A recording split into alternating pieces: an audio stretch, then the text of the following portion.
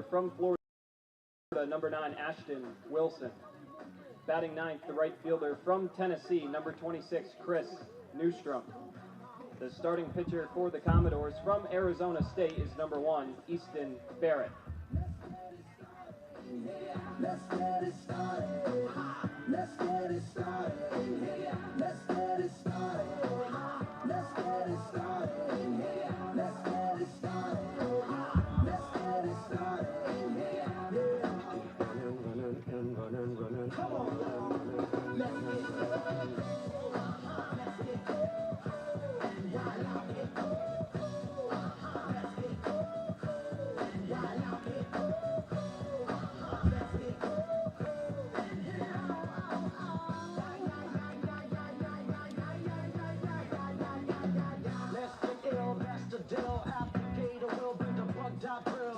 Lose your mind, this is the time. Your kiss this still just some bang your spine. Just bob your head like me, Apple D. Up inside your club or in your Bentley. Get messy, loud and sick. Your mind fast, no more on another head trip. So come them now, do not correct it. Let's get ignorant, let's get hectic. Everybody, let's get into it. Get stupid, get started, get started, get started. Let's get it started. Let's get it started. Let's get it started. Let's get it started. Let's get it started. Let's get it started. Let's get it started. Let's get it started.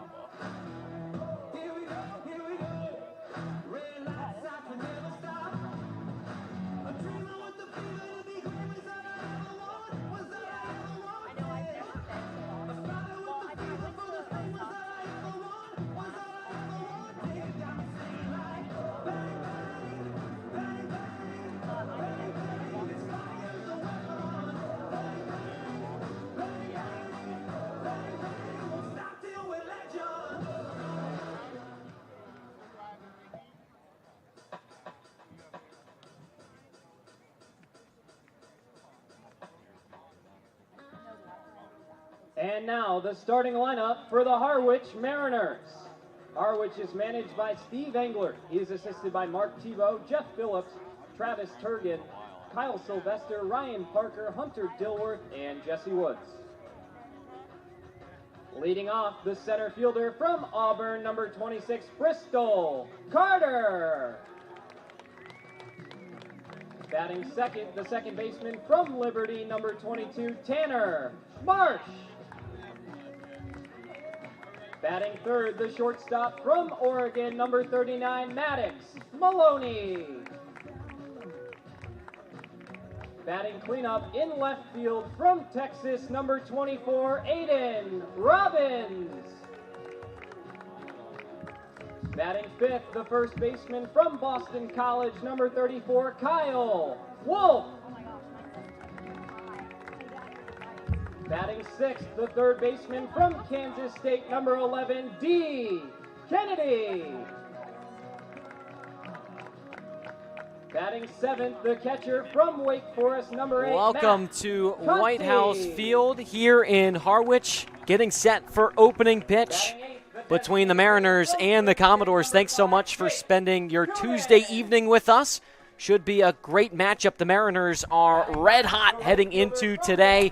This past week, in a 6-game stretch, the Mariners 4-0-2. And if you think that's not good enough, how about outscoring their opponents 34-14 in those stretch of games? They're going up against a Falmouth Commodores team that's currently second in the West. So a really good matchup on our hands. But first, we turn things to the national anthem.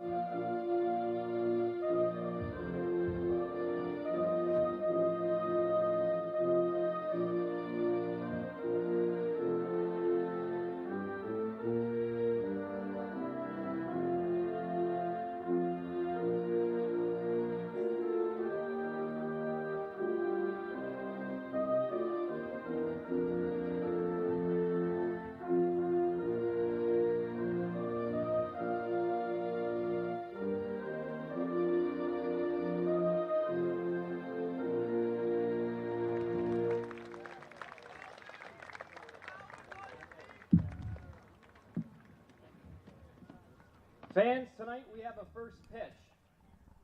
We welcome you back, getting set for opening pitch between the Mariners and the Commodores. Alongside Luke Brenneman, I'm Gino Antamarino. A nice, beautiful 78-degree evening here in Harwich. And as we turn things over to the starting lineup for the Falmouth Commodores, batting first, the designated hitter, Carl Schmidt. Justin Osterhaus in the 2 spot, the second baseman.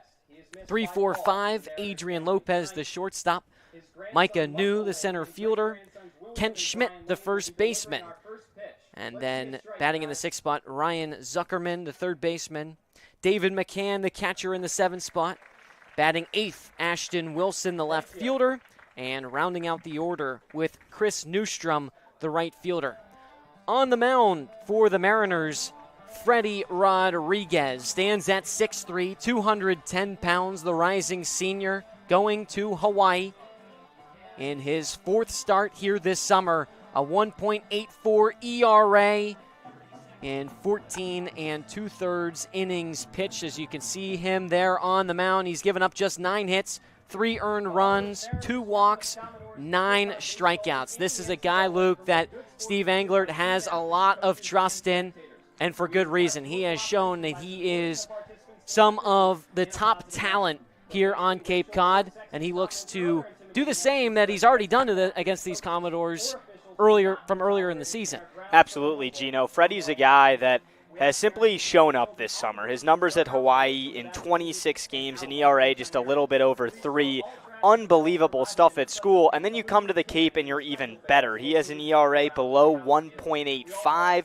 He's done nothing but dominate out there, and it starts with strikes. He's not going to blow you away with power. He's not going to blow you away with velocity. His strikeout numbers are hit and miss night in and night out, but the true consistency, he doesn't give up loud contact, and he pairs that with no free passes. Freddie has, I'm going to say it, been the best pitcher on Harwich this entire summer so far. Freddie, the last time he went up against the Commodores was the 3rd game of the summer. His first start here on Cape Cod. Went 4 innings, gave up just 2 hits. Luke, you talked about he doesn't give up very many free passes. How about just 1 walk in that game? He had 2 strikeouts to add to his already stellar night. No earned runs in that game as well. The Mariners shut out the Commodores in that one, 6-0. Both teams are 1-1 against each other this summer. The second matchup was about a week ago. The Commodores took down the Mariners 3-1. But it's the first time that both these teams have met here at White House Field. We'll see if the home field advantage gives the advantage to the Mariners. Rodriguez on the mound. Here's Carl Schmidt from the right side. Righty on righty matchup as Rodriguez comes home. Outside for ball 1. First pitch clocks in at 6:31, 78 degrees here in Harwich. A storm warning set for later this evening around 9:30. Hopefully that misses us here. The 1-0. Just low for ball 2. The Commodores coming off of a game against Chatham a couple days ago, 11-8 loss at Veterans Field. That game over 3.5 hours long. Manager Jared Saltalamacchia said it was a sloppy game from both sides. The 2-0. High bouncer foul down the third base line. 3 errors the Commodores committed in that game. He said that was the difference maker. But for the Anglers as well, 4 errors in that game. Falmouth led going into the 5th, 7-5. But Chatham rallied to take that one. The 2-1. This one's blasted into left. Aiden Robbins charging back, and it drops at the wall. Schmidt rounds past first, and he's going to stay put at second. It's a lead-off standing double for Carl Schmidt to start things here at White House. That was just a good opening at bat all around. He got ahead on Rodriguez. Freddie got on the board with a strike, and then he was finally ready to hit. Had seen all three of Freddie's pitches and murdered that one out to left center. We'll see if Rodriguez and the Mariners can bounce back and strand the runner. But, Gino, I want to address, it's very quiet here tonight. The 4th of July weekend is over. There's not nearly as much energy as we've seen at White House Field. So now it's on the Mariners and their bench to bring the energy, to stay hot coming off the off day and continue to play dominant baseball. Here is Justin Osterhaus, the rising junior at Alabama. Takes a first pitch high for ball 1. To see a lot of slug from this Falmouth team. They lead the league in home runs. They hit with extreme power. And when they're finding gaps, they're on. Mariners pitching staff trying to hold that to a steady number. This one's popped up in foul territory. D. Kennedy over to the wall. It's out of play. That brings up the defensive lineup for the Mariners. Starting in the outfield, moving from left to right, Aiden Robbins, Bristol Carter, and Nico Brini. To the infield at third base, D. Kennedy, you saw him just moments ago. Maddox Maloney at short. Tanner Marsh over at second. The second time he has started over at second base this summer. Kyle Wolf at first, and Matt Conti catching. The 1-1. This one's drilled into center. Bristol Carter side shuffles to his left, gets underneath it, records the first out, and does a nice job at keeping Schmidt at bay over at second. So with one away and a base runner in scoring position, here is Adrian Lopez. Nobody wants to run on Bristol Carter anymore. We saw him gun down a runner against YD when he was playing right. You can put Bristol Carter, heck, anywhere. I'd like to see him play catcher because he's just an athletic freak, and that's a smart decision from Schmidt to not try and test that arm in center. When he gets camped underneath and gets that crow hop into the throw, I really think that ball has got to be close to the warning track to test his cannon.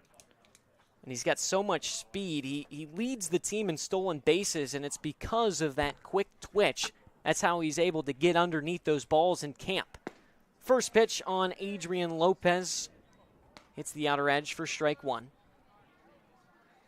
Lopez is upset right now with the call. Home plate umpire Marvin Gomez said he went around. Lopez said, I didn't even move. Martin Hasen-Fuss over at first. Mickey Garcia, the third base umpire. The 0-1. In there for strike 2. Good start to this at-bat from Freddie. You get the first out of the game, still a runner in scoring position, but you got to attack a guy like Lopez, and that's exactly what he's done. See if he has the put-away pitch.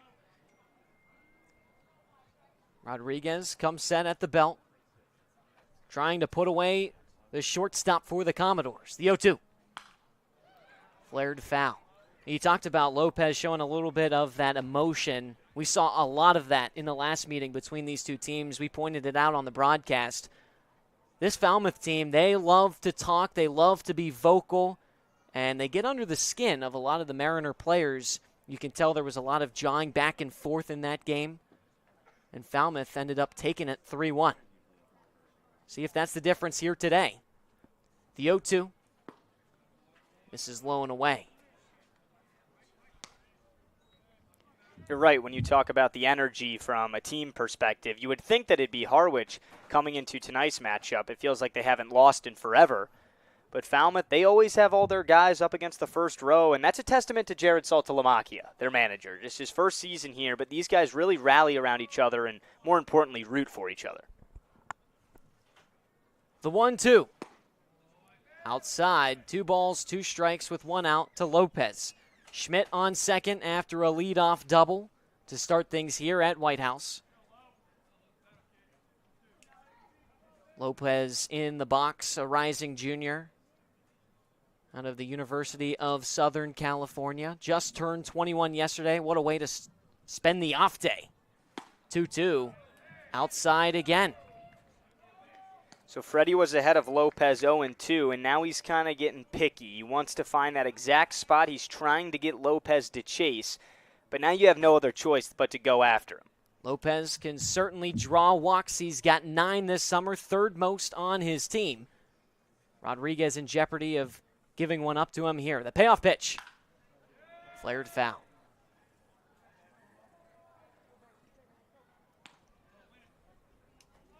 Both teams had the day off yesterday. All teams on the Cape after a busy stretch this past week. 6 games, all back-to-back, including the 4th of July weekend. But that didn't stop some of the guys from enjoying the fireworks, going to the beach. Payoff. High and inside for ball 4. Runners on first and second now. After the walk to Lopez, a nice job at fighting back in that at-bat. And here's a guy that's really been dangerous, Micah New, the center fielder. Just transferred to Arkansas from Marshall, a rising senior.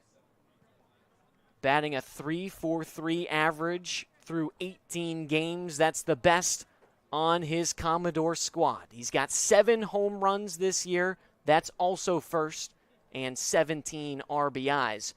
Top of his team. First pitch, low and away. Well, he leads the league in home runs.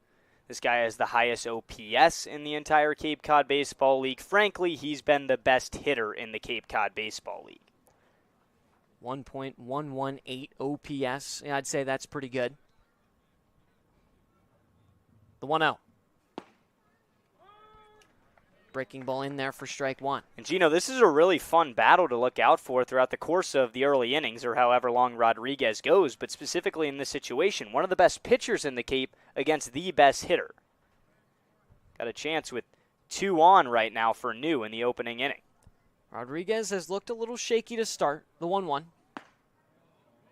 Just misses high for ball 2. And you're talking about a guy in Rodriguez that through over 52 innings at school, he's come here, he's in double digits, 14 2/3. He's gone deep into every start. This is just his 4th start. So he's right around 5 innings per start. You got to think that fatigue may be kicking into the arm of Freddie Rodriguez. The 2-1. This one's lined down the left field line. It's down for a hit. Schmidt rounds past third. The throw's cut off by Kennedy. And the first run plates for the Commodores off an RBI single from Micah New. The first baseman from Georgia. Well, now Micah New takes the solo spot for most runs batted in the Cape Cod Baseball League with that one. This guy is just killing the baseball. He's not finding blue pits. He's not getting lucky. He's on every pitch. And I guess that's how you go from Marshall to Arkansas in the transfer portal.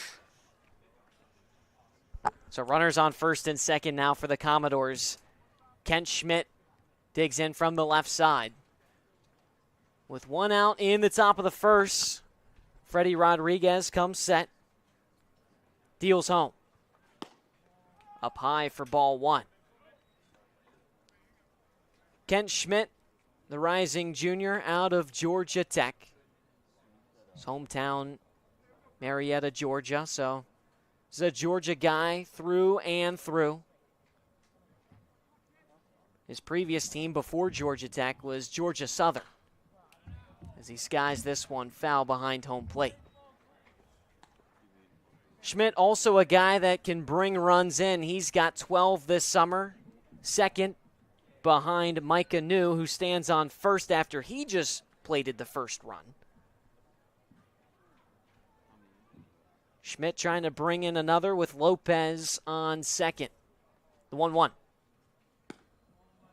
Outside, 2 balls, 1 strike. Freddie's a guy who gets ahead and he gets comfortable and then starts moving a little bit quicker.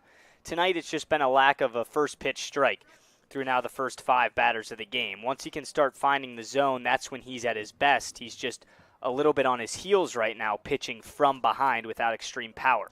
Runner goes from first and second. They call a strike at the plate, and both runners are safe. It was only a matter of time before the Commodores took off for stolen bags. They lead the Cape in that category with 42 heading into today. The Mariners not too far behind. They sit at 4th. They've got 36 stolen bags this summer. So 2-2 the count with runners on second and third. The pitch. Swing and a miss, strike 3, 91-mile-per-hour fastball from Rodriguez, and there's 2 away. Nice job from Rodriguez to settle in there. That is a huge strikeout for Rodriguez, and it's more amplified because of the double steal. You had 2 in scoring position there, and all you need is a sac fly. Rodriguez able to get his first true swing and miss for a strikeout tonight, and now you're 1 out away from stranding 2 and just being down by 1. Here's the third baseman, Ryan Zuckerman. His first offering. Just golfs it backwards. Zuckerman just committed to Georgia Tech. I should say he transferred there from Pittsburgh. From Yardley, PA. Didn't want to stay at home too long. The 0-1. Outside. Zuckerman in just his 3rd game this summer with the Commodores. Last game came against Chatham back on Sunday in the 11-8 loss. Pinch ran for Schmidt in the 8th, the 1-1. Hits the outer corner for strike 2. Here we go, you're 1 strike away now. The Mariner dugout trying to rally Rodriguez on the mound to end this inning. Runners on 2nd and 3rd for the Commodores. A 1-2 count to Zuckerman. Rodriguez takes a deep breath, deals. Swing and a miss, strike 3. 91-mile-per-hour heater from Rodriguez ends the frame with 2 stranded in scoring position. The Commodores draw first blood, though. It's 1-0 heading into the home half of the first. We'll be back on Cape League TV. Cape Cod 5 is proud to be the official banking partner of the Cape Cod Baseball League. Cape Cod 5 offers a broad range of financial products and services tailored for every stage in your financial journey. Reach out to us. We're here to help. Here at the Mass State Lottery, we're known for our monster wins. But there's no bigger win than the $1 billion we provide each year to support all 351 cities and towns in Massachusetts. In our game, we know that supporting local businesses and helping communities is how we all win. Because at the lottery, we're all playing for the home team. The Mass State Lottery. Welcome to the state of winning. Get ready for big results with our small machines. With more power, performance, comfort, and savings. They're ready for every job. And we're ready with plenty of inventory, the best support in the business, same-day parts availability, and locations across the Northeast. So you can always be ready to work. Milton Cat, always ready. If you can dream it, if you can cruise in it, if you can summer in it, fish from it. Welcome back to White House Field. An early lead by the Commodores, but they haven't faced off against the Mariner bats just yet. Alongside Luke Brenneman, I'm Gino Antamarino. The Mariners order in this one. Leading things off, the center fielder Bristol Carter. In the 2 spot, Tanner Marsh, the second baseman. Maddox Maloney in the 3 spot, the shortstop. Batting cleanup, Aiden Robbins, the left fielder. Batting 5th, the first baseman, Kyle Wolf. D. Kennedy in the 6th spot, the third baseman. Matt Conti catching in the 7th spot. Jake Coonan, 8th, the designated hitter. And Nico Brini rounds out the order, the right fielder. They face off against Easton Barrett on the mound for the Commodores. The rising senior from Arizona State. Stands at 6 foot 170. In his 4th appearance this summer, a 4.50 ERA. He's got a 2-0 record. This is his 2nd start this summer.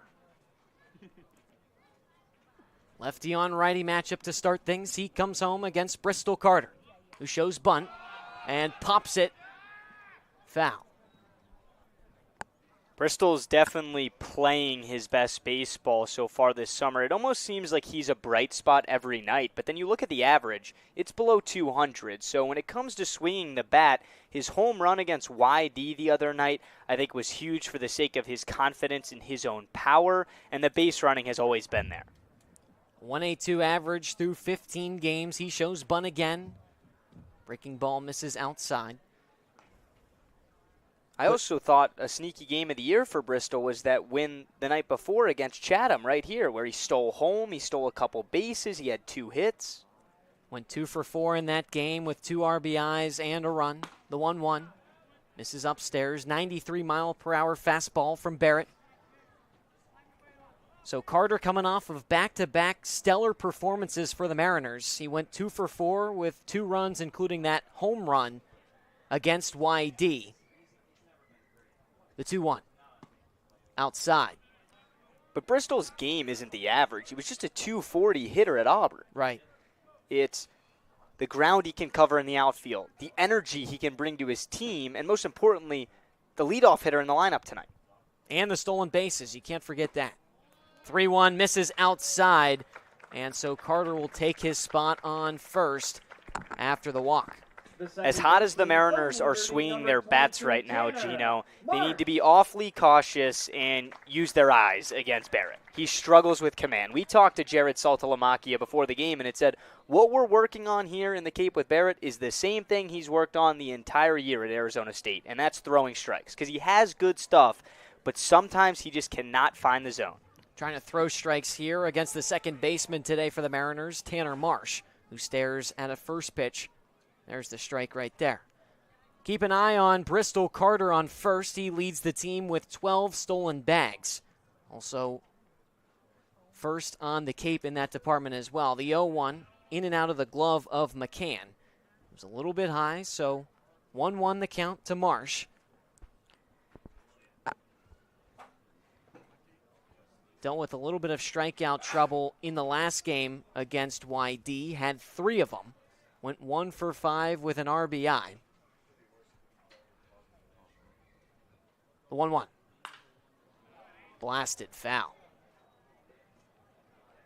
But Marsh has been someone that consistently gets on. He's gotten on in each of his 8 games he's played this year for Harwich. Doesn't hit a lot for power. Still waiting for his extra base hit.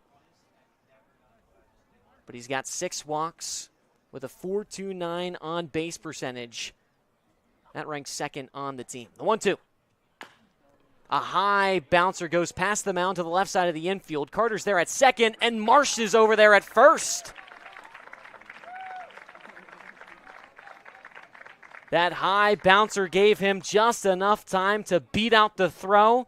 And with no outs, runners on first and second for the Mariners.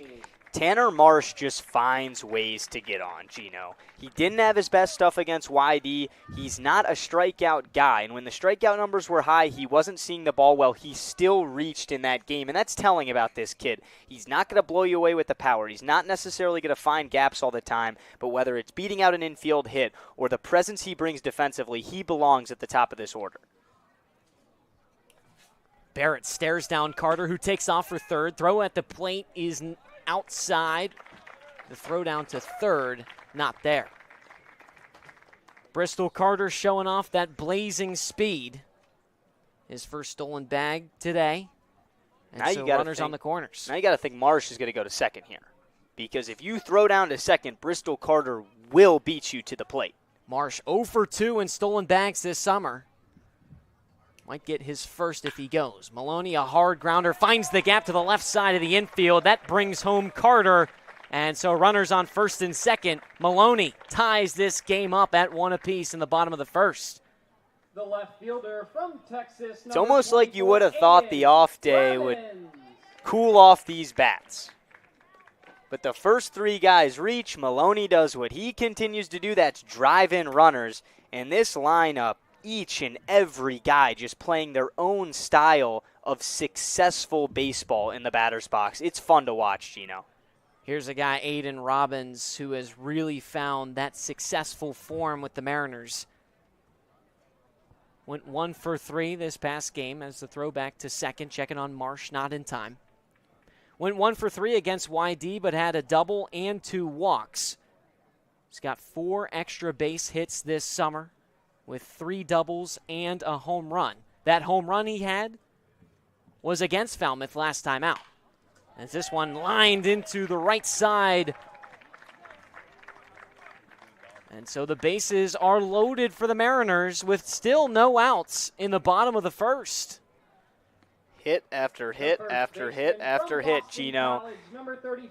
And I like the stack tonight from Steve Engler. A ton of right-handed hitters against the lefty Barrett, who's starting. I think Aiden Robbins, he does see left-handed pitching extremely well. He's just one of those types of right-handed hitters. Not that all don't, but another guy here, Kyle Wolf, we haven't seen him this high in the order in a long time. He's been right around 7 or 8, and an opportunity with the bases juiced in the bottom of the first. A rising senior from Boston College digs in. Takes a first pitch low at the knees. I want to throw out there, though, this has been a tough start for Barrett, but not much loud contact. A walk, the unlucky chopper from Marsh. Right. Maloney was a standard ground out to short, but the infield was in. The 1-0 to Wolf. Swing and a miss, strike one.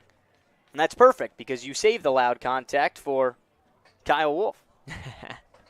Wolf fourth on the team in RBIs. He's got the bases loaded with no outs.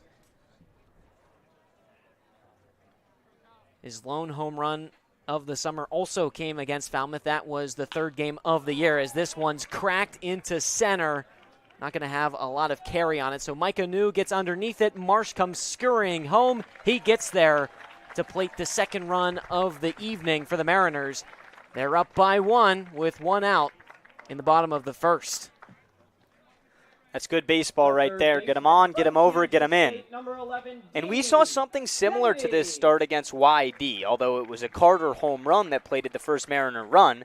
They had the bases loaded with just 1 out in that inning. They stranded all the runners and only had a 1-run lead. Now you have 2 already in, you have 2 on, you have your team's RBI leader in the batter's box. Keep it coming because Falmouth can score.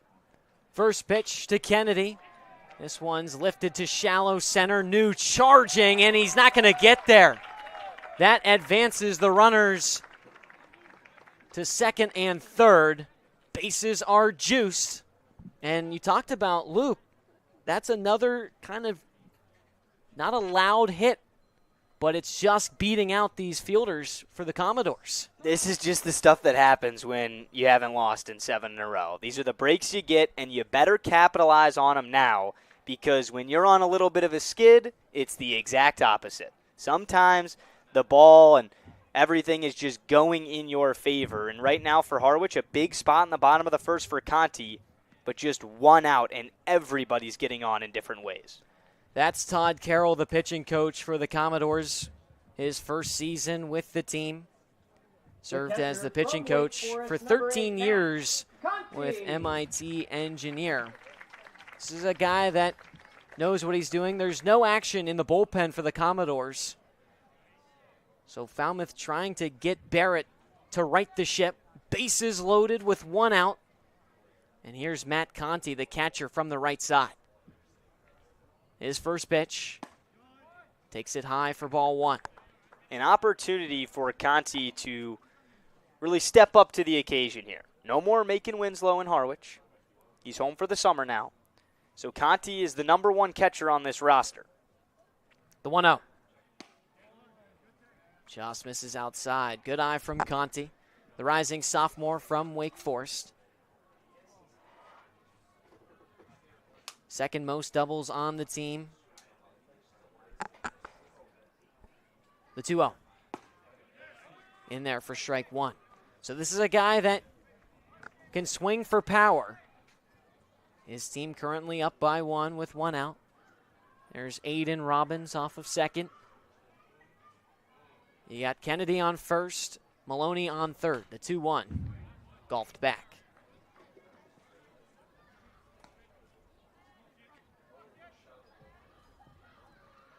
Matt Conti, one of, I would say, 2 big balls of energy for this Mariners team. Him and Bristol Carter. A loud duo. Always talking, always getting their guys ready to go. 2-2. This one's chopped foul.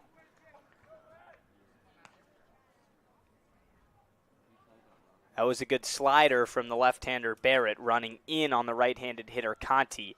He couldn't really do much with it, but spoiled it away and now lives for another pitch. With just 1 out, Barrett in search of his first strikeout. The 2-2.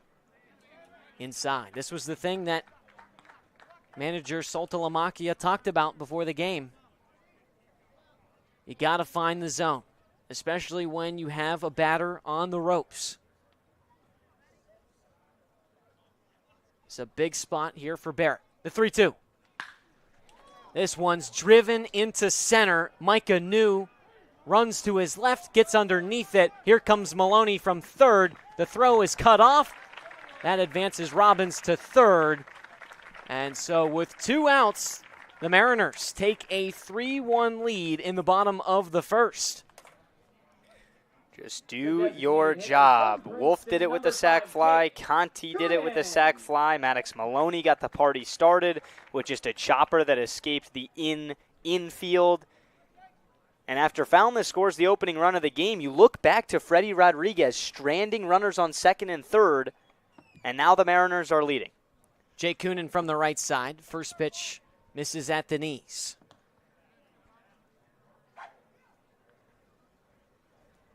The Mariners, their offense has really started to come around. The 1-0. Called strike one on the inside edge. This is a guy in Coonan that he does have 3 home runs, but I want to see Jake Coonan start driving the ball to other parts of the ballpark, not just hitting for power, getting on more and improving his average. 1-1. Bouncer to third. Zuckerman's there to throw across the diamond in time for out number 3. The Mariners take a 3-1 lead off of some really solid hitting to start here at White House Field. We'll be back for the top of the second. Stick around on Cape League TV. Here at the Mass State Lottery, we're known for our monster wins. But there's no bigger win than the $1 billion we provide each year to support all 351 cities and towns in Massachusetts. In our game, we know that supporting local businesses and helping communities is how we all win. Because at the lottery, we're all playing for the home team. The Mass State Lottery. Welcome to the state of winning. If you need to dig, lift, move, grade, clear, or cut, pump, weld, clean, light, and just about anything else, dial up the rental source for the newest and the most reliable equipment in New England. Staffed with equipment and construction experts, Milton Rents, your local source. There hasn't been a ton of training when it comes to bat speed or products for players to be able to train bat speed.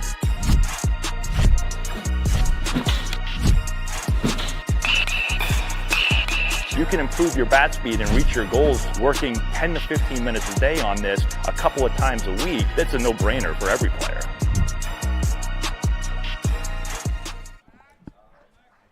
The Mariners up to an early 3-1 lead heading into the top of the second. We welcome you back here to White House Field alongside Luke Brenneman. I'm Gino Antamarino. The bottom part of the order due up for Falmouth, 7, 8, 9. Here's David McCann, the catcher from the left side. His first pitch. 91-mile-per-hour fastball hits the inner edge for strike one.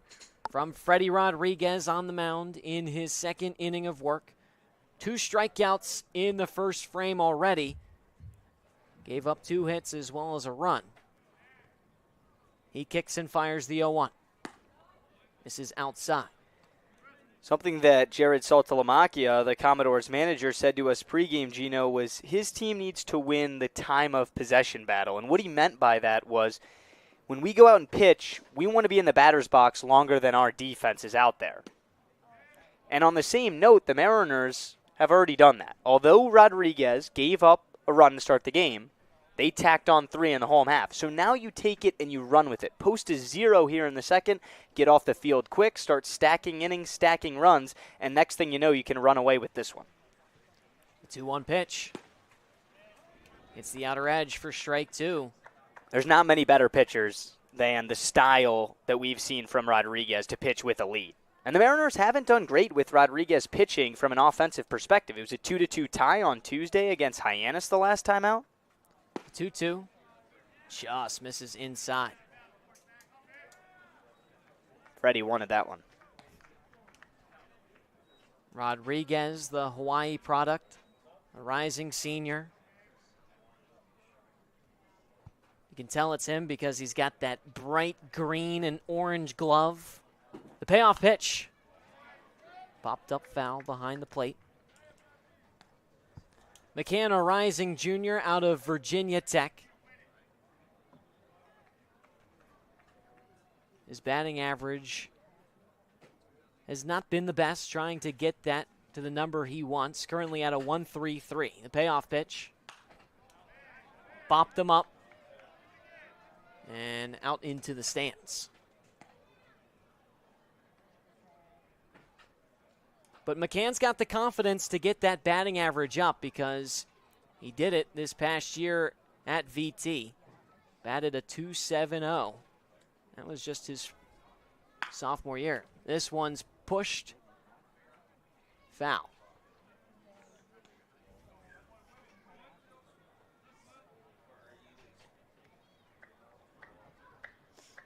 So a 3-2 count to McCann with no outs in the top of the second.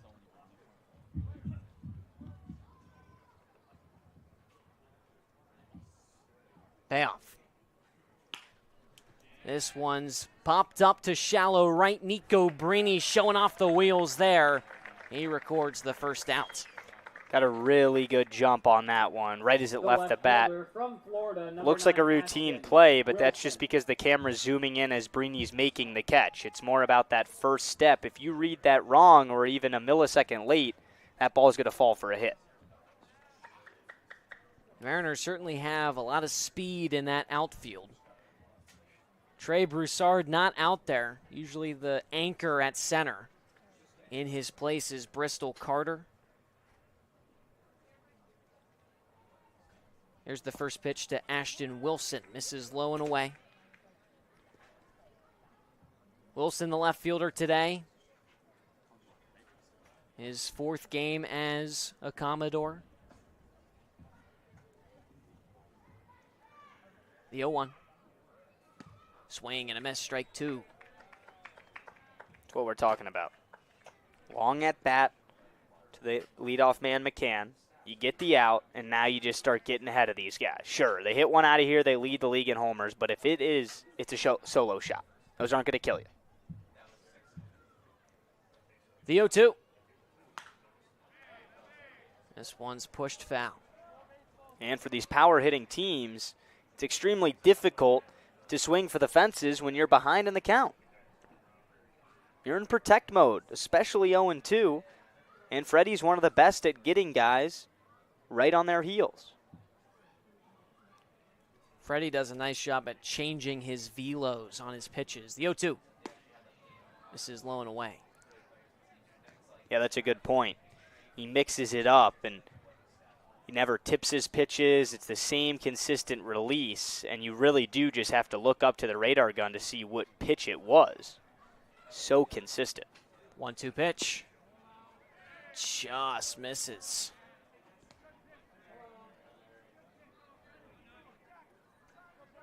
Couple of borderline calls from the home plate umpire, Marvick Gomez. Rodriguez trying to focus up with the 2-2. Just got a piece.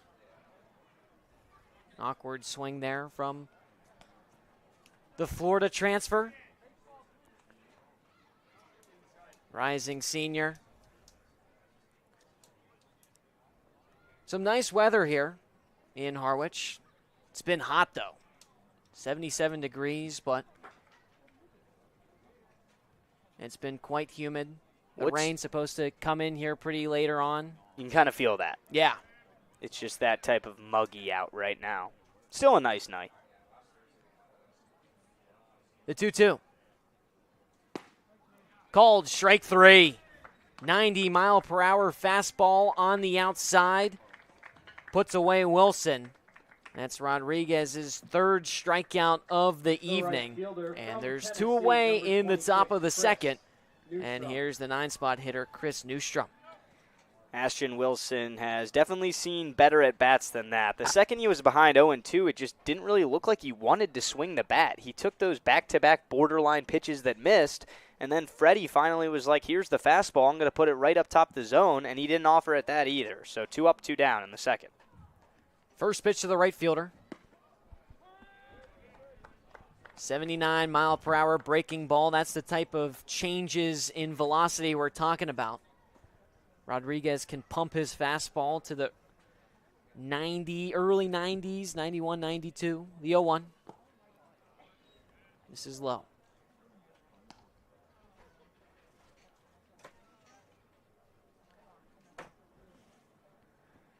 Newstrom, a rising sophomore from Tennessee.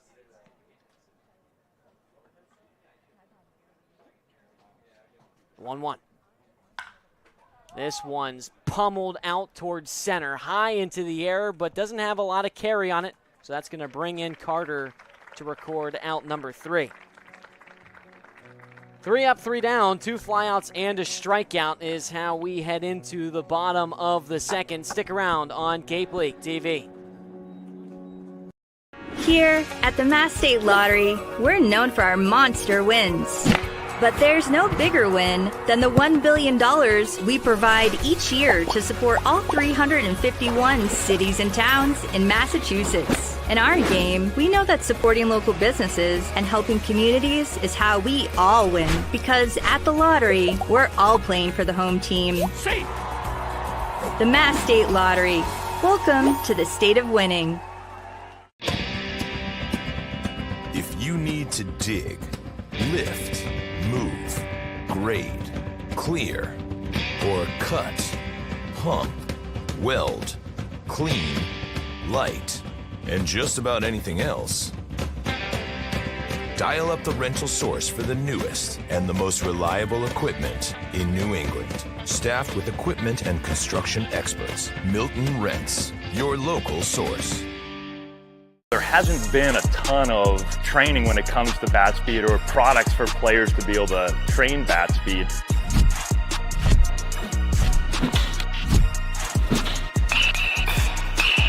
You can improve your bat speed and reach your goals working 10 to 15 minutes a day on this a couple of times a week. That's a no-brainer for every player.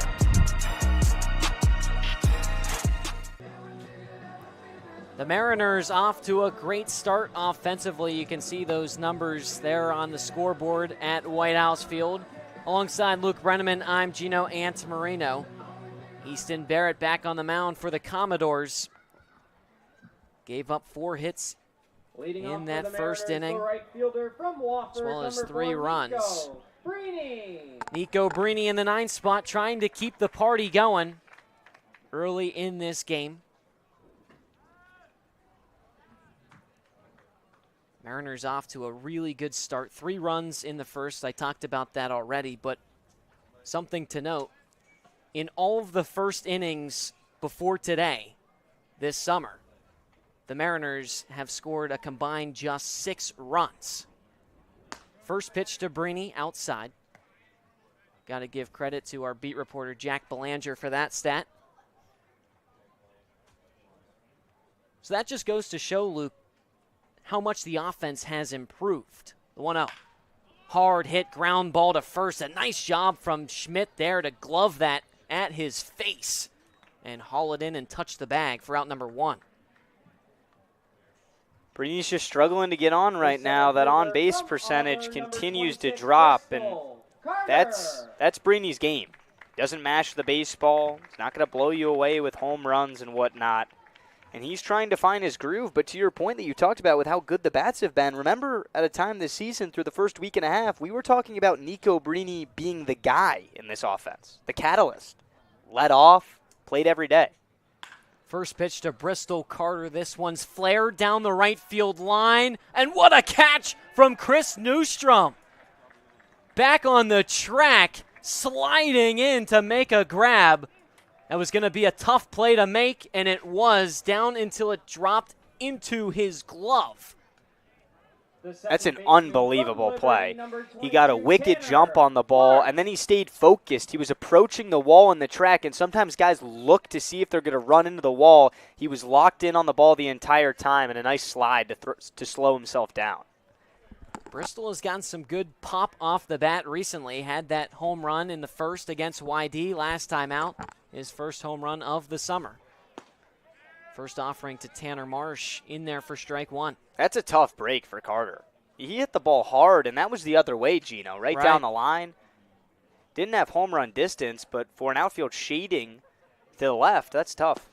0-1 swing and a miss for strike two. And you got to think when you watch your defense make these kinds of plays, right? That was a hard-hit ground ball from Brini. Schmidt with a nice job at getting behind that. Newstrom with that excellent catch. That's got to give Barrett, the pitcher, some confidence. The 0-2, and that's the confidence I'm talking about, delivers strike three. It gets away from McCann, but he throws Marsh out at first. So 3 up, 3 down after Barrett delivering his first strikeout of the evening. Fist bumps all around. A nice defensive response by the Commodores after giving up 3 in the first. We'll be back on Cape League TV for the top of the third, but before we do, just a reminder, the Harwich Fund is a permanent local endowment funded by supportive residents and businesses. Since 2021, we've delivered over $85,000 in grants helping exclusively Harwich programs benefiting town families, children, and seniors. This year, our Mariner Games business sponsors, Shaw Star Markets, Harry Ellis Builders, and My Generation Energy will pledge $500 to the Harwich Fund for every Mariner homer at White House Field. The offense for the Mariners already clicking, so we'll see if they can get one over the wall here this evening. We'll be back on Cape League TV. When you need to dig, lift, move, cut, or just about anything else, then dial up the Rental Source staffed with equipment and construction experts. They'll help you get the right machine for the job and make sure it's delivered when and where you need it. With locations across New England and the newest and most reliable inventory, Milton Rents is your local source. You can make any bat feel lighter by adding a velo puck knob. Instead of having to go get a whole entirely new bat, you can simply add the puck to it. Players can use this with any bat. It's basically going to shift the weight of the bat a little bit more towards the hands. Players are able to hit the ball a lot harder just by simply adding the puck on. We're through 2 in Harwich. The loyal fans back out here after the 4th of July weekend is now wrapped up. But the Mariners, that's a week to remember. Did not lose in 6 consecutive ball games. A 3-1 lead, time for the top of the third. Rodriguez addresses the leadoff hitter, Carl Schmidt. A ball one low. Gino, I got to ask you, out of all the places that we've seen fans sit at White House Field, where would be your spot? I don't know. I want to go to the deck that's right there you can see in the background. 1-0 clips the outside corner, 1-1. Brand new, just built, was it a week ago, 2 weeks ago? Right around there. Great spot. You get to see all the action, take in all the sights and sounds and smells.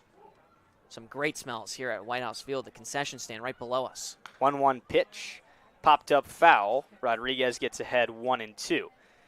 So I'll segue that into asking you. I know you've tried a couple of things here at the concession stand. I talked about the smells. What's been your go-to here? I know you're a burger guy, but that pulled pork looked pretty good. I've tried it all, Gino. And I'm a burger through and through. 1-2. High fly ball, left center field. Robbins tracking, going back to the wall. Out of here. Excuse me, it ricochets right off the bottom of the wall. Robbins fields it on one bounce and a stand-up double to start the third for Carl Schmidt. His second double of the ball game. That's a tough play for Robbins to make because not only was that a hard-hit ball, you're charging back. You realize you're not going to get there as we see another look at this. Robbins is charging. He realizes he's not going to get there, so look what he does. He looks at the wall to try and play it off the bounce or off the ricochet, and for that ball to just instantly die, now all of a sudden you got to go back on your toes and pick it up. So that's a tough play for Robbins to make, and another leadoff double for the Commodores today. That's the second of the game for Carl Schmidt. He scored the lone run for Falmouth. Here's Osterhaus, takes a ball high, 1-0. Carl Schmidt just reading the ball right out of the right hand of Freddie Rodriguez early in this one. Osterhaus flew out to center his last time up. He couldn't advance Schmidt from second to third, trying to right the ship here. The 1-0 in the dirt, 2-0. A nice block from Mariner catcher Matt Conti. That avoids Schmidt advancing from second to third. But Gino, right on cue with what you were talking about, all I smell is that burger deck outside. Those guys are flipping patties like nobody's business. And they're good, too. Yeah, you can see there's decent crowd here at White House, so. 2-0 pitch to Osterhaus. Driven towards right. Brini lets it fall. The stop sign is on at third base. A single from Justin Osterhaus puts runners on the corners to start the third inning with nobody out. The top of the order for now the second time around, giving Freddie Rodriguez some trouble. He was able to strand runners on second and third to end the first inning with back-to-back strikeouts, but has his hands full here. 3-1 Mariner lead. Schmidt on third, Osterhaus on first, and Adrian Lopez, the batter. Lopez knocked in 47 runs at USC in the school year. It's up to 2 so far on the summer. First pitch, runner goes from first, swing and a miss. Conti throws down to second, not in time. A laser from Matt Conti. Almost nabbed Osterhaus, but that puts runners at second and third with nobody out. That was a beautiful throw from Conti. I mean, perfectly placed, great timing, a good jump on the base runner Osterhaus. And Marsh just couldn't make the tag in time. Falmouth continues to add to their league high total in stolen bases. They have 3 so far tonight. The 0-1. Outside, 1 ball and 1 strike. Gino, for Rodriguez, with the Mariners scoring 3 in the bottom of the first, it's now about limiting damage. Still nobody out, 2 in scoring position.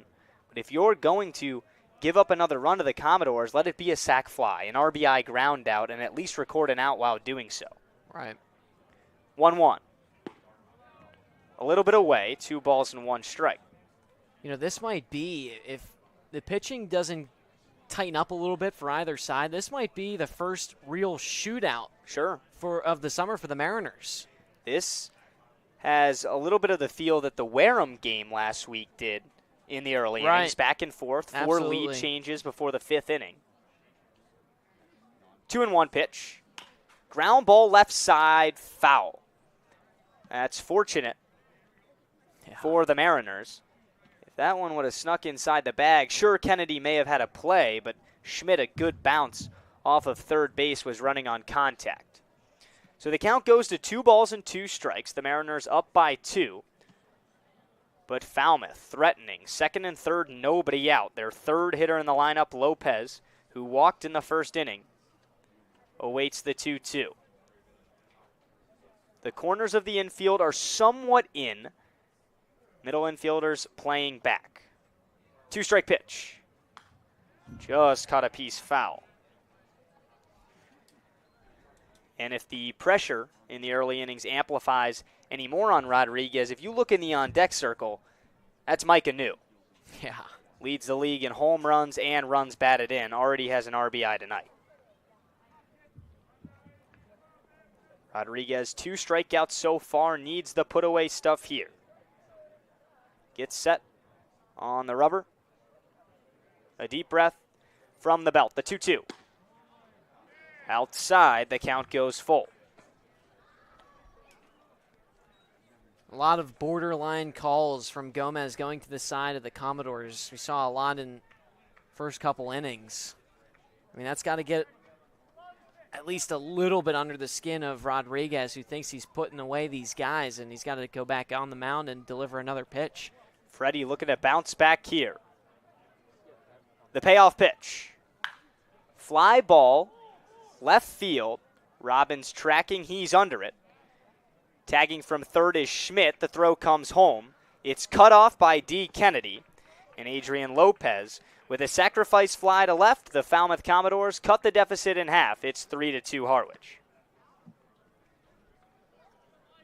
The center fielder from Marshall, number 3, Micah New. That's just the first out of the inning. So now a 3-2 ball game with one down and a runner at second in Osterhaus for the man of the Cape Cod Baseball League and new Arkansas Razorback Micah New. New had an RBI single in the first. He also stole a base. Rodriguez set the first pitch. Ground ball to short. Maloney on it, looks the runner back to first, and New beat it out. Maloney didn't charge that one very hard. He was playing back towards the outfield grass because of how hard New can hit the ball, and maybe a little bit lazy on the throw, and that's an infield hit for Micah New. Man, this looks pretty identical to the Mariners' first inning in the bottom of the first where they had all that offense. Few sac flies, also Marsh beating out that infield hit. That time it was New, so there's been a lot of similarities between both this inning and the bottom of the first for both these offenses. You would have thought that ground out could have done wonders for the confidence of Freddie Rodriguez as the pitching coach Hunter Dilworth will go out there and have a word with Freddie. Would have been 2 outs, still a runner at second, but you're threatening to get out of the third. Now you got to deal with Kent Schmidt with runners at first and second up by 1 and just 1 down. Olin Johnson warming up in the bullpen for the Mariners. So you would like to see Rodriguez. Now this is a guy we talked about. Usually he's got some pretty good cardio. He can last a pretty decent amount of time on the rubber.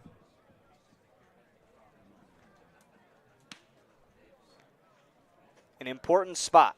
Remember, Freddie gave up 1 in the top of the first. There's 1 in now in the top of the third, but 2 on. Rodriguez stranded runners at second and third, and he's looking to do the same in inning number 3. The Mariners still up by a run, and here's Kent Schmidt. He was one of those strikeout victims in the first.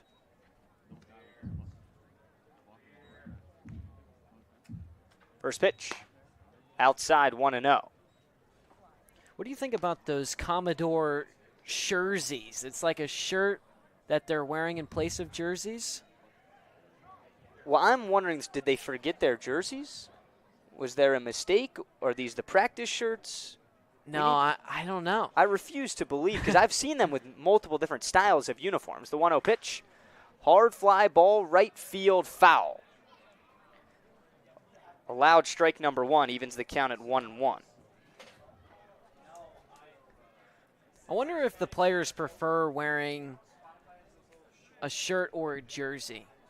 I would assume a shirt just because it's a little bit looser, especially with how muggy and hot it is tonight. I mean, heck, we're up here sweating pretty good in the press box. 1-1 pitch. That's away, 2-1. Tonight, it doesn't seem like Falmouth is really biting on these off-speed pitches, particularly away from Freddie Rodriguez. And this is a team that already saw Rodriguez in the third game of the summer. So they already have a scouting report on Rodriguez. 2-1. Popped him up, drifting into foul territory. Conti right against the fence, out of play. Good hustle from Conti, but the backspin on that ball just had to continue to carry into the bleachers. The count's now 2 balls and 2 strikes. Osterhaus on second, Micah New on first. 1 already in, 1 out. And Falmouth trailing by a run in the top of the third. A hot start from both of these offenses. Rodriguez looking to keep Falmouth at just 2. 2-strike pitch. Laced into center. Carter lets it drop down for a hit. The lead runner is held up at third.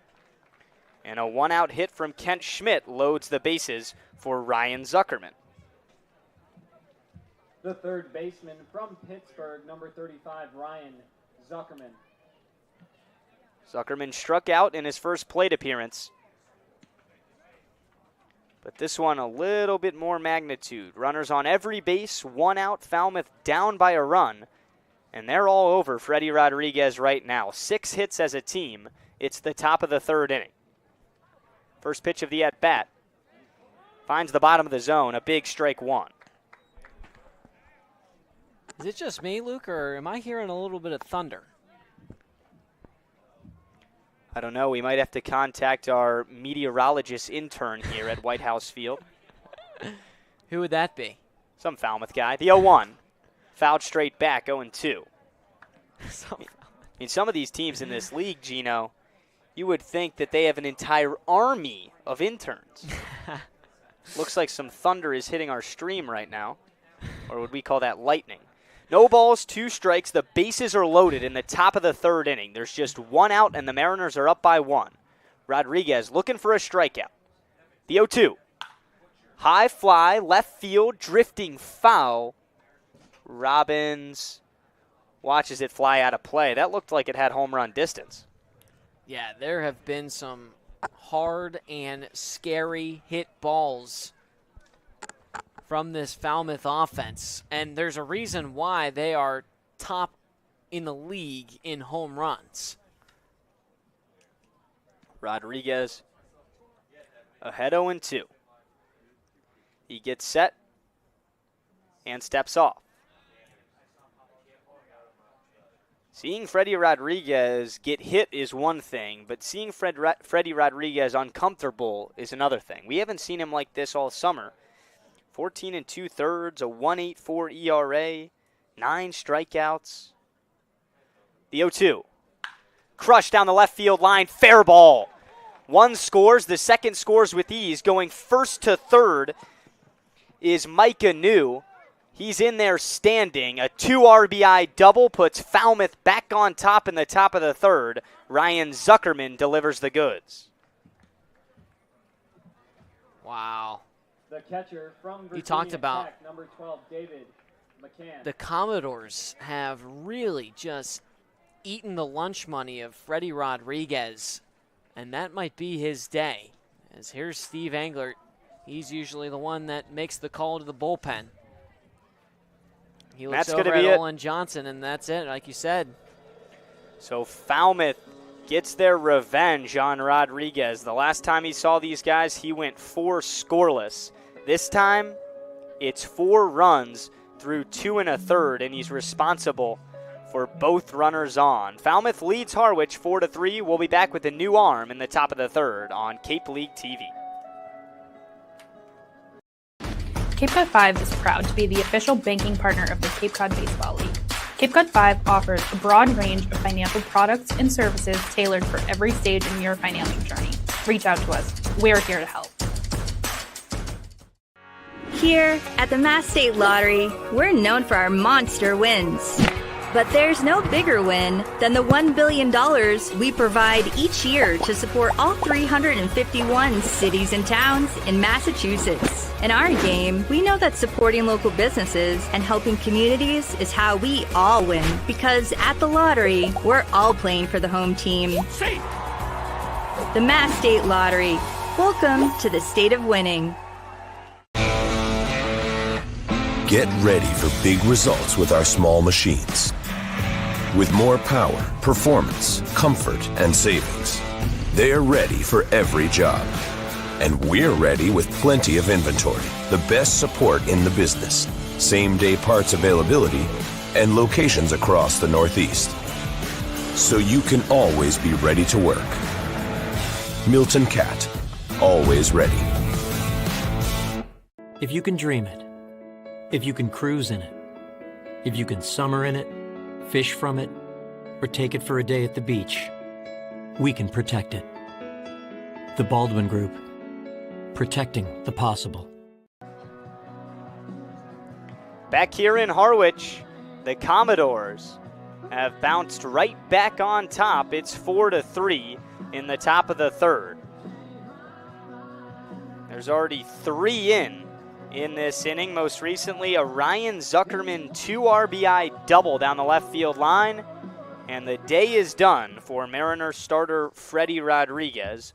Olin Johnson has come in to try and stop the bleeding. Number 12, David McCann. Second opportunity of the game for David McCann. He led off in the top of the second, flew out to right, but now has runners at second and third with just 1 down. First pitch, popped up foul, 0-1. Yeah, an uncharacteristic start from Freddie Rodriguez. And, you know, you have to think it's a balance between him just not having his best stuff and just showing how good this Falmouth offense is, and they will make you pay. 0-1 offering, right on the outside corner. Johnson quickly gets ahead of David McCann, no balls and 2 strikes. Gino, you mentioned this game potentially having the feel, or no, I'm not going to say potentially, but looking to be like a shootout tonight. Yeah. And the teams who win shootouts are the teams who can leave runners on. The 0-2, a little bit upstairs, 1 ball and 2 strikes. Falmouth already 7 hits. They beat up Freddie early on. It's up to Olin Johnson and the rest of the Mariner bullpen to go the distance. The infield comes in, Maloney and Tanner Marsh, right on the infield grass for the 1-2 pitch. 2-2.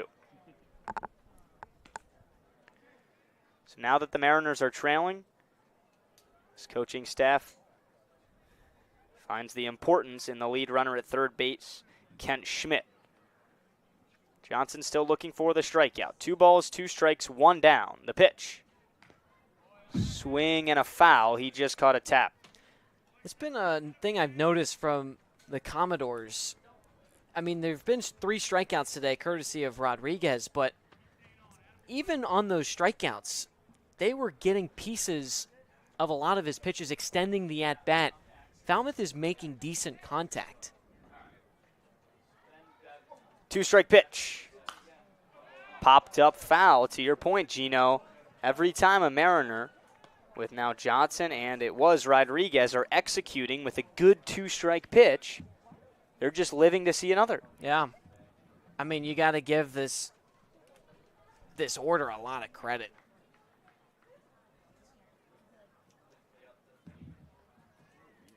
Two.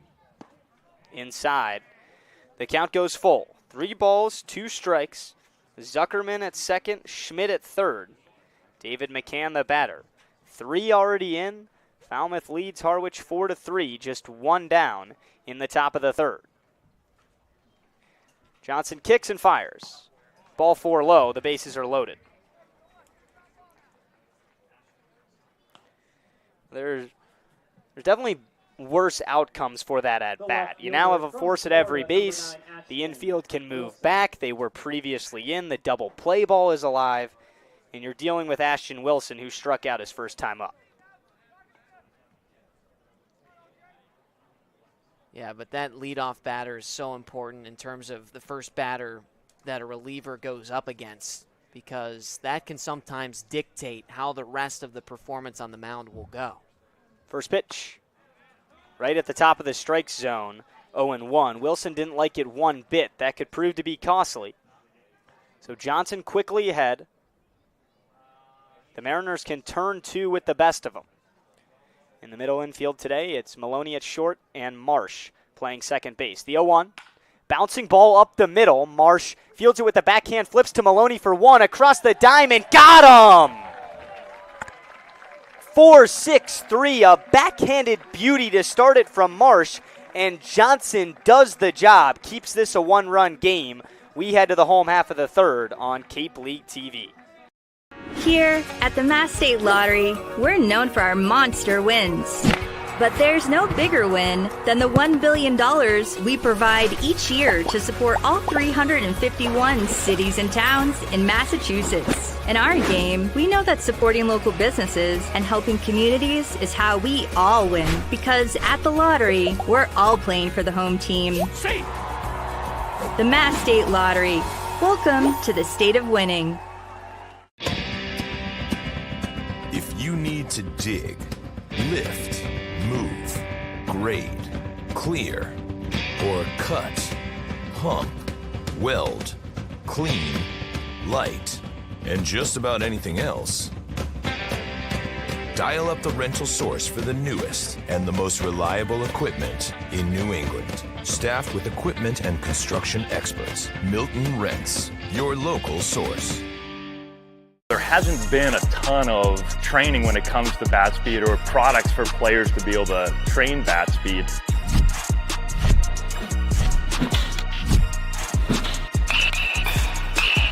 You can improve your bat speed and reach your goals working 10 to 15 minutes a day on this a couple of times a week. That's a no-brainer for every player.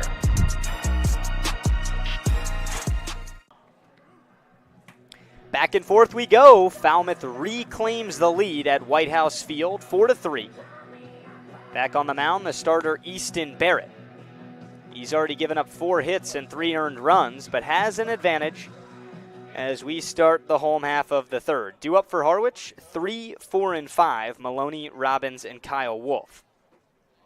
It was a 3-run, 4-hit opening inning for Harwich after Falmouth started with a run in the top of the first. Now 3 from the Commodores in the top of the third. The Mariners look to respond again. Maloney had an RBI single and scored. Lefty-righty matchup. The first pitch is popped up. Coming in from first base, Kent Schmidt. He avoids Maloney and makes the play. 1 pitch, 1 out. That's right on cue with what Jared Saltalamacchia was saying. I want to score runs, wear down the opposing pitching, and then get quick outs and go do it again. Yeah, control the time of possession. It also not only gives your team, obviously, the momentum, gives your team a rest, but it gives your pitcher a rest, most importantly. High-scoring games are starting to become more common in the Cape. First pitch to Robbins.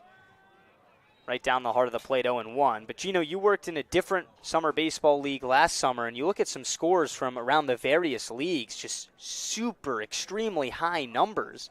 The Cape stays pretty low. The 0-1, up and away to Robbins, 1 ball and 1 strike. But as of recent, we saw Katuitt score 19 runs the other night. This game's off to a hot start offensively. The bats are really waking up in the Cape. 1-1 pitch, swing and a miss. That's the thing, right? Because for the batters, it's tough because you're going up against some of the top pitchers in all the country on a nightly basis. But for the pitchers as well, it's tough because these are some of the top hitters. 2-strike pitch, got him reaching, strike 3. That's the second strikeout of the night for Easton Barrett. After a rough first, he had a 1-2-3 second and 2 up, 2 down to start the third.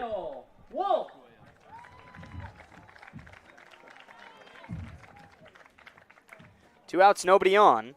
Batting 5th and playing first, Kyle Wolf. He's knocked in a run so far tonight with a sacrifice fly in the opening frame. Now just looking to get on and to extend the third. First pitch swinging, bouncer foul. Some scores around the Cape, both the Hyannis game and Wareham game in a rain delay. So that might be coming our way. But we play on here at White House Field. 0-1. Finds the bottom of the zone, 0-2 to Kyle Wolf. Wolf's one of those guys that he does let each pitch kind of affect his attitude at the plate. The wind and the pitch, swing and a miss, got him on 3 pitches. Another 1-2-3 frame from Easton Barrett. The Commodores lead by 1 after 3. We'll be back for inning number 4 on Cape League TV.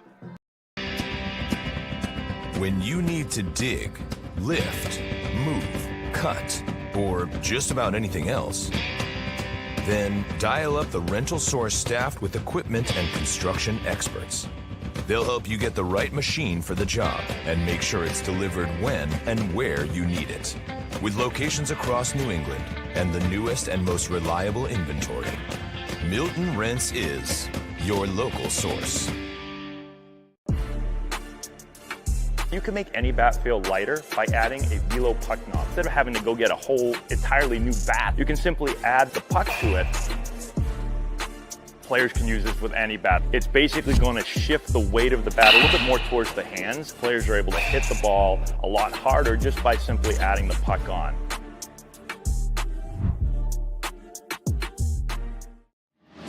Cape Cod 5 is proud to be the official banking partner of the Cape Cod Baseball League. Cape Cod 5 offers a broad range of financial products and services tailored for every stage in your financial journey. Reach out to us. We're here to help.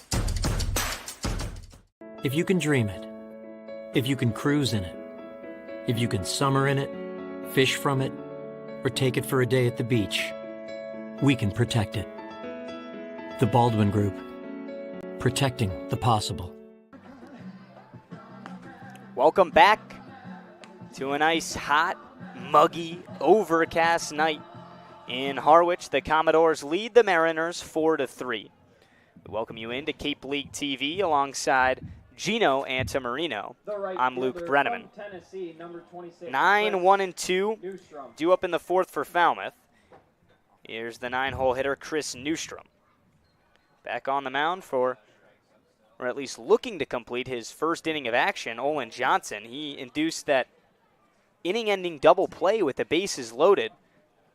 A massive turn in the top of the third. First pitch to Newstrom. Clips the inside corner, 0-1. Gino, the 4th of July weekend wraps up. Not as many people here. The Cape starting to mellow down just a little bit. It's still July. 0-1. A little bit low, 1-1. I think if you're still here on the Cape, Luke, it's never going to mellow down. You just bring that energy with you. You know what I mean? That's what they say, right? That's what the word on the street is. The word on the street must be wrong. 1-1 pitch to Newstrom. Spiked into the ground towards second. Marsh comes in and flips it to first. One down in the fourth. That's the start you're looking for, right? In the top of the first and the top of the third, Mariners gave up leadoff doubles, both obviously coming at the hands of Carl Schmidt, who's up to bat right now. But that first out to start a frame gives so much momentum and confidence to the side of your defense. Johnson off to a nice start tonight. First pitch to Schmidt in there. Wow. It looked like Marvin Gomez was doing his little step back strike one, but guess that pitch was up and in, 1-0. Johnson, 1-0. Bouncing ball left side. Kennedy lets Maloney take it, and he made a nice play. The third and shortstop for the Harwich Mariners just continue to fight over balls. Both of those guys are just vacuums over there. That looked like a hidden ball trick. Who has it? That was a funny play, and Wolf, the first baseman, feel bad for him. He's probably like, I don't know who's throwing it, but I'm just ready to go. And you see Maloney, he's got so much power, body carrying him one way. First pitch to Osterhaus, a bouncer to Maloney. He slides, throws from his bottom. One hops it over Wolf's head, but Osterhaus will stay put at first base. An infield hit and a 2-out base runner for the Commodores. I mean, that was a fantastic throw from Maloney. I mean, sitting on his rear end, making that throw. I got to ask him what his core routine is. I got to get some core muscles like that. Maddox Maloney is just a freak athlete. We see his effortless power on the offensive end, but some of those throws that he can make from the hole in that area over there. He doesn't get the runner, though, so Osterhaus, a 2-out hit in the fourth. Here's Adrian Lopez. He's walked and has an RBI. First pitch strike, 0-1. But Olin Johnson is looking to do a little bit what we saw with Matthew Heiberger the other night, where you come in early into a ball game and you post a couple zeros and give your offense a chance. Runner at first, 2 outs. The 0-1, swing and a miss. Right past Lopez with 90 with the fastball, 0-2.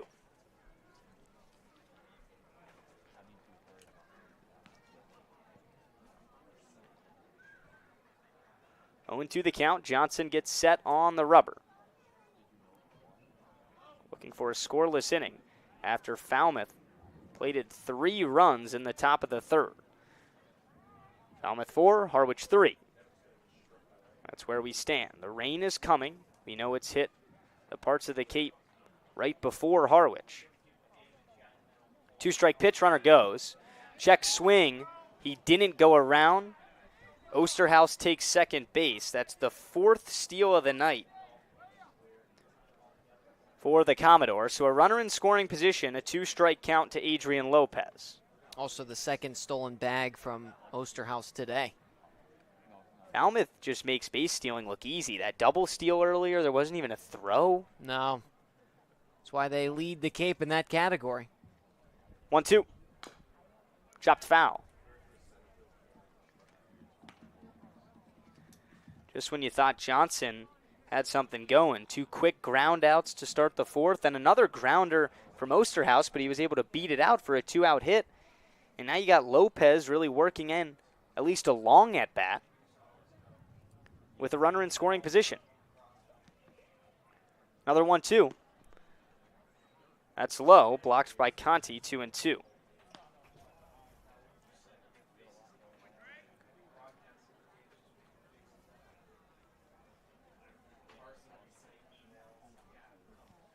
Osterhaus with plus speed over there at second base, so any hit to the outfield most likely score another run. 2-2, ground ball, right side, Marsh is on it, and that's the 3rd out of the inning.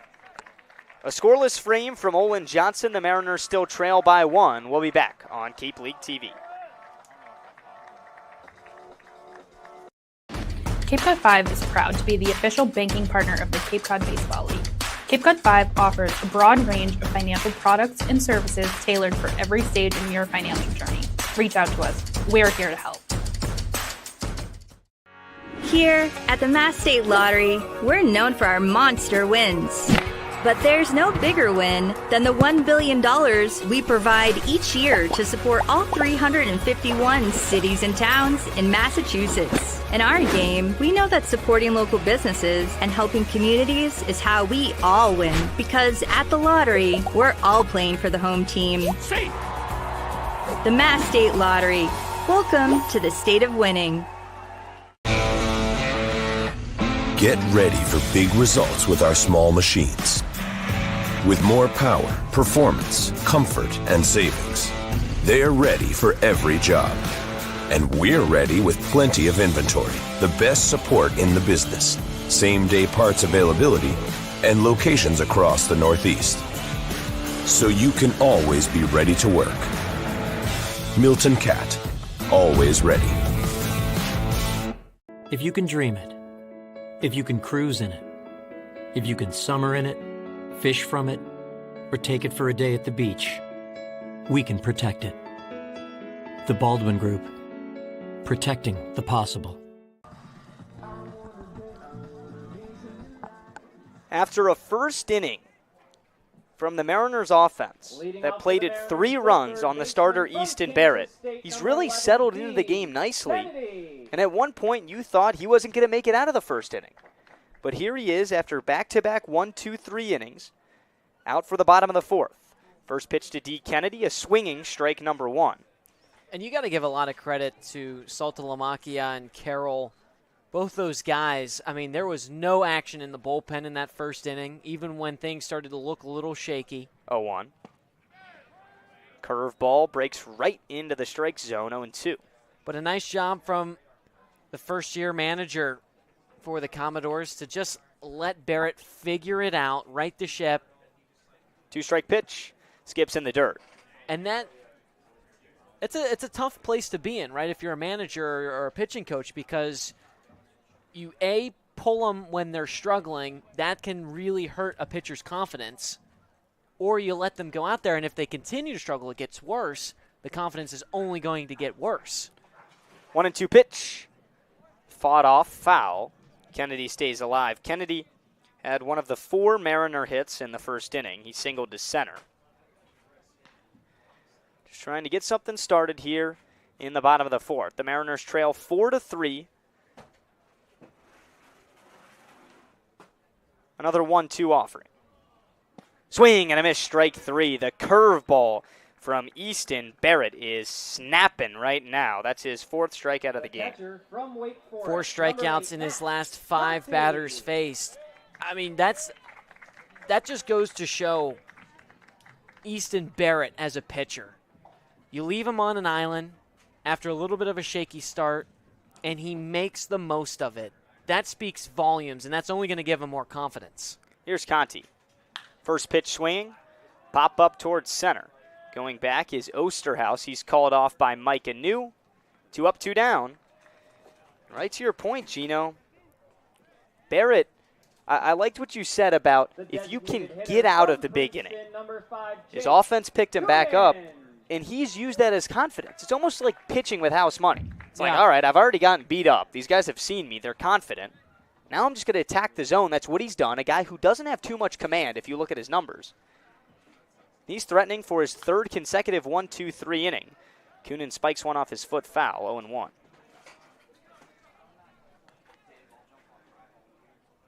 But on the flip side, I want to ask you, this is almost a style of baseball that, although it's high scoring, the Mariners always find themselves, seems like, down a run in the middle innings. Just right where they want their opponent, and then they pounce offensively. Luke, there's a reason why we call them the Miracle Mariners, and it's not because they don't know how to pull together late-game theatrics. 0-1 to Kunin. That's low. 1 ball and 1 strike.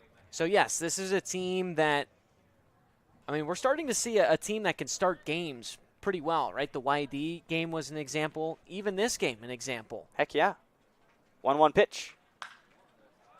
Popped up towards the right field line, drifting into foul territory. It finds the seats. 1-2. But this is a team all summer long that has really rallied in the last, I would say, from the 7th inning on. This is where the Mariners, that's where the Mariners really find almost like their groove or their confidence. Sure. But that's right on with what I'm saying. They're comfortable being behind a run or two come the later innings because that's when they really get going. 2-strike pitch. Got him looking with the fastball. Barrett strikes out 2 for the 2nd consecutive inning. He's retired the last 9 Mariners he's seen. Falmouth holds a 1-run lead. We head to inning number 5, but when we come back, it'll be the Mariners Radio Network, a storm on its way into Harwich. Here at the Mass State Lottery, we're known for our monster wins. But there's no bigger win than the $1 billion we provide each year to support all 351 cities and towns in Massachusetts. In our game, we know that supporting local businesses and helping communities is how we all win. Because at the lottery, we're all playing for the home team. The Mass State Lottery. Welcome to the state of winning. If you need to dig, lift, move, grade, clear, or cut, pump, weld, clean, light, and just about anything else, dial up the rental source for the newest and the most reliable equipment in New England. Staffed with equipment and construction experts, Milton Rents, your local source. There hasn't been a ton of training when it comes to bat speed or products for players to be able to train bat speed.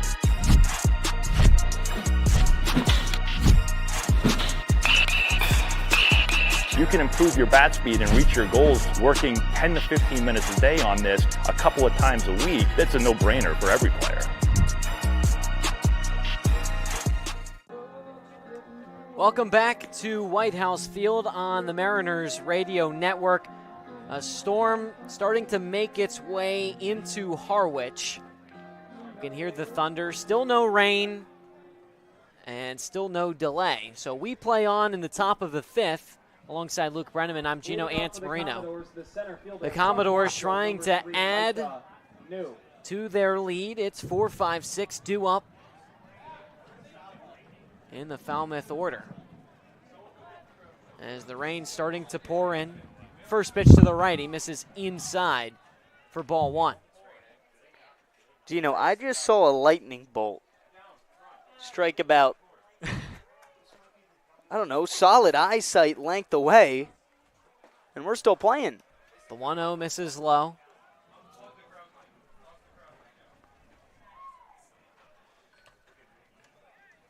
So a 2-0 with Johnson on the mound in his third inning, the 2-0. This one's flared foul. So what would happen if there's called a delay? We'll wait it out about half an hour or so. But if they can get through 5 innings, that's it. Then that's a complete game. The 2-1. Swing and a miss, strike 2. Obviously one of those things that, if you're Harwich, that would be a tough pill to swallow taking a loss because you're down just 1, the 2-2. Just getting a piece of it was Micah New, who's been really good here today. He's got 2 hits as well as an RBI and a run. One of the top hitters, if not the top hitter on the Cape. Here's the 2-2 offering. Hard ground ball to the left side. Sneaks out of the glove of D. Kennedy, the third baseman, as he dove to his left. It squirts into the outfield, and it's a single for Micah New. 3 straight hits for the center fielder. This kid is an animal. The first baseman from Georgia Tech, number 10, Kent Schmidt. There's really no other way to put it. Here's Kent Schmidt. Keep an ear out for Micah New. He's already got a stolen bag here today. He leads off of first. Kent Schmidt, the lefty. First pitch, bounces it up the middle. It gets into the outfield. New rounds past second, and he pulls into third standing. Runners on the corners with no outs in the top of the 5th. The Commodores just keep on coming. This team is relentless offensively. Here's Ryan Zuckerman, the third baseman, from the right side, and there's a shot of lightning. We're going to keep playing. The umpire's giving the signal. First pitch. Called a strike on the outer edge.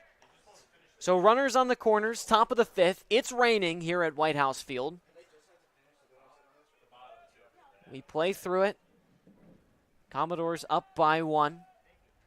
The 0-1 runner from first goes, misses outside. The throw from Conti to second, not there in time. They throw back to home. Micah New is in there diving.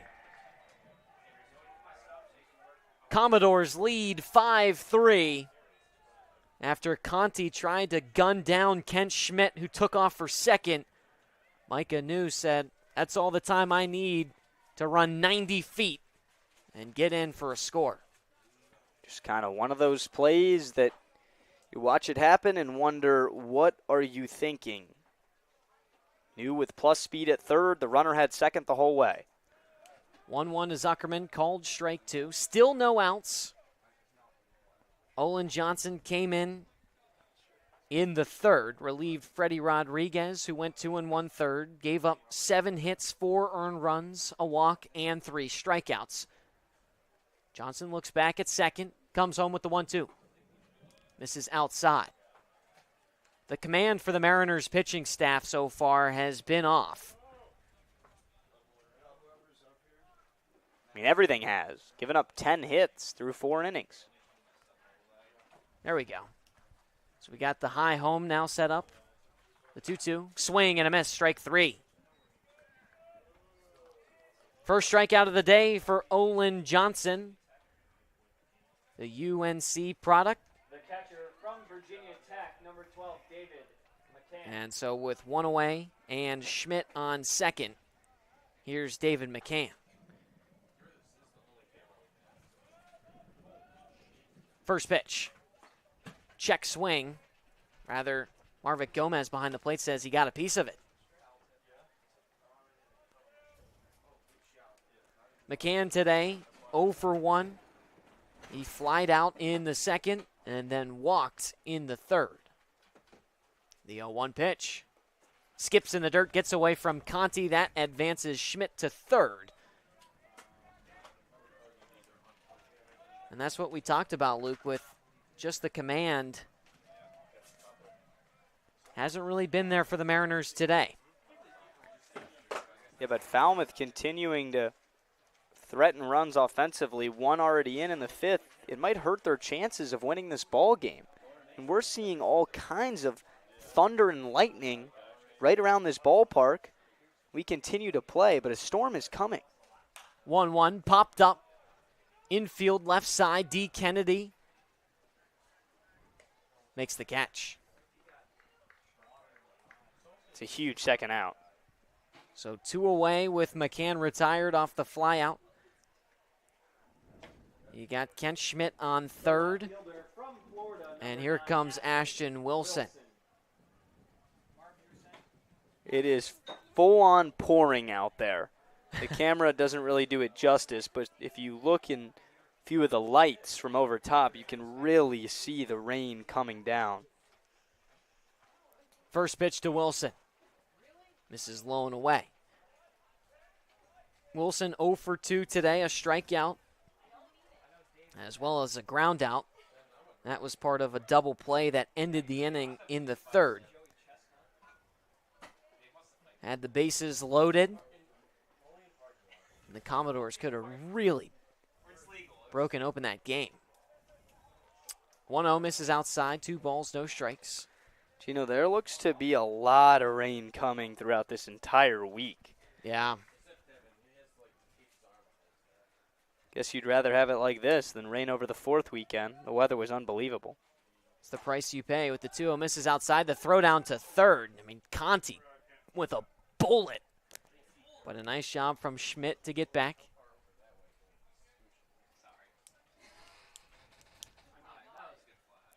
(3-0) with 2 strikes, 2 outs rather.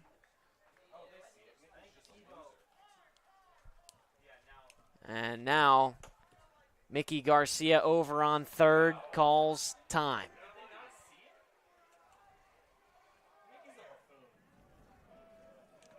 So there you go. That's what we've been waiting for. There's been a few lightning strikes here around the ballpark. How about that graphic? Weather delay. Pretty straightforward, but we're upgrading over here. So we are in a weather delay. Commodores up 5-3. And so in the top of the fifth, with 2 outs, we'll stand by. We'll hop on to the broadcast once we receive any updates on whether or not this game is going to continue on today or another day. But in the meantime, like what you have pulled up on your screen right now, keep tabs on our socials. We'll have updates as soon as we get them. And if not, you can stick around right here on the Mariner Radio Network. We'll join back on to let you know of any updates we hear. We'll be back on the Mariner Radio Network. Here at the Mass State Lottery, we're known for our monster wins. But there's no bigger win than the $1 billion we provide each year to support all 351 cities and towns in Massachusetts. In our game, we know that supporting local businesses and helping communities is how we all win. Because at the lottery, we're all playing for the home team. The Mass State Lottery. Welcome to the state of winning. If you need to dig, lift, move, grade, clear, or cut, pump, weld, clean, light, and just about anything else, dial up the rental source for the newest and the most reliable equipment in New England. Staffed with equipment and construction experts, Milton Rents, your local source. There hasn't been a ton of training when it comes to bat speed or products for players to be able to train bat speed.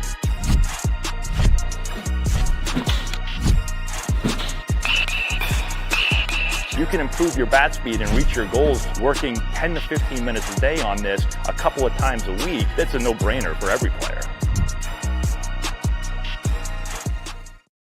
Here at the Mass State Lottery, we're known for our monster wins. But there's no bigger win than the $1 billion we provide each year to support all 351 cities and towns in Massachusetts. In our game, we know that supporting local businesses and helping communities is how we all win. Because at the lottery, we're all playing for the home team. The Mass State Lottery. Welcome to the state of winning.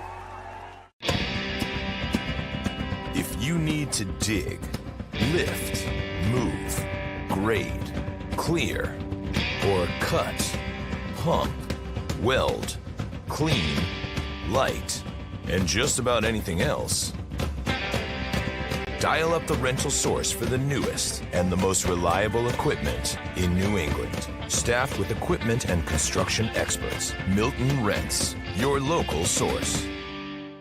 There hasn't been a ton of training when it comes to bat speed or products for players to be able to train bat speed.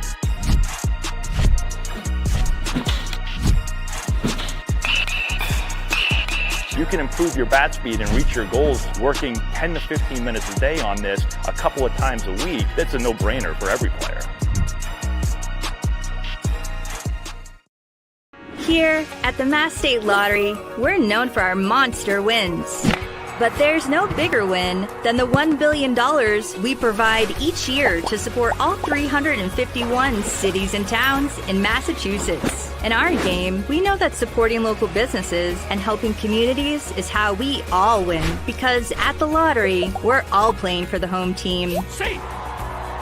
The Mass State Lottery. Welcome to the state of winning. If you need to dig, lift, move, grade, clear, or cut, pump, weld, clean, light, and just about anything else, dial up the rental source for the newest and the most reliable equipment in New England. Staffed with equipment and construction experts, Milton Rents, your local source. There hasn't been a ton of training when it comes to bat speed or products for players to be able to train bat speed.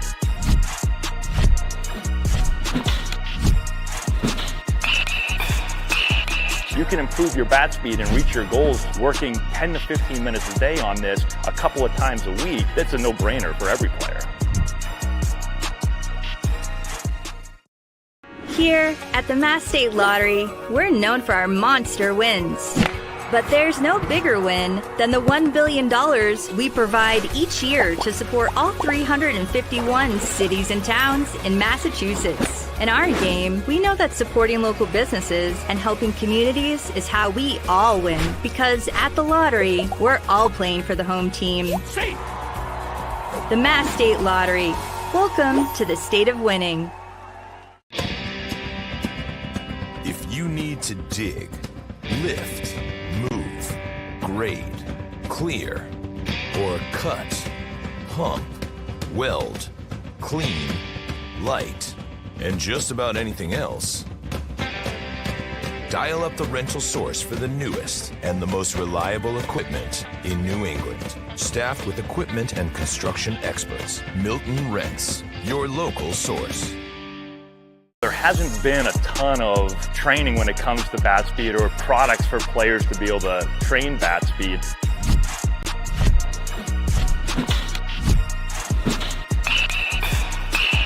You can improve your bat speed and reach your goals working 10 to 15 minutes a day on this a couple of times a week. That's a no-brainer for every player. Here at the Mass State Lottery, we're known for our monster wins. But there's no bigger win than the $1 billion we provide each year to support all 351 cities and towns in Massachusetts. In our game, we know that supporting local businesses and helping communities is how we all win. Because at the lottery, we're all playing for the home team. The Mass State Lottery. Welcome to the state of winning. If you need to dig, lift, move, grade, clear, or cut, pump, weld, clean, light, and just about anything else, dial up the rental source for the newest and the most reliable equipment in New England. Staffed with equipment and construction experts, Milton Rents, your local source. There hasn't been a ton of training when it comes to bat speed or products for players to be able to train bat speed.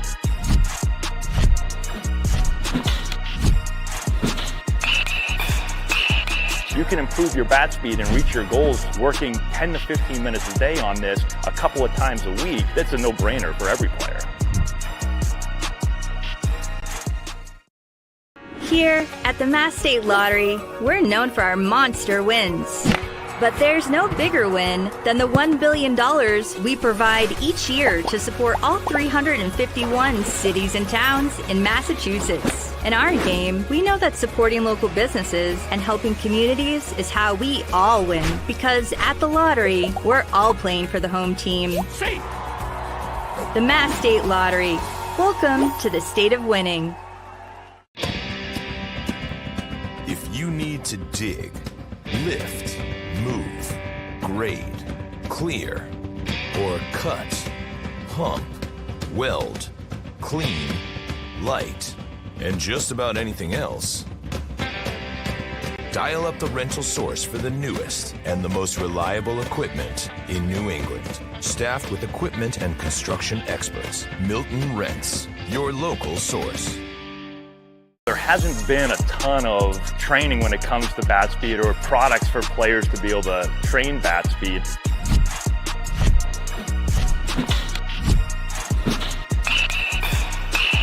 You can improve your bat speed and reach your goals working 10 to 15 minutes a day on this a couple of times a week. That's a no-brainer for every player.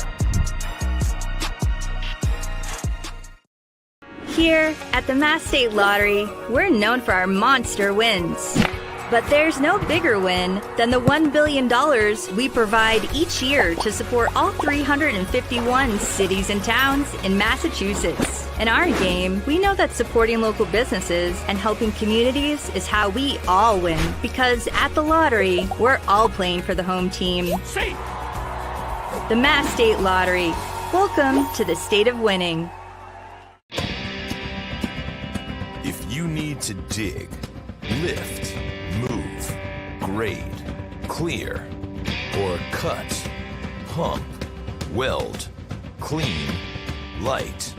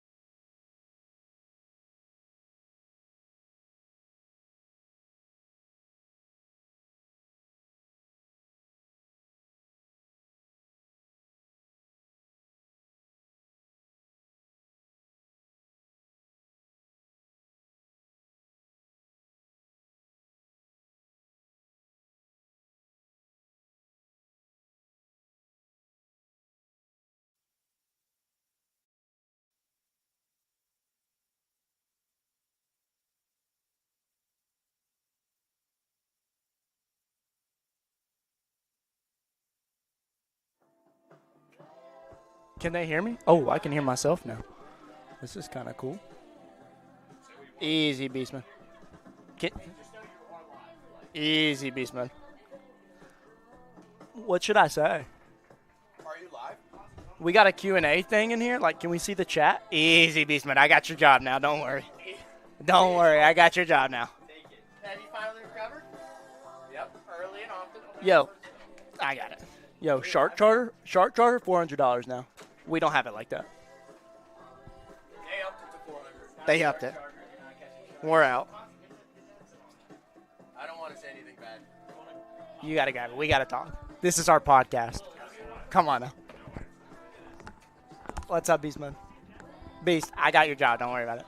You just go play center field. You go play center field. Oh, wow. Can you hear me? Is this Loud and clear. Okay, so we actually have all of Harwich in here now. Yo, Loud keep it coming. and We clear. got enough room. Keep it coming. And welcome back. Good weather outside. Great weather. Yo, can we get Yeah, the... show them the weather. That's good. You should do some mock play-by-play. Easy, Beast. Beast. Beast, we don't want to show you up here. Yeah. We don't want to show you up. So you're not trying to keep your job. Whose handwriting is this? I'd say pretty legit. You like that, Beast? Where's Luke's notes? Right there. Right here? Yo, can we How talk, many people can we watch talk about this? their 4-hole 3 for 3? So what do these buttons do? Comment, they're like, that Conti kid sucks. Easy, Beast. Yo.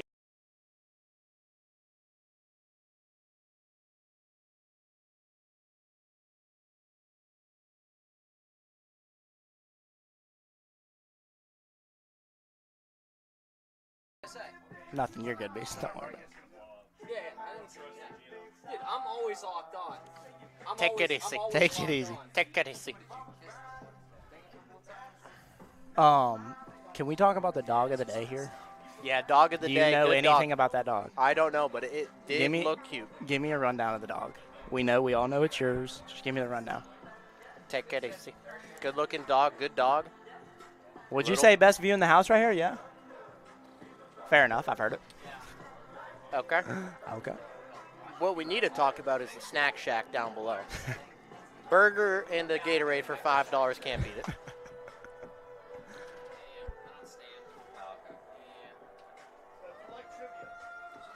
No, not a trivia guy. Easy over there. Beast, easy now.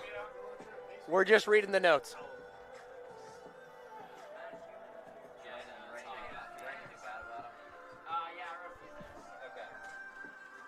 Okay. Fair enough.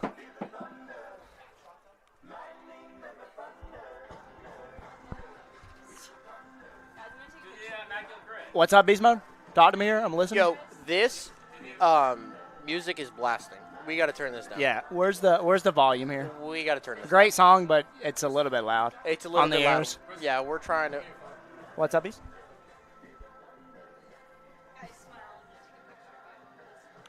Okay, I'm ready. I'm ready.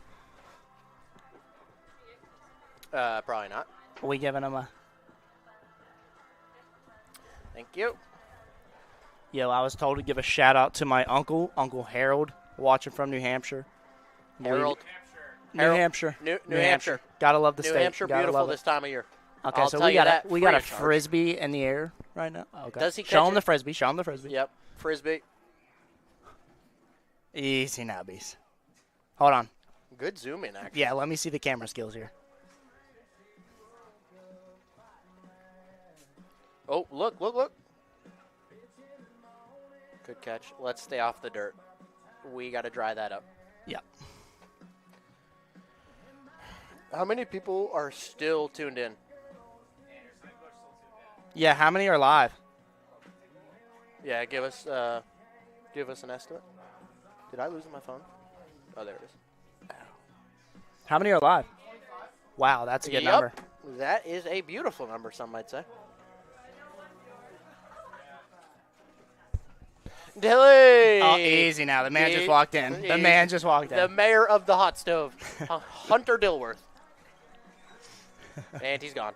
Yep. See you now. Have a good one, Dilly.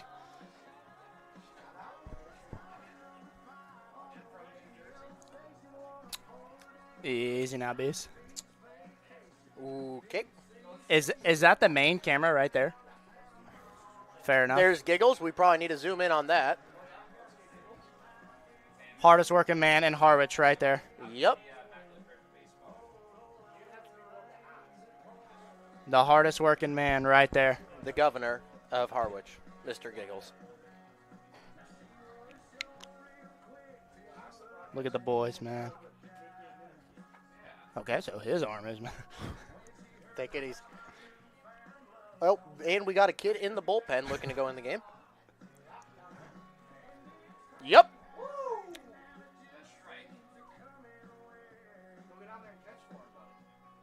Easy now, Beast. Take it easy. Again, I keep looking out to the clouds, and they just seem to get better.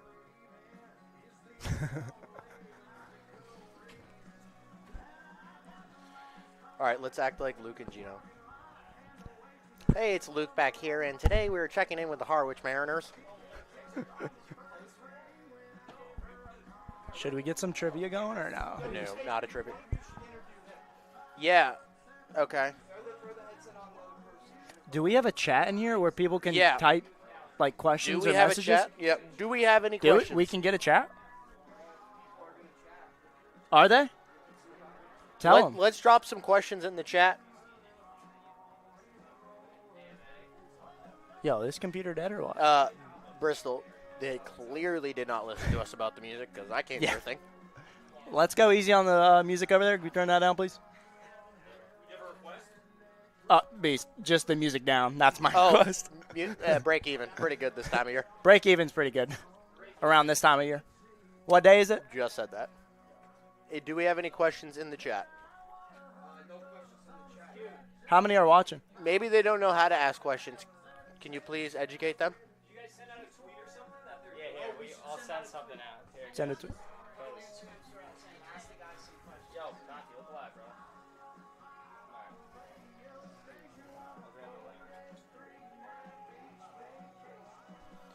Beast. Not a good picture of you. I'm not even in the picture, so that's also good.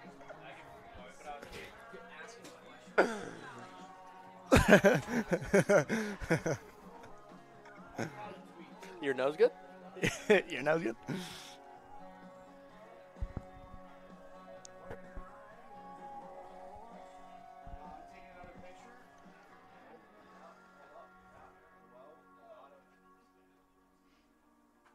Greatest song. Good alive song, right yeah. now. Greatest song. Yeah. Especially with this type of weather. The viewers got to be able to hear this song, right? I didn't think it could get darker in the clouds, and it somehow did. Talk about your shark fishing charter. We didn't go shark fishing. Well, we did. We did, but we did not. Give the viewers tell them about it. All right, we might need to turn this song up. I take everything I said back about the music. Anything in the chat or what? How many viewers? 25 still? So we lost 5. Thank you. Thank you for your hard work. Who's the biggest fisherman on the team? Probably Mr. Giggles. Biggest fisherman on the team? Yeah, like who loves fishing the most? I don't even know. Biggest bromance, probably Troy and Mr. Giggles. Fair. Maybe Dilly and Hot Stove. Yes. Yeah. They asked the biggest bromance. I said you and Hot Stove. What do you get there to eat that you like so much? Chicken parm? What's your go-to? Lobster roll. Fair. Okay. You've had that, haven't you? Yep. Okay. See ya.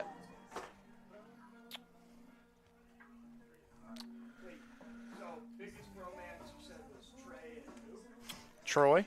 I don't. Troy and Trey. Yeah, now that I think of it, Troy and Trey. Yeah. Troy and Trey for sure. What's up, Yeah, East? no doubt. Yeah. For sure.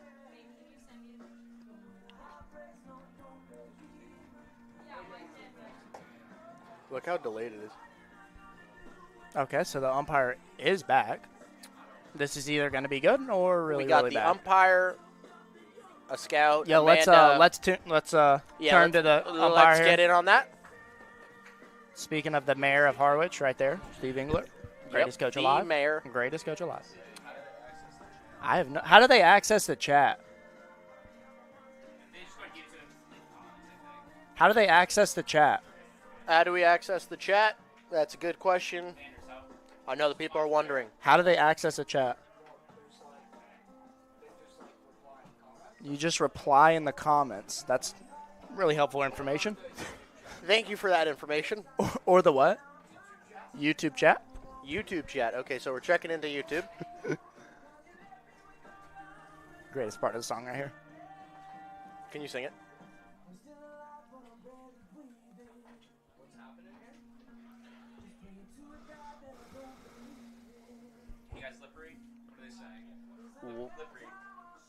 Lip read. I think they're talking. I don't speak that language. Again, I do. Yeah, checking in right here. I think they're talking about the snack shack. I mean, there's good deals down there all day. The umpire's questioning. He didn't get a deal.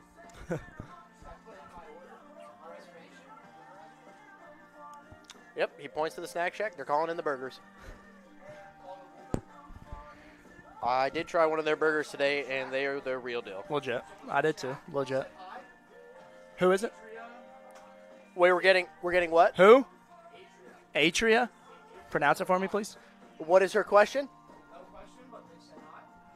How do you pronounce that? Adria? Adria? Shout out to Adria. How are you doing? I hope we're pronouncing that right. Yep. How did she access the chat? YouTube? YouTube, there's just a chat in YouTube. Helpful information once again. Okay, come again. Most swag? Thank you, right there. Again, I got to go with Troy. Most swag. I just got a text from Matthew Scannell. Okay. He said you guys need to be – ooh, good song. You guys need to be stopped. Matthew, thank you for checking. Shout out Matthew Scannell. The man. Also the mayor of Harwich. Okay. What's up? That was a team effort. That was a team effort, no doubt. But shout out Anthony. Anthony. Team effort. Team effort. You know, I'll tell you what, those little things. What's up?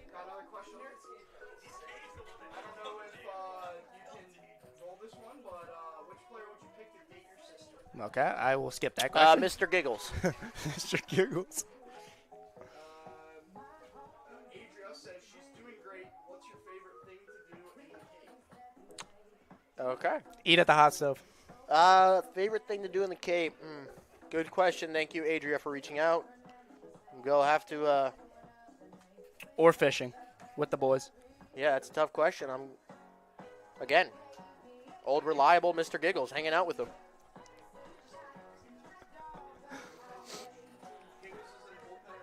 Yep. Giggles is the bullpen coach. Yep, correct. I see a lot of root beers up here, and they're not diet. They are not. Fair.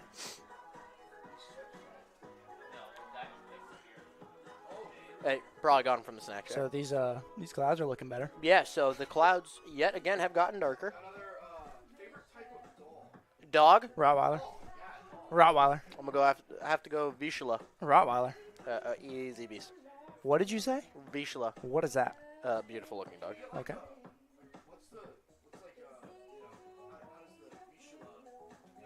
I have no idea. I've never heard of that dog I before. can't hear you. Bristol's yapping. It's a beautiful dog. I'll pull up a picture. Yeah, chat needs to see a picture of it.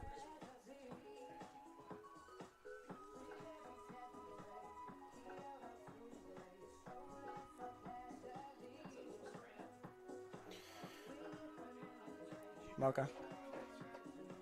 Beast, I got it. Yep. Yeah, You look at don't that. got it. Yeah, I do. You don't.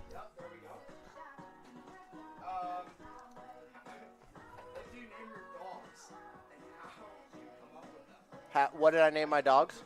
I have two of them. One's named Fenway. The other one's named Bruin. Pretty self-explanatory right there. Big Red Sox fan. My dogs' name are Stella, Odin, and Okay, Leo, and so they came with the names. I'm not done talking. You definitely named them. I did not name them.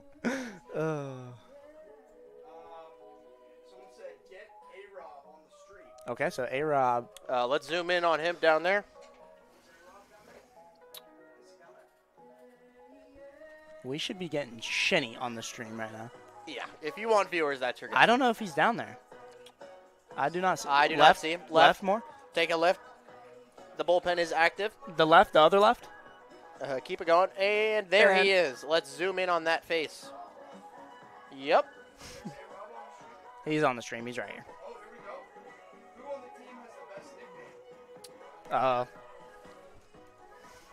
Another good question. Giggles. I got to go with the common answer, Giggles. Giggles is good, but I've said it many times. How did the nickname Giggles come up? He Easy now. just likes to laugh. He likes to giggle. Here's Bigfoot, a legend.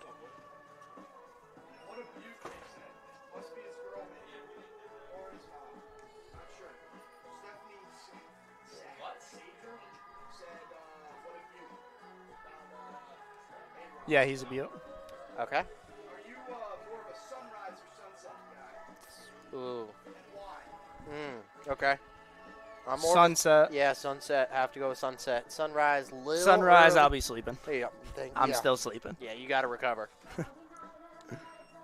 You got to sleep and get your recovery in. Fair enough. It's okay. We're going to be here for a while? Yeah. Is there more rain coming?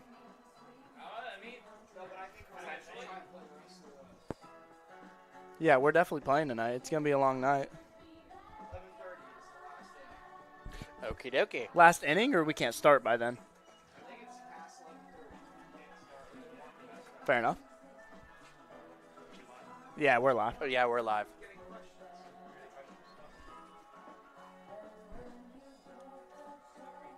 Any more?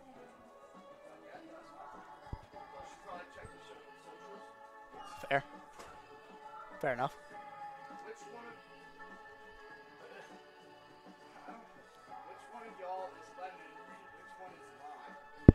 What was the question? Which one of us, between me and you, are lemon, and which one is lime? Good question. I'll take lemon. Yeah. Okay. I'm the lemon. Well, I'm out of options.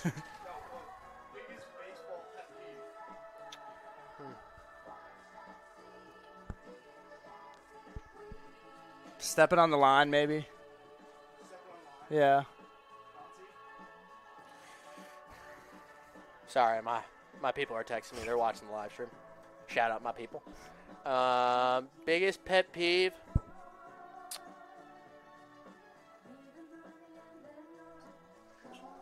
Shaking your head when you saw a fastball down the middle. Okay. I've never heard that one before. Okay. Well, you live on.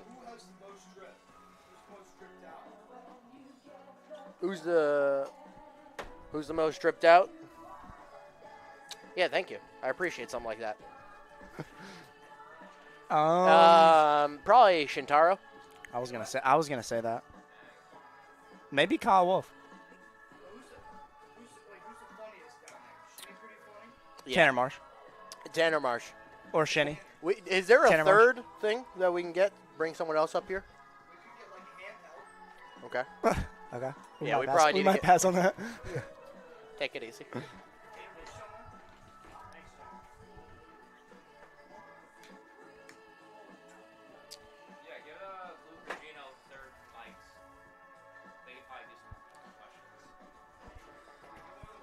Is that the Red Sox game over there? Who's winning? Did Duran just get a knock? Greatest We player really of all don't time. have any more questions? What's the score? Best coach angler moment that you're allowed to say on air. Oh. Is this on the radio or TV? Thank you. That's a really good question. What was it? Best coach. Oh, I'm going to have to. What was the question again? And my foot is asleep. Probably just talking to Shinny. I mean, I'm still in the That's hilarious. Okay. I'm still in my gear. Shinny's a dog. Yeah, good player. You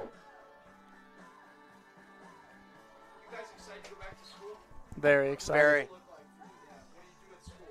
What's fun at school besides baseball? A bunch of baseball. Baseball. School and baseball. School, baseball. Majors, Shout out Tebow. business management. Business management. What's my major? Keeping it simple. Communications. Yeah. That's the most common one. Easy major. Is your eye acting up again? Is it's really red. Easy now. Probably should stop the stream, get some medical attention. Yeah, they really red. Are they? Yeah. Is there a doctor on stream? Do you know? Can we get that in the chat? Where's Amanda at? Get Amanda now. Yeah, it's acting up. I'm not going to lie to you.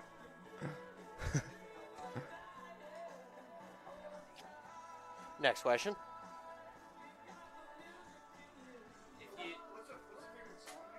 What? Favorite song? Probably Break Even. Break Even. Yeah, that's a good song. Next question.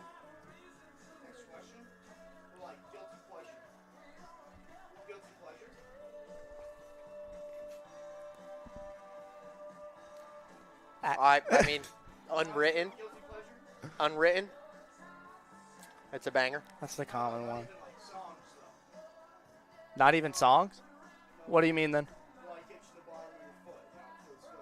Whoa, what?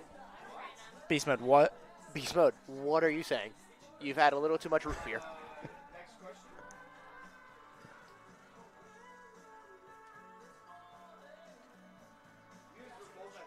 I can't hear you over this loud music. What's been your favorite Cape League moment so far? Probably this right here. Yeah, this. This right here? Yeah. Next question.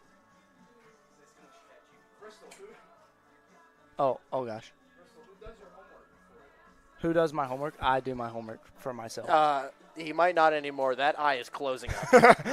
I do my own homework.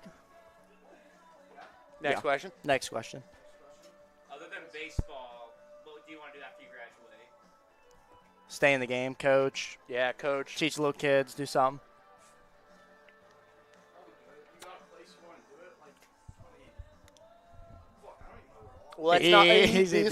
Let's not be swearing.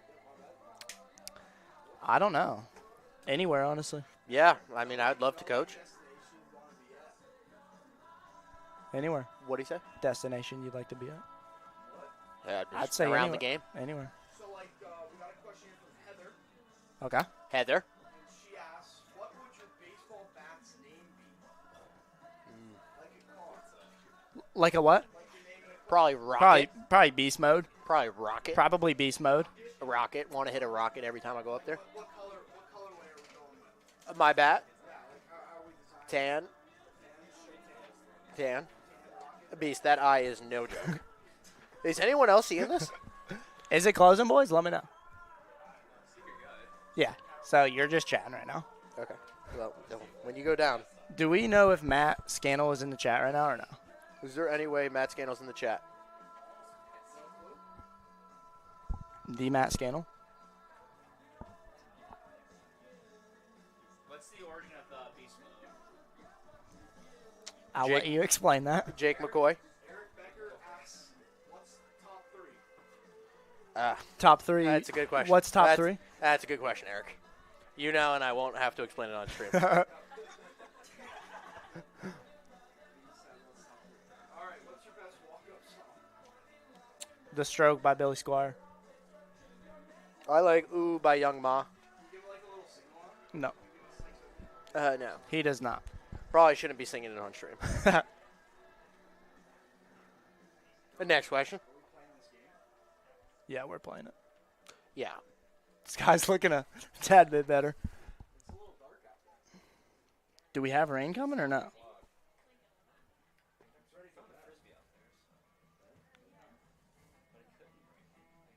There's no rain in the forecast.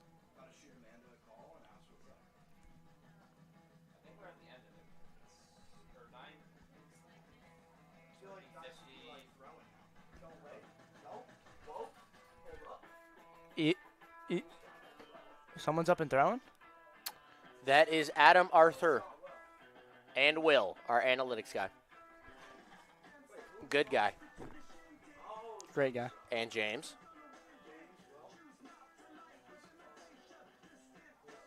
Really? No more questions?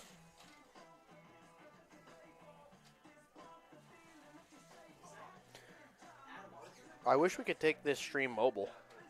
Would you rather hit a walk-off bomb and trip around a third, or strike out and your pants fall down? Walk-off bomb. Walk-off bomb. That was a bad question. Strike out your pants, fall down. That's crazy. That's hilarious.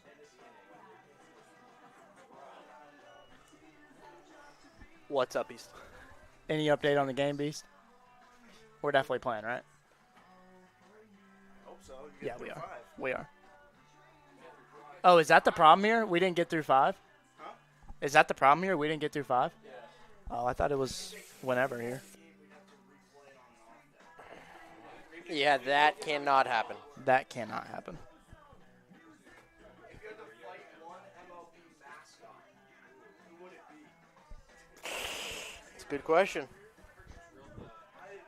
That's a really good question. Probably don't want to fight anyone. Fair. I wouldn't fight anyone. Yeah, I'm not. No. What's up, Beast Mode? You guys coming to take it over or what? What's up? Okay. Okay, thank you.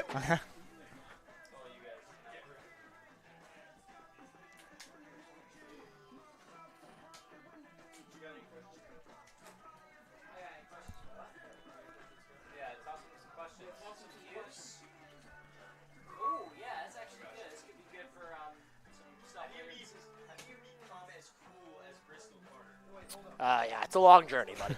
It's a long journey. It's in the box.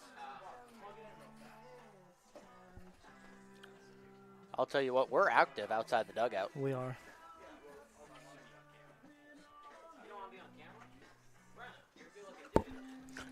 Beast. Good catch. Easy. That's, yep, thank you. Are you not on camera or no? Too much camera time for this guy. Can you guys hear me in your headsets? Yeah, we can. Yeah, loud and clear. All right, we welcome you in to the Mariners question and answer You're doing too much. We've already been talking with about Matt it. Conti and Bristol Carter. Now, Matt, everybody is wondering the most riveting question of the summer. A guy like you, behind the dish, where did all this talent come from and that just cannon of a right arm? Take it easy, Beast. Take it easy. First off, I don't. Okay, so it's raining now. Okay, good. It's raining. Back to your question. You know, growing up in the game, you learn a lot by playing a lot. Learned a lot from my cousin Scotty and my dad. Fair. Why Wake Forest? Good academic school. Nothing socially at all. Baseball. Baseball's good. Academics are good. What's up? Favorite meal at school? Favorite meal? What's the go-to meal at school? Usually what the cafeteria is serving. I like going to Texas Roadhouse, though. Great spot. Good spot. Thank you. One of my favorite restaurants. Just the rolls. I just go there for the rolls. All right. Oh, he can't hear us. Next question. Easy, Beast. Easy over Easy there. now. Come on now. You guys are trailing tonight by 2. What's the strategy to get back into this ball game? There's a lot. Try and score some runs. A lot of game left. To get on top. Get on again. somehow and score some runs. A lot of game left. Plenty of game left. When it comes to rain delays, what is your go-to app on your phone to kill time? TikTok or Instagram? Yeah, TikTok. Probably I TikTok. mean, is this just rapid fire? Yeah, next question. Yeah, next question. Are you like a left side of the bed or the right side of the bed?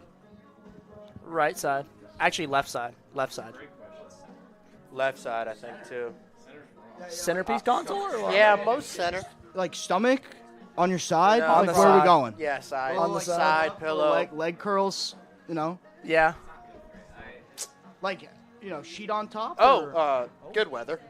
Was that lightning? Not sure, but I did see. I What's am looking lightning? at some rain. Lightning? Easy now. Next question. We got movement. Are we going or no? Your least favorite team to play inside of each respective conference. What are we doing here? I got to go Is with everyone- Alabama because it's the typical rival school. Fair enough. Matt? Or Tennessee. Tennessee's up there. I am not sure. Favorite park to play at? Favorite park? Favorite park to play at? White House Field. Thank you very much. During the spring. During the spring. David F. Couch Ballpark. Where's that? Winston-Salem. Yeah, obviously I got to go with Auburn. Favorite road ballpark to play at? Athens is cool. Going to Athens this year was really cool. Playing at Tennessee was cool. Yeah, Tennessee was cool. They got a bunch of renovations going on. That was kind of sick to see. What's a specific part about each of your game that you're really trying to work on right now this summer? Beast, let's back that mic up. It's a little close. I'm hearing you too loud. Question? This part of your game that you're trying to work on this summer. Plate discipline. I'll go first. Plate discipline, being able to recognize and see more pitches deep in the count, work the count. Just continuing to get better at all aspects of the game. I got a question. Oh, gosh. Am I taking the chair? Oh, gosh. Oh, okay. Hot seat right here, boss. All right. When it comes to wings, we going Wings? bone in or bone out? Bone in. Bone out. Really? Yes. Are you of the type that say boneless are technically just chicken tenders?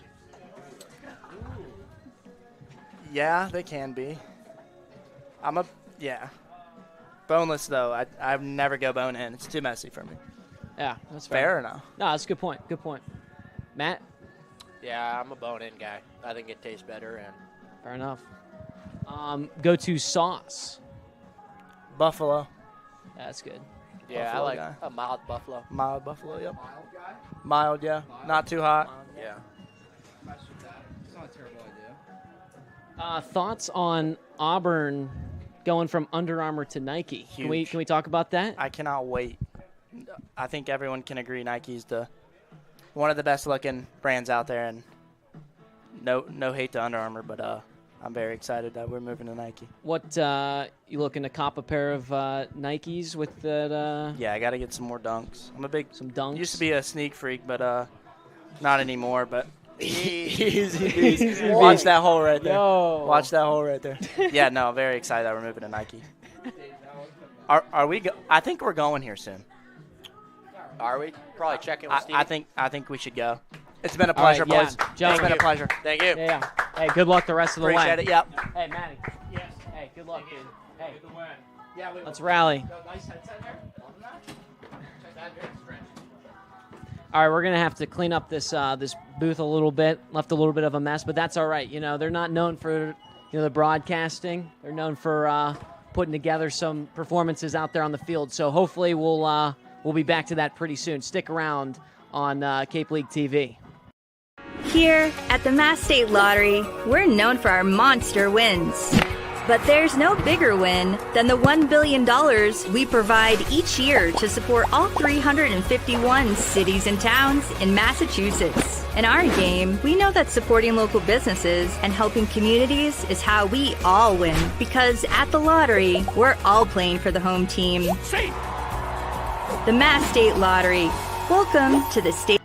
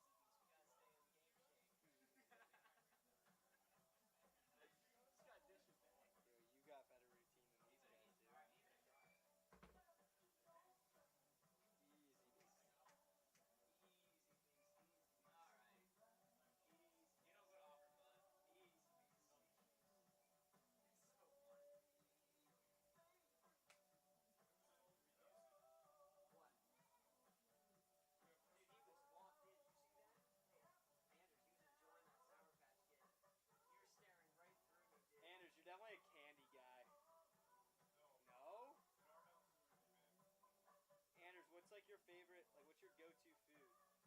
And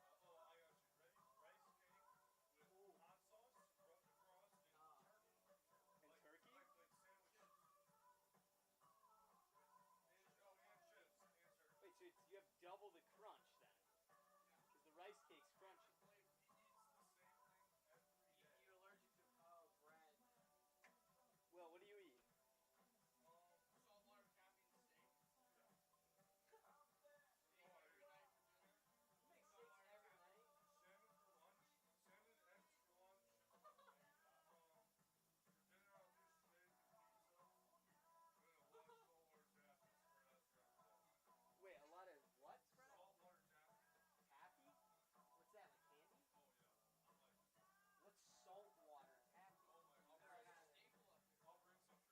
I've never had it. I like taffy. What do you guys should do on air? Because, no, dude, we played Chatham on Friday. I had the Chatham saltwater taffy. Alright. It was so expensive, too, so you lost. I'll just have a little piece. They're like, I respect that. Is it like chewy? Yo, just so you know, I'm going to be throwing you a curveball when we get back on air. You're not going to know what it is, but you got to be ready or you're going to sound dumb. It's going to be a little game. That's but- really dumb. That's a dumb game. No, it's like how broadcasters put themselves in vulnerable positions. It's practicing Yeah, it. but like, you want to look good here. It might be like really dumb. Well, Gino can still look good. He just has to make whatever he says sound like he knows what he's talking about. I think our boss is getting upset right now.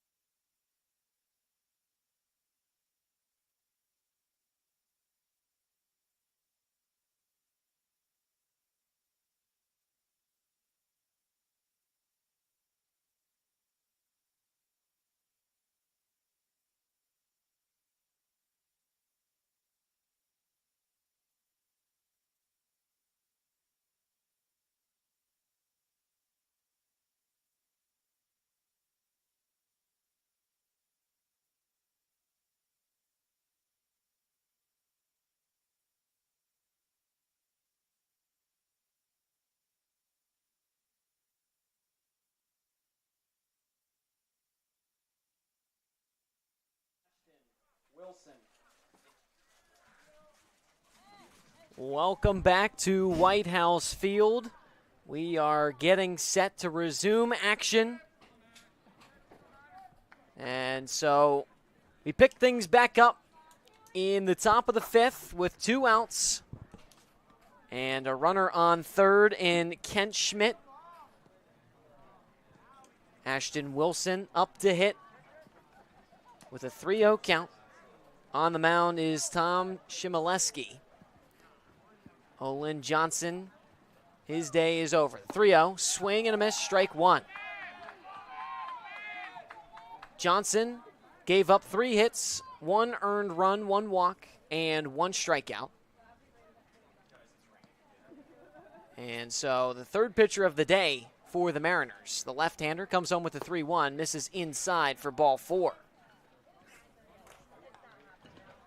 So with 2 outs in the top of the 5th, runners on the corners, Mariners down by 2 from White House Field alongside Luke Brenneman. I'm Gino Antamarino. Number 26, Chris Newstrom. And out comes Chris Newstrom in the 9 spot, the right fielder. I mean, Luke, this is professionalism at the at the peak, ready to go whenever we get the signal. I don't know about us, but especially these guys, especially Chmielewski coming in now with a 3-ball count, so runners at the corners. Runner goes from first. This one is blasted foul. But if you stuck around during that intermission with the lightning delay, I hope you enjoyed the conversation between Matt Conti and Bristol Carter.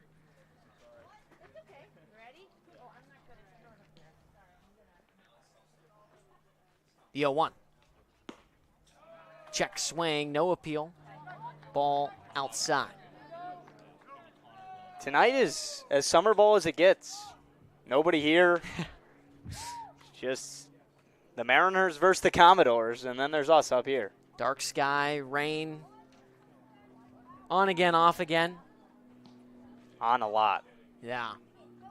It wasn't during that intermission, though. Throwback to first, not in time. It made no sense. I mean, these guys were playing through lightning bolts a mile away, and then it was perfect for the 45-minute rain delay, and now it's pouring again. The 1-1, lined foul. Newstrom 0 for 2 today. Flied out in the second and grounded out in the 4th. Commodores up by 2 to the Mariners.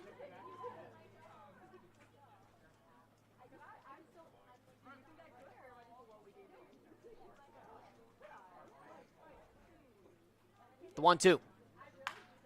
Again, lined foul. We talked about this before the intermission. Falmouth does such a nice job at making contact, extending the at-bats, and just getting wood on ball, even if it's foul. You want to take a guess as how many foul balls there have been? Just a guesstimate. You know? No, but ballpark it. 1-2 inside at the knees. Well, if you think Freddie Rodriguez threw 45 strikes, Olin Johnson. Oh, you're doing some 24 math. strikes. Okay. Chmielewski 4, so that's a total, what?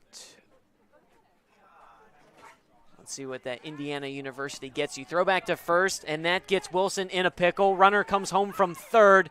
They try to tag him out, and they do between first and second. So the run counts, and they tag out Wilson between first and second. Schmidt comes home from third. And so Falmouth up 7-3.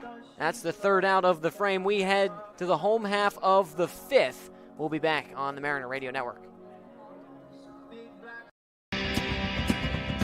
When you need to dig, lift, move, cut, or just about anything else, then dial up the Rental Source staffed with equipment and construction experts.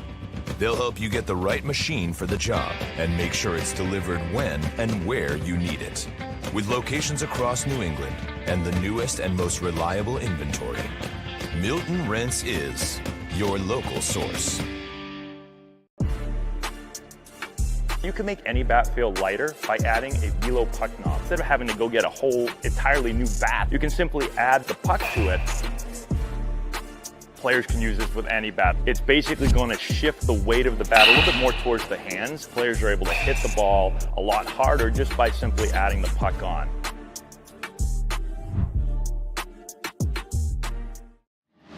Cape Cod 5 is proud to be the official banking partner of the Cape Cod Baseball League. Cape Cod 5 offers a broad range of financial products and services tailored for every stage in your financial journey. Reach out to us. We're here to help. If you can dream it, if you can cruise in it, If you can summer in it, fish from it, or take it for a day at the beach, we can protect it. The Baldwin Group. Protecting the possible.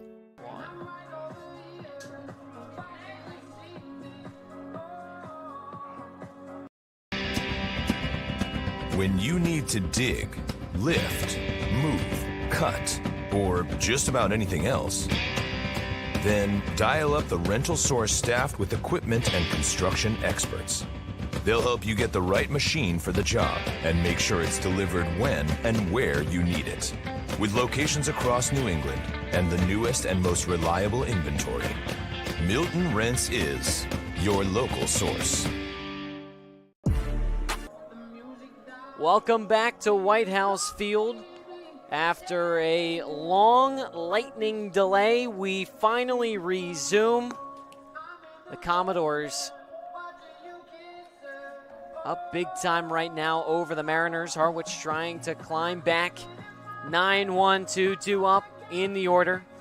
Leading things off with the right fielder, Nico Brini. Bristol Carter on deck as the order turns over. And then Tanner Marsh in the hole. That man on the mound is Connor Lynn, who relieves Easton Barrett, the starting pitcher today. Went 4 innings, gave up 4 hits, 3 earned runs, 1 walk, and 5 strikeouts. And those 3 earned runs all came in the first inning. It was a little bit of a shaky start for Barrett, the Arizona State product, but an excellent job at righting the ship in that 2nd through 4th inning. Had 5 strikeouts. Home plate umpire Marvick Gomez calls time temporarily. Hey, Gino, I know it was a long break and it's not the best night out, but if you're going to play, you might as well play hard. Absolutely. And Harwich has their hands full, a good Falmouth team, but you're down 3. And you don't want the losing streak just to end and you sigh and say it's because of the rain. First pitch to Brini outside. Still so much time left in this game. Thankfully, White House Field has lights. The field is well lit. There's a game to win. Brini 0 for 1 today, the 1-0. This one's cracked down the right field line. Newstrom back towards the wall. Kiss it goodbye. Nico Brini. What a way to get out of a slump. A solo shot to right, and he got all of that. Brini's first homer of the summer. Donated by Harry Ellis Builder, a Cape craftsman providing all phases of building construction. Nico Brini ran into that one. I mean, that thing was a moonshot. Like a shooting star here in the night sky. It may be dark, and that could be an excuse, but I think in the middle of the day, you might not be able to go find that ball. He hit that in the woods. Brini coming into today, batting a 1.40 through 13 games. A little bit of a strugglesome last stretch for Brini, but had a hot start here on the summer, and hopefully that is good signs to come for the Wofford product. As Carter shows bunt, taps it behind home plate, it drops foul. It's a Mariner home run, and that's another $500 to the Harwich Fund donated by Harry Ellis Builder, a Cape craftsman providing all phases of building construction and remodeling for Cape homeowners for over 45 years. 6-4 the deficit for the Mariners. The 0-1. This one's lined to second base, and Osterhaus leaps up to make the grab. Right off the bat, Gino, I don't know about you, but I thought that was a liner into right center. I thought that was going to get over the head of Osterhaus, but a nice job of timing that jump. It wasn't even that difficult of a play. I think it was just kind of a knuckleball off the bat that from up here looked like a laser. So for the second time today, Carter is retired. The special guest on the Mariner Radio Network is Marsh, a soft grounder to short. Lopez there, sidearms to first in time for out number 2. But Bristol Carter and Matt Conti had their own, they told us, podcast. I don't know what was said, nor do I want to know what was said. Those two guys, some of the most energetic and balls of life, you could say, on the team for the Mariners. First pitch to Maddox Maloney. Hard bouncer. Nice job from Zuckerman there to haul it in at the waist. And he rips it to first in time for out number 3.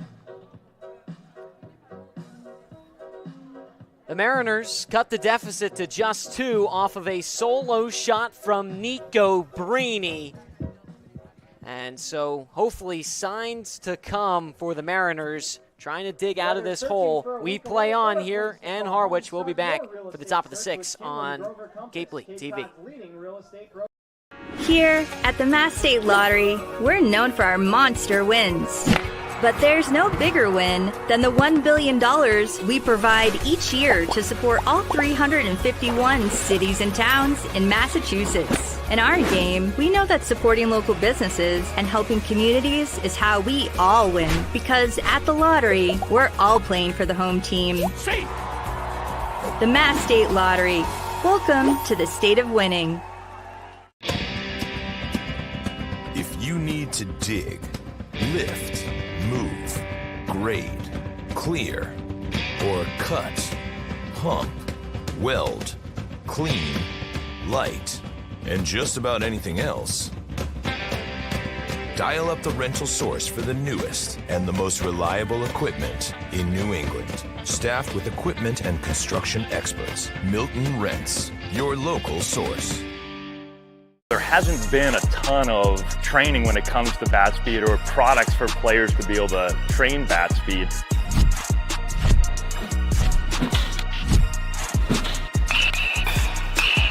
You can improve your bat speed and reach your goals working 10 to 15 minutes a day on this a couple of times a week. That's a no-brainer for every player.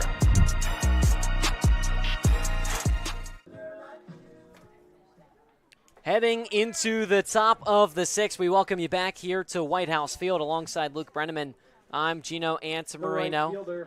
After a lightning delay, we are back in action. 9:25 here on a Tuesday evening in Harwich. 75 degrees. The rain has been on and off for the last hour or so. Here's Chris Newstrom from the right side. First pitch, a strike on the outside corner. Tom Chmielewski came in the last frame. Faced off against one batter. The 0-1 outside. So Chmielewski trying to have a little bit more command on the mound than the prior 2 pitchers for the Mariners, who didn't have bad outings, but like we talked about, Luke, there were a lot of times they would get the batter on the ropes with a 2-strike count. Just didn't have a put-away pitch. Right. That's been the difference, but there's a lot of game left, and I'm sure Falmouth thinks that. 1-2 swing and a miss. First strikeout for Chmielewski. We talked about it. There's that strikeout pitch. And so there's one away in the top of the 6. But right as I was saying before the strikeout, I'm sure Falmouth feels like, at least in their dugout, that throughout the rain delay, now back out there, they scored a run when they came back out, that they're in full control of this game. But you're playing the best team in the Cape on their home field. It's only the 6th inning, and they're only up by 2.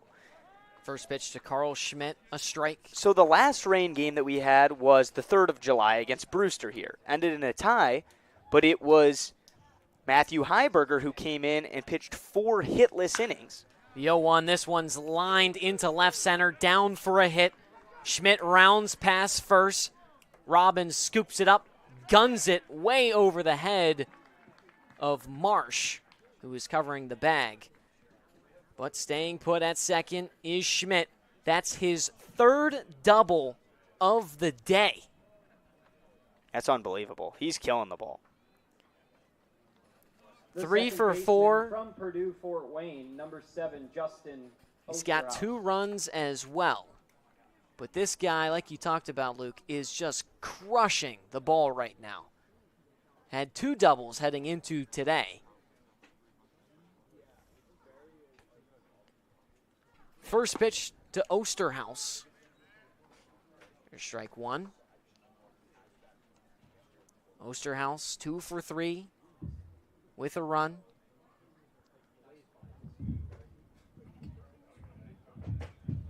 The 0-1. Swing and a miss, strike 2. Osterhaus transferring to Alabama, the rising junior. Previously played at Purdue Fort Wayne. The 0-2 pitch. This one just fouled, straight back. Just getting a piece of it. You're looking for strikes in a situation like this, and Chmielewski's brought it. Sure, loud contact on the double, but if he can continue to attack the zone, I think he'll have success. The 0-2.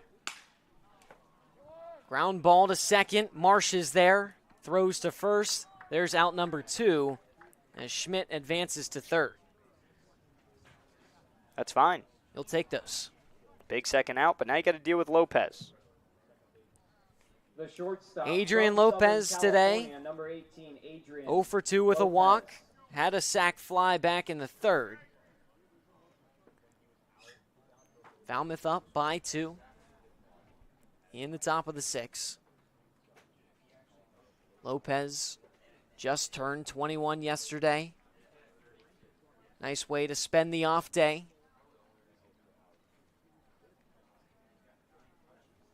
His first pitch, high and outside.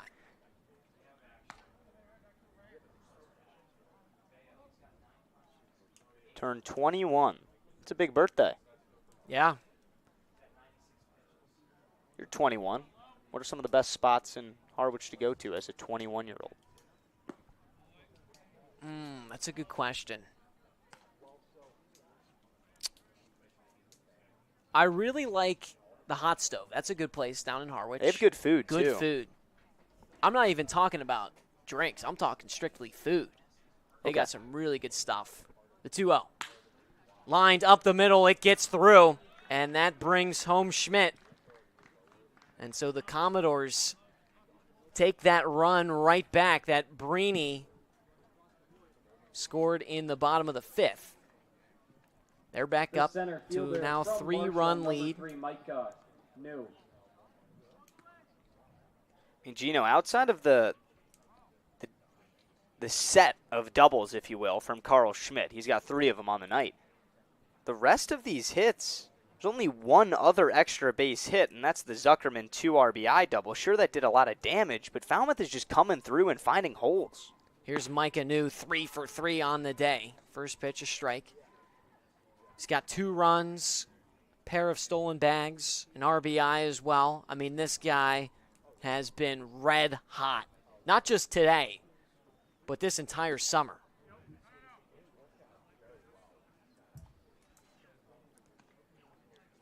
I mean, this summer, Micah New was a stud at Marshall, and he was going to be a big target in the transfer portal. But I'm not sure that even Micah knew the damage that he was going to do in the first month of the Cape Cod summer. That was good. I like that wordplay. The 1-1. Popped up, foul territory, and out of play. So New this summer with a 3.43 average. Notched his 7th home run, 2 days ago against Chatham. Off day yesterday. A 1.118 OPS. The 1-2. Swing and a miss, strike 3. A big-time punch-out to a big-time hitter in this Commodores lineup. Nice job from Chmielewski to deliver the final pitch. All right, we head to the home half of the 6th. Falmouth up by 3. Mariners trying to rally. We'll be back on Cape League TV. Cape Cod 5 is proud to be the official banking partner of the Cape Cod Baseball League. Cape Cod 5 offers a broad range of financial products and services tailored for every stage in your financial journey. Reach out to us. We're here to help. Here at the Mass State Lottery, we're known for our monster wins. But there's no bigger win than the $1 billion we provide each year to support all 351 cities and towns in Massachusetts. In our game, we know that supporting local businesses and helping communities is how we all win. Because at the lottery, we're all playing for the home team. The Mass State Lottery. Welcome to the state of winning. Get ready for big results with our small machines. With more power, performance, comfort, and savings, they're ready for every job. And we're ready with plenty of inventory, the best support in the business, same-day parts availability, and locations across the Northeast. So you can always be ready to work. Milton Cat, always ready. If you can dream it, if you can cruise in it, if you can summer in it, fish from it, or take it for a day at the beach, we can protect it. The Baldwin Group, protecting the possible. Welcome back to White House Field, home half of the 6. Alongside Luke Brenneman, I'm Gino Antamarino. 4-5-6-2 up for the Mariners. Aiden Robbins leading things off. Kyle Wolf on deck, D. Kennedy in the hole. For the Mariners, the left Connor fielder Lynn from in Texas, his number second 24, inning of Aiden work. Robbins.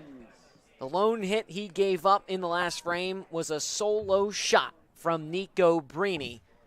But Brini's team still down by 3 after the Commodores took back a run in the top of the 6. First pitch to Robbins, a swing and a miss for strike 1. Robbins has struck out once today as well as singled. Going over some scores around the Cape. I mean, that Chatham and YD game is going to be a late one. End of the 4th. It just ended. YD up 2-0. Already 9:34 p.m. 1-1. In there for strike 2.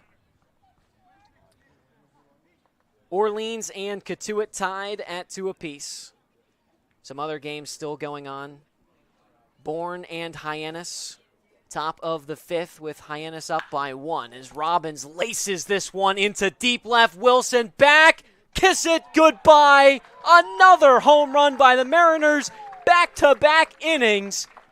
It's a Mariner home run for And they cut the deficit Robbins. to just 2. That's another $500 to the Harwich Fund donated by That Harry one Ellis was Builder. mashed, Gino. I'm looking forward to seeing the stats on that bad boy because Robbins knew it right off the bat. And he was behind in the count 1-2 and just loved whatever he got. I don't know what that Commodores team has told Robbins, but that's his second home run of the summer and second home run against Falmouth. So whatever they said, he took it personally. And here is Kyle Wolf, who fouls off the first pitch.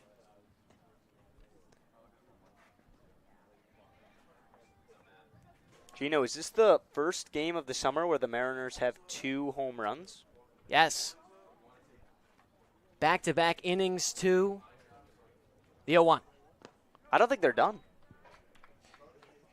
Kyle Wolf could keep up the party. He's got a home run this summer, also against Falmouth. But right now, it's just about base runners because you're hitting the ball hard off Connor Lynn. Now, 2 of the 5 batters that he's faced have taken him way deep. The 1-1. Blasted foul. It's another Mariner home run, and that's another $500 to the Harwich Fund donated by Harry Ellis Builder, a Cape craftsman providing all phases of building construction and remodeling for Cape homeowners for over 45 years. Here's the 1-2 to Wolf. Just missed him inside. Wolf, one of the leaders in the league in hit by pitches. He's got 6. It's tied with multiple players for most on the Cape. The 2-2. Lined foul. Still no outs. Bottom of the 6.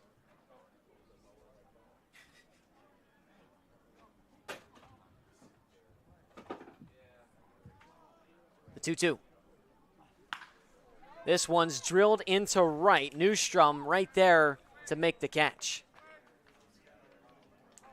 So one away in the home half of the 6, and out comes the 6th spot, D. Kennedy.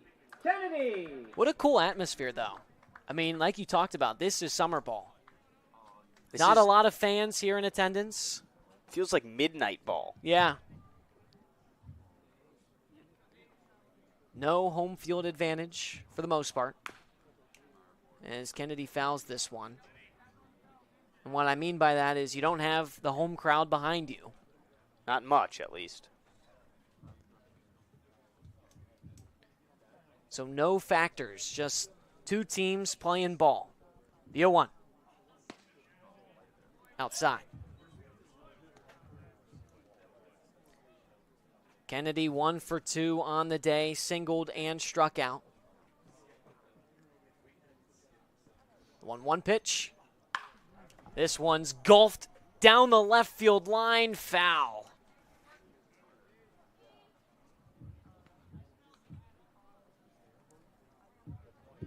So Kennedy with a 1-2 count and 1 out. The Mariners are teeing off right now on Lynn, though. The Wolf line out was hard. Both the home runs have been rockets. This is a guy that you can get to. So continue to put good wood on it. Just stay back if you're Kennedy. It was a little early. 1-2. Low. Kennedy with 5 extra base hits this summer. 4 doubles and a home run. The 2-2.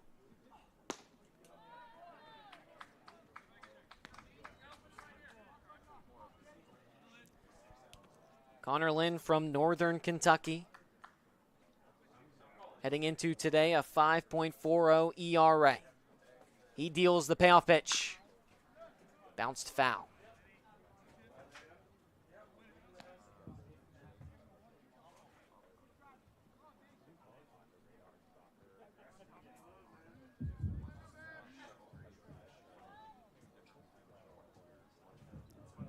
The 3-2. Ground ball short. Lopez on it. And he gets him out at first. 2 away in the bottom of the 6th. So similar to the home half of the 5th, where there was a leadoff home run to start the frame. And then the next 3 batters were retired. Matt Conti trying to avoid that here. He gets set from the right side. As we found out during the weather delay, a huge Texas Roadhouse fan. Loves the rolls there.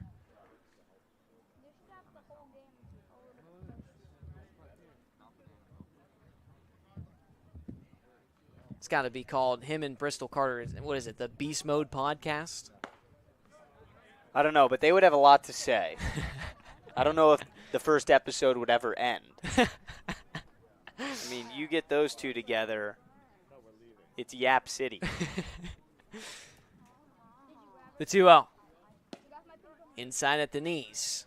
The thing I respect about them, though, is when the lights come back on and it's time to go, they're both extreme competitors. Oh, yeah. Not the guys where they strike out and they're caught laughing back to the dugout. They're focused on their game and they care. 3-0 pitch. Called strike 1. It's just a switch, right? When it's back on, they're locked back in. And not just that, but they're vocal. Getting their guys back into it as well. The 3-1. This one is driven into right. Newstrom makes the head-high grab. Boy, that had some carry on it. Out number 3. The Mariners down by 2. We'll be back on Cape League TV for the top of the 7th. Here at the Mass State Lottery, we're known for our monster wins. But there's no bigger win than the $1 billion we provide each year to support all 351 cities and towns in Massachusetts. In our game, we know that supporting local businesses and helping communities is how we all win. Because at the lottery, we're all playing for the home team. The Mass State Lottery. Welcome to the state of winning. If you need to dig, lift, move, grade, clear, or cut, pump, weld, clean, light, and just about anything else, dial up the rental source for the newest and the most reliable equipment in New England. Staffed with equipment and construction experts, Milton Rents, your local source.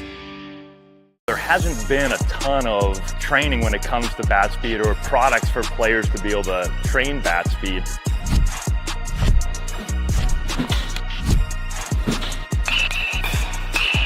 You can improve your bat speed and reach your goals working 10 to 15 minutes a day on this a couple of times a week. That's a no-brainer for every player.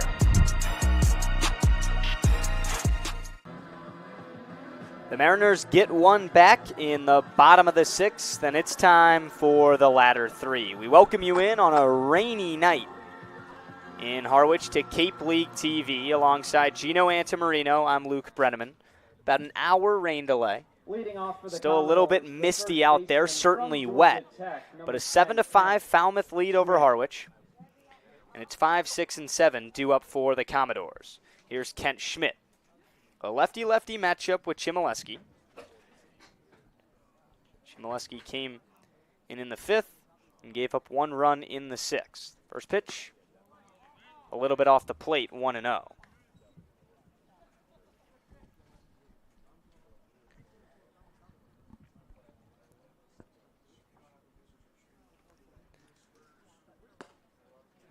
Hits the top part of the strike zone. The count's even, 1-1. Schmidt is 2 for 3 tonight. Has 2 singles and most recently scored in the fifth. Swing and a miss at the high fastball, 1-2. The Mariners have hit leadoff solo home runs in back-to-back innings, but still trail by 2. There's been a ton of offense tonight, 18 combined hits. 1-2 is chopped foul. Big strikeout from Chmielewski to end the top of the sixth against Micah New, the first time he was retired today. But that says a lot about Chmielewski's command and his confidence. 1-2. Driven into right. Brini has a beat on it and makes a play. Another fantastic jump from Nico Brini out in right field for the first out of the seventh. The third baseman from Brini's definitely feeling it. He's got a hop in his step off that home run he had just a few moments ago. Here's Zuckerman. 1 for 3, 2 strikeouts, but a double in the third. Fastball's upstairs, 1 ball and no strikes. This game has had a very slow feel to it. Not just the rain delay, but each inning just stacking at bats, pitches. 1-0 is high, 2 balls and no strikes.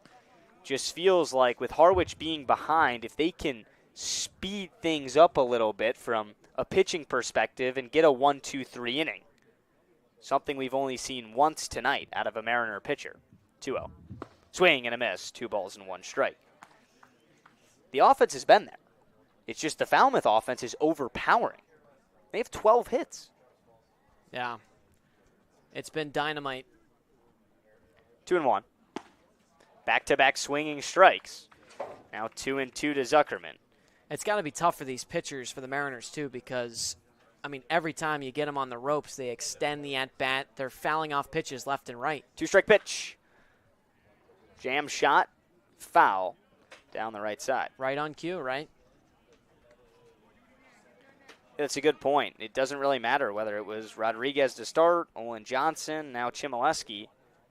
The put-away stuff, especially the swing and miss, it's just always a swing and a foul on some of the best pitches we've seen tonight. Looking for one here, 2-2. Up and away, a nice take. The count goes full. 3 balls, 2 strikes. Falmouth up by 2 with 1 down and nobody on in the top of the 7th. Chmielewski kicks and deals. The payoff pitch, a bouncer to Maloney at short. He's on it, takes his time, and throws it to Wolf for out number 2. 2 up, 2 down. That's just what we're talking about. And the Ofer, David McCann, is up. David McCann. It's always fun to keep an eye on these catchers for Falmouth. With their manager as Jared Saltalamakia, when he was with Bourne as an assistant in the Cape, they were getting the best catchers because who wouldn't want to go play under the mentorship of a World Series champion? So now in Falmouth, it's always fun to see, or it's going to be fun year in and year out, to see what type of talent he's bringing in there. The 0-1. On the outside corner, 0-2. Yeah, and we talked to him before the game. Geez, that feels like a day and a half ago. And, you know, he gives so much credit to everybody, right? We asked him, who is one guy that stands out? And he said, everybody. 0-2. Swing and a miss. Got him on 3 pitches. A 1-2-3 inning from Chmielewski. The Mariners trail by 2, but a little bit of momentum heading into the bottom of the 7th. We'll be back on Cape League TV.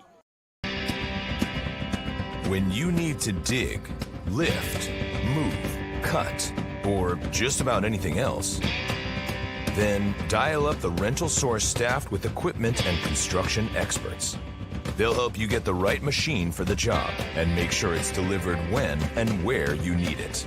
With locations across New England and the newest and most reliable inventory, Milton Rents is your local source. You can make any bat feel lighter by adding a velo puck knob. Instead of having to go get a whole entirely new bat, you can simply add the puck to it. Players can use this with any bat. It's basically going to shift the weight of the bat a little bit more towards the hands. Players are able to hit the ball a lot harder just by simply adding the puck on.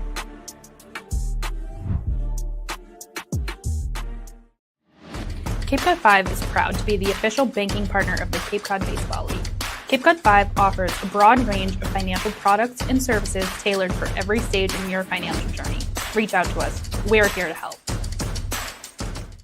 If you can dream it, if you can cruise in it, if you can summer in it, fish from it, or take it for a day at the beach, we can protect it. The Baldwin Group, protecting the possible. Back here in Harwich, everybody's all stretched and ready to go for the bottom of the 7th. The Mariners trail by 2. And it's just been the Falmouth offense. 12 hits, 7 runs. They've been bringing it inning in and inning out. They scored 1 in the first, 3 in the third, then added on 2 in the 5th. Most recently, another one in the 6th. So a scoreless top half of the 7th. And now we'll see if the Mariners can start chipping into this lead a little bit. Leading off for the Mariners, the designated hitter from Princeton, number 5, Jake Coonan will kick things off, and then Nico Brini, before the lineup turns over for Bristol Carter and the rest of the guys at the top. The left-hander Connor Lynn is back out there. First pitch, Coonan shows bunt, bunts it foul, 0-1. You see Mariners show bunt, which we do in a lot of initial at-bats to start innings. That has to be coming from the dugout because Steve Englert's a big on-base guy, and some of these guys, we didn't see bunt at all, whether it was at college or the start of the summer. 0-1, a healthy swing and a miss, no balls and 2 strikes. Yeah, the only thing, you'll take those home runs, but both of them were solo shots. You think if you had at least one guy on, I mean, this is a completely different game. 2-strike pitch. Ball low, 1-2. But on that same note, if you've given up 12 hits and 7 runs, this is the best pitching staff in the league that the Mariners have. You're only down 2 right now. You got 9 outs to play with. Plenty of baseball. 2-strike pitch. Up high, 2-2.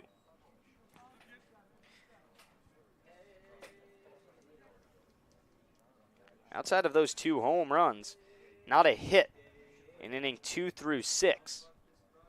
So 2 hits, 2 bombs. The rest came in the first. 2-2. Nice take. After falling behind 0-2, Jake Coonan has worked the count full. 3 balls, 2 strikes. The leadoff man in the home half of the 7th. The Mariners trail Falmouth by 2. Payoff pitch. Swing and a miss. Got him. Coonan goes down for the second time tonight on strikes. The right fielder from Wofford, number 4, Nico Brini. So with 1 out, nobody on, it's Nico Brini's turn. Nico had a long home run to right field his last time up. Just looking to get on here with the top of the order due up next. Connor Lynn gets set, a lefty-lefty matchup, ball low, 1-0.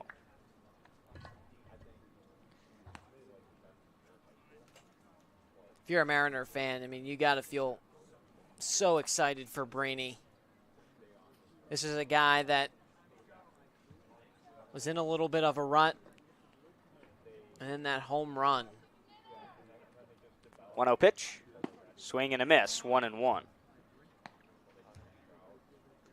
If Brini can get hot with this already hot offense for the Mariners, just another weapon to add to He this brings already so stacked much. order.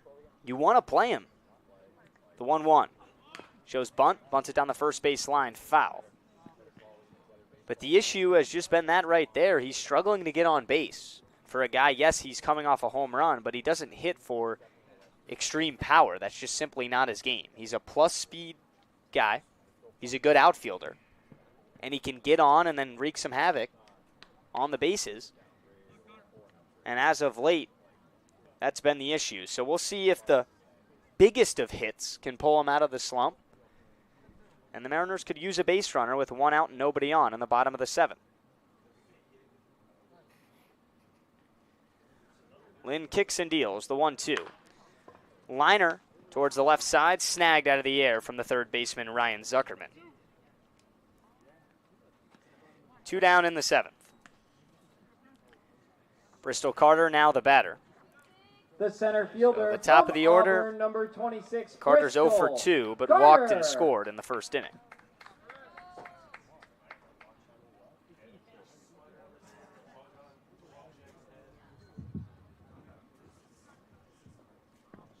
Ryan Zuckerman, the third baseman, is in.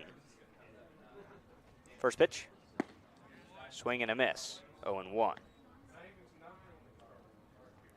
The last time out, Falmouth played a high-scoring game, 11-8, a loss at Chatham, a ton of errors in that game, few home runs, a grand slam. 0-1 pitch. Check swing. Did he go? No. 1-1. So a similar style tonight for the Mariners the last time out before the off day. A 7-1 beatdown at YD. So high leverage baseball towards the later innings, something that Falmouth is coming off of, Harwich not so much. 1-1. Strike at the knees. Bristol is shocked. 1-2. Looking around at the Mariner dugout.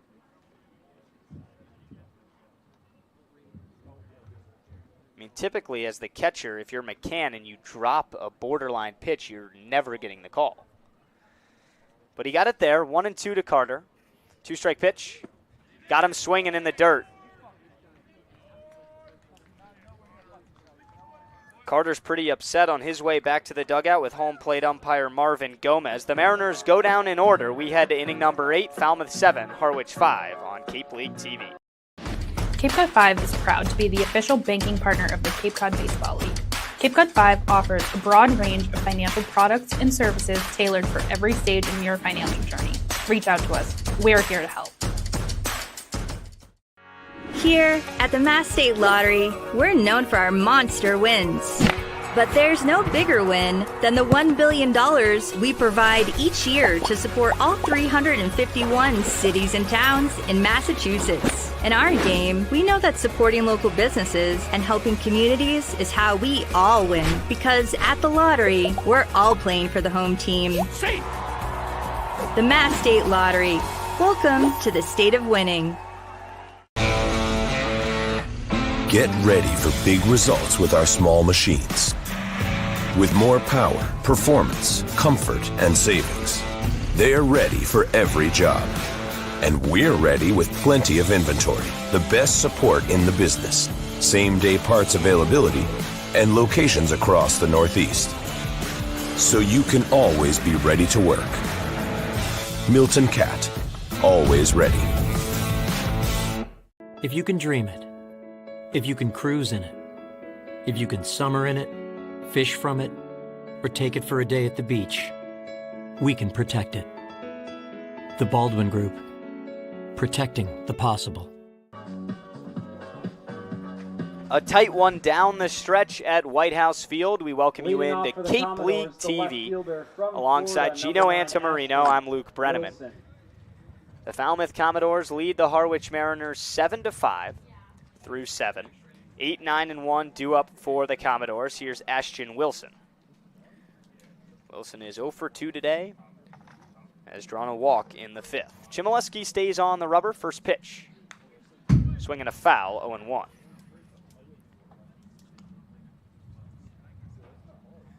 I'm going to say, Luke, there has been over 40 foul balls today by the Commodores. That's an oddly specific stat to inquire your brain with.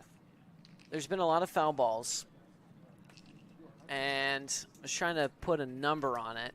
There's been a lot. Is that just one of those rain delay game moments?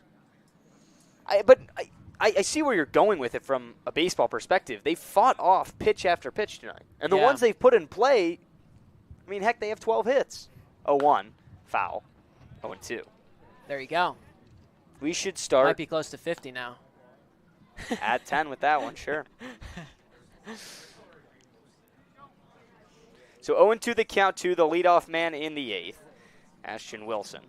A lefty-righty matchup. Chmielewski readies the glove, kicks, and fires. A fastball in, 1-2.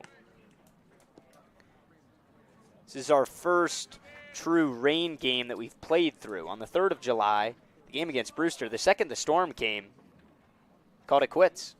A tie. Swing and a miss, strike 3. Chmielewski is on fire on the mound. 4th strikeout for him. The right fielder. The 8th so far tonight from a Mariner pitcher. Chris Newstrom. And here's the right fielder rounding out the Falmouth lineup, Chris Newstrom.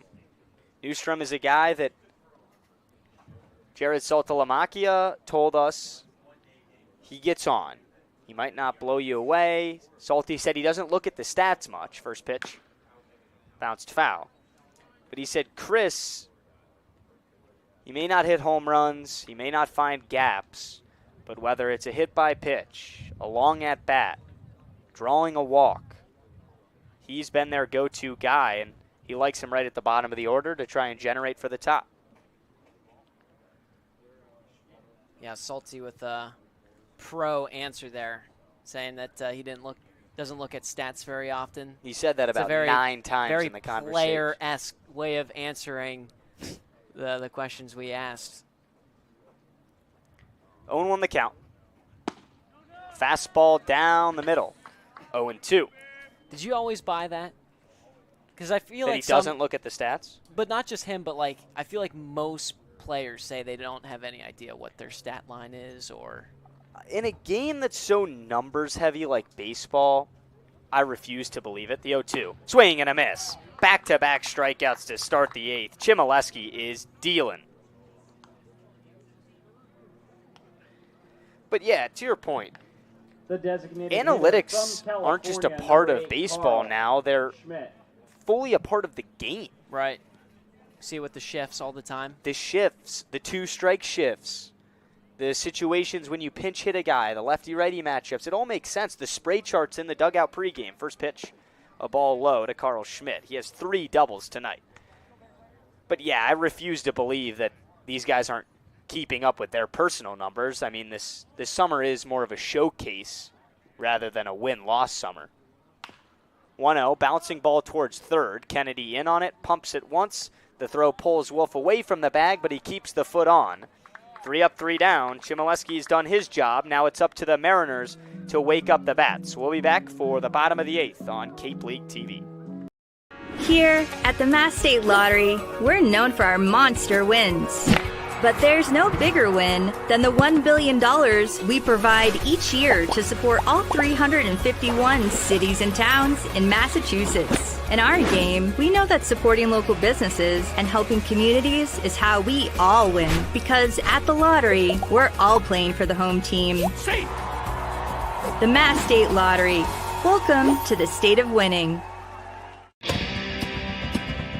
If you need to dig, lift, move, grade, clear, or cut, pump, weld, clean, light, and just about anything else, dial up the rental source for the newest and the most reliable equipment in New England. Staffed with equipment and construction experts, Milton Rents, your local source. There hasn't been a ton of training when it comes to bat speed or products for players to be able to train bat speed.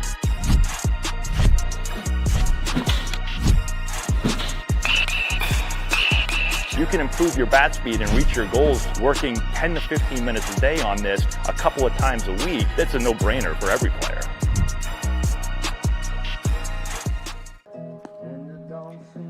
There's nothing better than singing Sweet Caroline with about the only 8 people still in this ballpark here in the White House Field press box. We welcome you in on Cape League TV. It's a late one.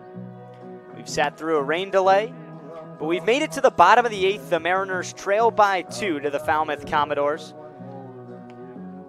Gino, if the Mariners could keep this win streak alive and have some late game heroics, I don't know if they're ever going to lose the rest of the summer. Baseman from Liberty, number 22, you'd Tanner think, right? Marsh. I mean, the Mariners, they have really started to put things together. It's so funny because, you know, their hit numbers today are doubled by the Commodores. They've got just 6, Falmouth with 12, but it's been timely hits.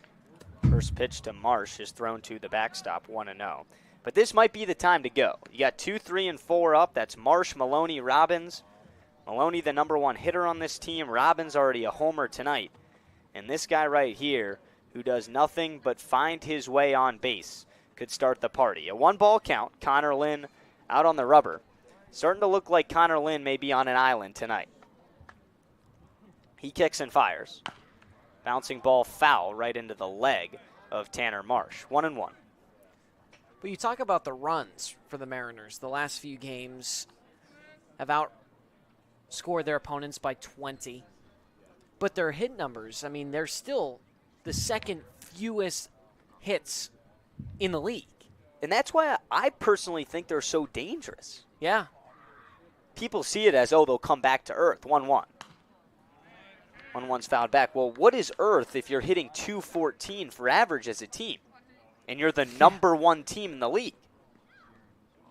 The pitching, 7 runs tonight, that's not very good. 12 hits. They have the number 1 ERA in the Cape. But if you can hang in there in games like this, then who can't you hang in there with? 2-strike pitch to Marsh. Inside, 2-2. And you got to give credit to Steve Engler, because all the guys in the Cape are uber talented. They're all coming from the best colleges, or they're finding kids from smaller schools who simply dominated at those places. 2-2. This one's crushed towards dead center. Back is Micah New, and he makes the catch. That's the deepest part of the yard over there in right center. Marsh hit that one right on the screws, but it wasn't enough. The shortstop from that had some Oregon, good wood number on it. 39, Maddox Maloney. Marsh still in search of his first extra base hit of the summer. But that one had some good carry on it.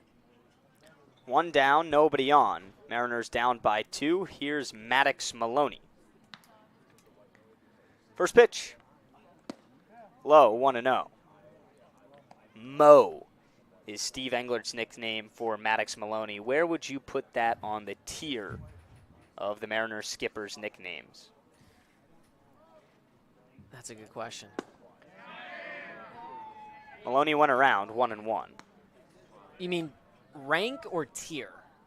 So are we doing Either like or. S tier, or are we doing like, okay, rank? No, all the ranking's nicknames? more straightforward. Let's just More do straightforward. I mean, T Smooth's got to be 1 for Tanner Marsh. 1-1, bouncing ball foul. I think Shinny's up there. Like, it's just something about Shinny. It's simple. Yes, his name's Shintaro, but Mo is as simple as they come. I know Mo is. That's like a tough nickname. 2-strike pitch in the dirt, 2-2. Like, you don't mess with someone named Mo. You know what I mean? 100%. I had an old boss named Mo. Oh my goodness. And when Mo was around, phone was in your pocket, the drink cup was down, and you were acting like you're at work. You might still have the game running in your pocket. I love acting at work. That's funny. Count goes full, 3-2. Come on, you never had a job in early days of high school where you didn't really do much, but you kind of had to act like it? No, I was a hard worker, Luke. Excuse me. Payoff pitch. Bouncing ball, third base side. That trickles foul. Maloney staying alive, making this an at-bat with 1 down in the bottom of the 8th.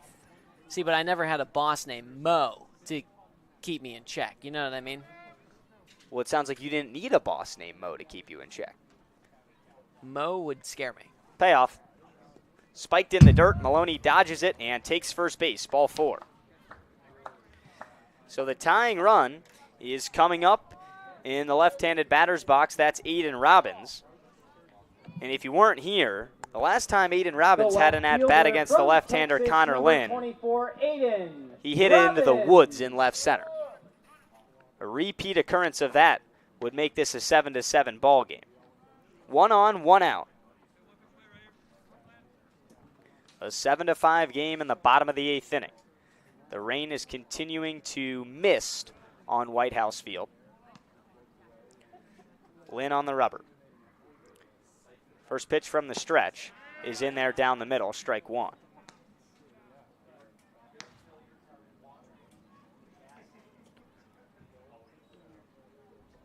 How difficult do you think it is to stay focused in a game that has been so long with also a delay? I think it's got to be a little bit of a factor in this game, also because it's so late. I mean, this is the latest we've gone. It's after 10 o'clock.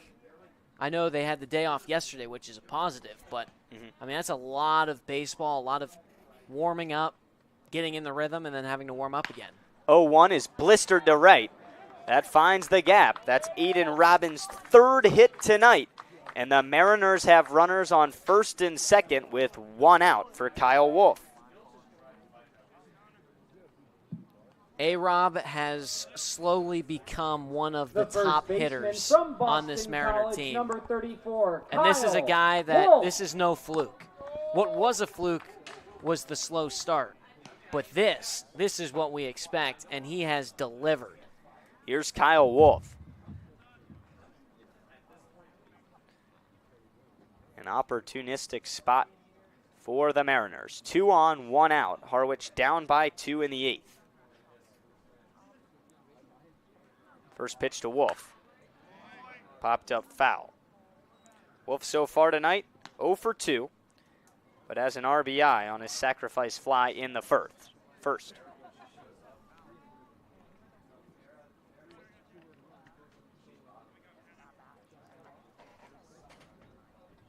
This is a guy that you don't have to worry about if he's focused or not. Takes every pitch extremely serious. 0-1. Check swing, a strike on the outer part of the plate, 0-2 to Wolf. Kennedy on deck. A hit here could make things real interesting in the 8th inning. You can't go down off a strikeout, though. Got to get those runners over. 0-2. This one's crushed to left. Wolf just missed it. Coming in is Wilson. He makes the play for out number 2.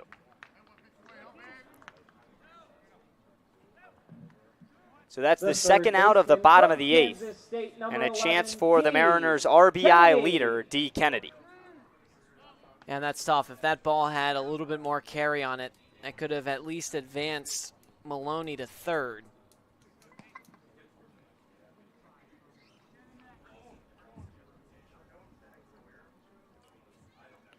First pitch to Kennedy. Swing and a miss. The changeup in the dirt got D to chase, 0-1.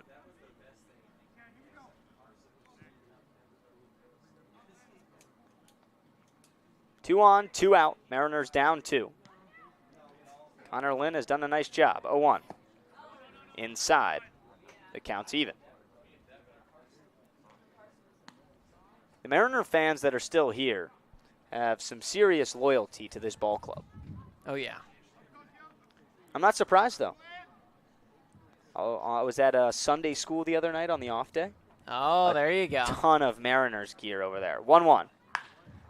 Popped up towards right. Coming in quickly is Newstrom. He lost it. Chris Newstrom lost it. One score. Maloney scores on the air in right. Newstrom lost it in the dark night sky. Maybe some raindrops. But what an important mistake as Maddox scores from second base. Robbins goes to third. The catcher from Wake Forest, number 8, Yeah, Matt that's tough. Conti. Tough play to give up. You know, you feel for these guys, but for the Mariners, I mean, they caught a big break. A chance for Conti that just seconds ago, you may have thought he might not see an at-bat in this inning. First pitch. A ball high. But they appeal down to first, and Martin Hassenfuss says he went around, 0-1. No bigger spot of this ball game for Matt Conti. 0-1 pitch. That's a strike, 0-2. Conti's got to dig in here.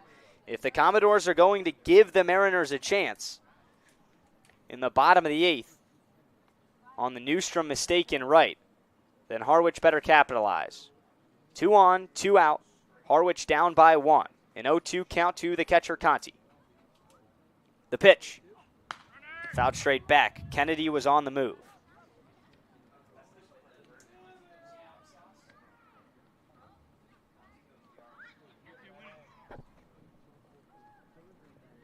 Conti's got some strength. This is a guy that can hit for power. He's got a few doubles on the year. A double here could completely flip the score. Kennedy with speed at first. 0-2 is crushed towards right center. It's down. The game is tied in the bottom of the 8th in Harwich. Matt Conti with a massive 2-out single to bring home Aiden Robbins. And don't look now, but it's 7-7, and runners stay on the corners. Look, not even a smile from Conti. That's just routine as it comes. Easy now, beast mode. That's his saying. But just dropping between Newstrom and Osterhaus. That's it for Connor Lynn. An entirely new ball game in the bottom of the 8th. 2 on, 2 out. Jake Coonan will be the batter. The Commodores go to the bullpen. We'll be back on Cape League TV. When you need to dig, lift, move, cut, or just about anything else, then dial up the Rental Source staffed with equipment and construction experts. They'll help you get the right machine for the job and make sure it's delivered when and where you need it. With locations across New England and the newest and most reliable inventory, Milton Rents is your local source. You can make any bat feel lighter by adding a velo puck knob. Instead of having to go get a whole entirely new bat, you can simply add the puck to it. Players can use this with any bat. It's basically going to shift the weight of the bat a little bit more towards the hands. Players are able to hit the ball a lot harder just by simply adding the puck on.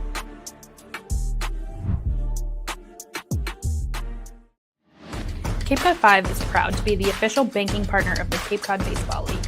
Cape Cod 5 offers a broad range of financial products and services tailored for every stage in your financial journey. Reach out to us. We're here to help. If you can dream it, if you can cruise in it, if you can summer in it, fish from it, or take it for a day at the beach, we can protect it. The Baldwin Group, protecting the possible. We welcome you back to White House Field. The score is now tied. The Mariners have scored 2 in the bottom of the 8th inning, and Falmouth will go to the right-hander, Joe Sabbath. The batter is Jake Coonan. There's runners at first and third, but you got to look back to D. Kennedy's at-bat. A fly ball as routine as they come to Chris Newstrom, and he simply overran it. That extended the inning, and Matt Conti in a 2-strike count with an RBI hit to tie it. So that's where we stand, 7-7, 2 on, 2 out. First pitch to Coonan. Fastball outside, 1-0. Coonan is hitless so far tonight, 2 strikeouts. But this has been a Mariner who has been clutch so far this summer. He awaits the 1-0. Swing and a miss, 1-1. Yeah, it's a guy that can put some oomph behind his swing.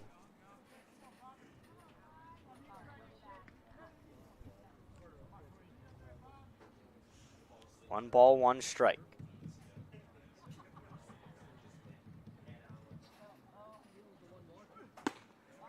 Back-to-back swinging strikes. Coonan is behind 1-2. To think that a hit here and Harwich can throw out a closer in the top of the 9th to steal this game is mind-boggling. 12 hits for Falmouth. The runner goes 1-2, pitch away, and Matt Conti takes second base. So now 2 in scoring position, 2 out. A 2-2 count in the 8th. Coonan, second most RBIs on the team with 9. He's got 2 in scoring position. 2-strike pitch. Popped up foul. Coonan will see another.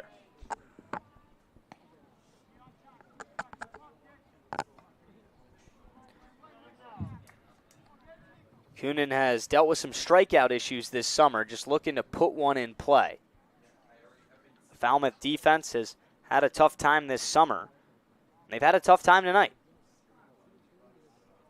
2-2. In the dirt, a fantastic block from David McCann behind the plate to keep that in front. D. Kennedy with speed at third base for anything that gets away. Now a full count, 3-2. Conti at second, Kennedy at third. A 7-7 game in the bottom of the 8th inning. Coonan in a righty-righty matchup, looking for something over the heart of the plate. The payoff pitch. Check swing, ball 4 outside. The bases are loaded. It's such a mind game. The first batter face for a new pitcher is the battle of the minds. That can be so crucial. We talked about it earlier in dictating how the rest of your appearance on the mound will go. So here's the guy that, Gino, you've talked about all night. Just one big hit away from getting out of a slump. He already has a home run in this ball game. His lone hit. First pitch. Up and away to Brini. Nico has a very good eye, so going to make Sabbath throw him a strike. The bases are juiced. They all count for the same. This one may not feel like a big moment with no crowd, but the Mariners trying to extend their winning streak. The 1-0, a liner into dead center. Micah New, right place, right time for the 3rd out of the inning. Nico Brini hit another one right on the screws, but right at Micah New. So the Mariners leave the bases loaded in the 8th, but not before they tie it up 7-7. We head to the 9th in Harwich on Cape League TV. Cape Cod 5 is proud to be the official banking partner of the Cape Cod Baseball League. Cape Cod 5 offers a broad range of financial products and services tailored for every stage in your financial journey. Reach out to us. We're here to help. Here at the Mass State Lottery, we're known for our monster wins. But there's no bigger win than the $1 billion we provide each year to support all 351 cities and towns in Massachusetts. In our game, we know that supporting local businesses and helping communities is how we all win. Because at the lottery, we're all playing for the home team. The Mass State Lottery. Welcome to the state of winning. Get ready for big results with our small machines. With more power, performance, comfort, and savings. They're ready for every job. And we're ready with plenty of inventory, the best support in the business, same-day parts availability, and locations across the Northeast. So you can always be ready to work. Milton Cat, always ready. If you can dream it, if you can cruise in it, if you can summer in it, fish from it, or take it for a day at the beach, we can protect it. The Baldwin Group, protecting the possible. What a moment here at White House Field, heading into the top of the 9th. The Mariners plated 2 to end the 8th, and so we set deadlocked. 2-3-4 due up for the Commodores. Here's Justin Osterhaus, shows bunt, pops it in the air, and out of play. This broadcast is a copyrighted production of the Cape Cod Baseball League. Any unauthorized duplication, retransmission, or other use is strictly prohibited. Thanks for spending your Tuesday evening with us here at White House Field. The 0-1 misses upstairs. 1 ball, 1 strike. Tom Chmielewski on the mound for the Mariners in his 3rd inning of work. He kicks and fires the 1-1. Hits the inner edge for strike 2. Chmielewski has done his job, Gino. Kept the Mariners in it. Back-to-back scoreless frames in the 7th and 8th. The 1-2. Swing and a miss. Strike 3. Chmielewski's 6th strikeout of the evening. And like you said, Luke, he is doing his job. So 1 away in the top of the 9th. The shortstop. And here comes Adrian Lopez. Adrian Lopez. I mean, with Harwich, yeah, they left him loaded in the 8th, and you were hoping for this being a save situation in the top of the inning. You can go 1, 2, 3 again. You can go win it in the bottom of the 9th. Lopez 1 for 3 on the day with a walk. From the right side, his first offering. Foul tip.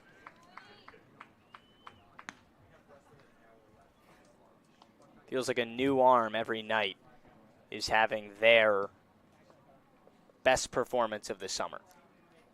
Chmielewski from UNC. His 3rd appearance this summer. The 0-1. In there for strike 2.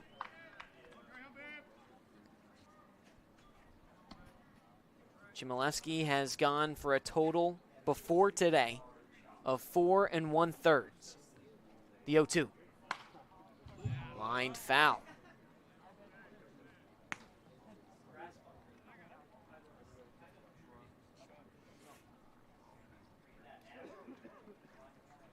Chmielewski in search of his 6th strikeout, rather 7th strikeout of the evening. The 0-2 pitch. This is low. Lopez has singled, walked, and has driven in a run. The 1-2. This one's blasted down the right field line and foul.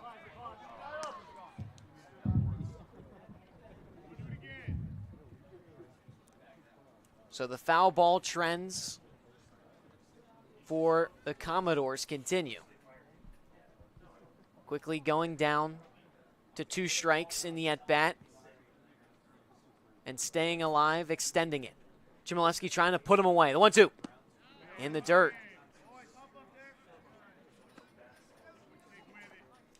Chmielewski made sure to not elevate that one after the loud contact on the previous foul. Lopez with just 1 extra base hit this summer. The 2-2. High bouncer up the middle, right to Maloney at short. Whips it to first. It pulls Wolf off the bag, and his foot comes off. And so Lopez is safe. A throwing error to Maddox Maloney. And so with 1 out, a base runner. The center fielder from Marshall, number 3, Micah New. This is not the guy you want up with runners on in the 9th. If you're the Mariners. If you're the Commodores, this is the guy I think you if want you're to any have team up. in the league, you just choose this guy.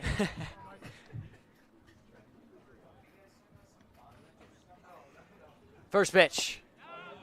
Breaking ball misses low. New heading into today. 17 RBIs.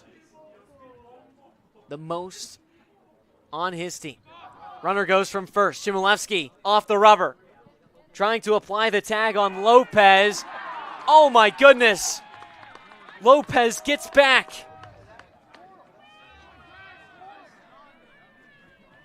The Mariners can't believe it. Martin Hasenfuss over at first making the call as we see another look at it. It was close. And that's going to bring Steve Englert out of the dugout. Got the slow-mo going on now. He's in there. Wow. Looks like that right hand got in there. If you're Heiberger, or Chmielewski, excuse me, you just got to throw it to Wolf initially. And then get him in a pickle. Right. Because running straight at him, he can kind of go in either direction. And as Chmielewski continued to pump and hold onto the ball, it just allowed Lopez to get back to the first base bag quicker. So we resume play. Lopez just saved himself. 1-0 the count to New. The pitch. In there for a strike.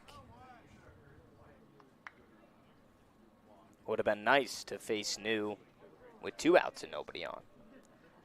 New already up to 3 hits on the day, 2 runs as well. The 1-1.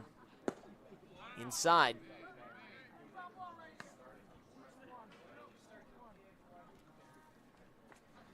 It's been a long game here at White House Field. Opening pitch was at 6:30. Got to the 5th inning. The 2-1 is golfed foul. Got to the 5th inning, and the game was delayed because of lightning. About an hour of no game. Then we resumed, and it is now 10:30 with a tie ball game. The 2-2 to New. This one's lined to short. Maloney's there. Throwback to first. Skips away from Wolf.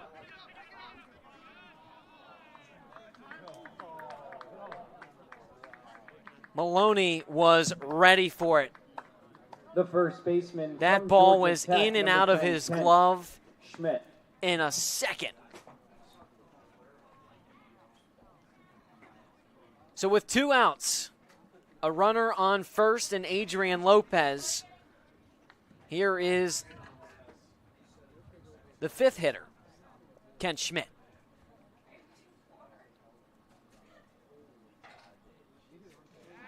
Throw back to first, not there.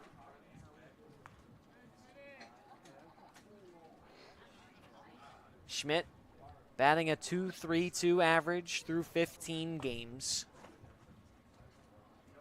He's got 2 home runs on the year. The pitch. Outside for ball 1.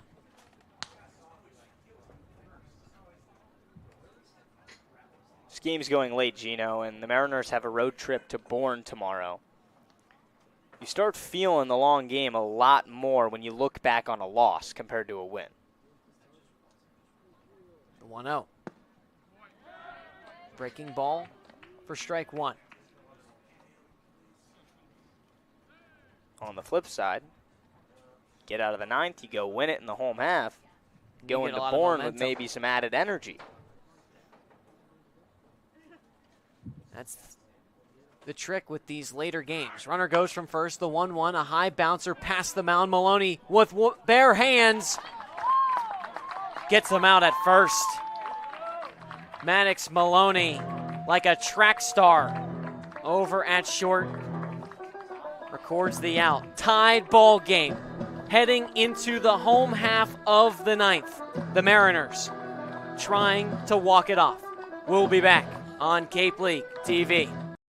Here at the Mass State Lottery, we're known for our monster wins. But there's no bigger win than the $1 billion we provide each year to support all 351 cities and towns in Massachusetts. In our game, we know that supporting local businesses and helping communities is how we all win. Because at the lottery, we're all playing for the home team. The Mass State Lottery. Welcome to the state of winning.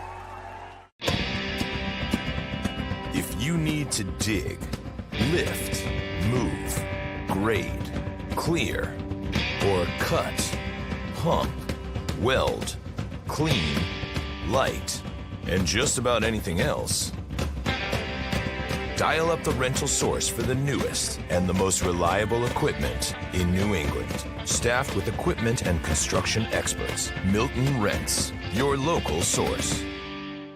There hasn't been a ton of training when it comes to bat speed or products for players to be able to train bat speed.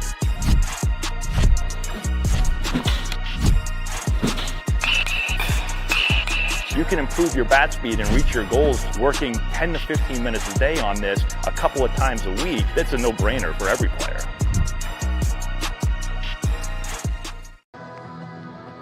Well, if you were tired at 10:35 p.m. on a Tuesday night, there's nothing that will get you going like shipping up to Boston here in the home half of the 9th. Tied ball game here at White House Field. Top of the order due up for the Mariners. It's Bristol Carter leading things off. Tanner Marsh on deck. Maddox Maloney in the hole. A heavy-hitting trio for the Mariners. Bristol Carter. And the Auburn Tiger, Bristol Carter, trying to start things off. No better time, Gino.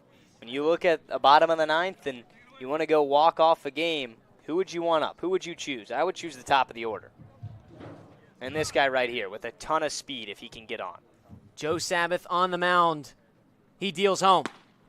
First pitch inside for ball 1. Sabbath came in the last frame. Faced 2 batters. Gave up a walk to Coonan and then a line out from Breeny. That ended the frame. So Carter is his 3rd batter faced today. The 1-0 in there for strike 1. Carter today 0 for 3 with a walk. You also add in a stolen bag and a run. The 1-1. Fouled straight back. The Mariners 5-0-2 in their last 7 games.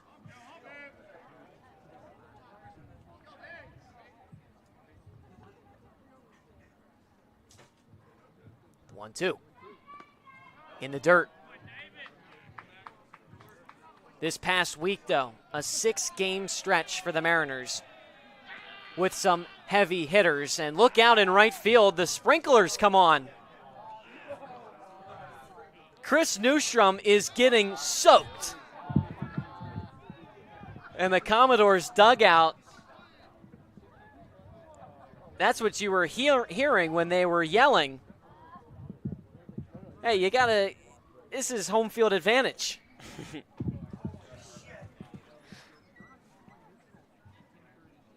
He's saying he's good, Gino. I respect him. The thumbs up. It's been raining pretty much this whole evening. Nothing like a little bit of water. And so now the sprinklers are turned off.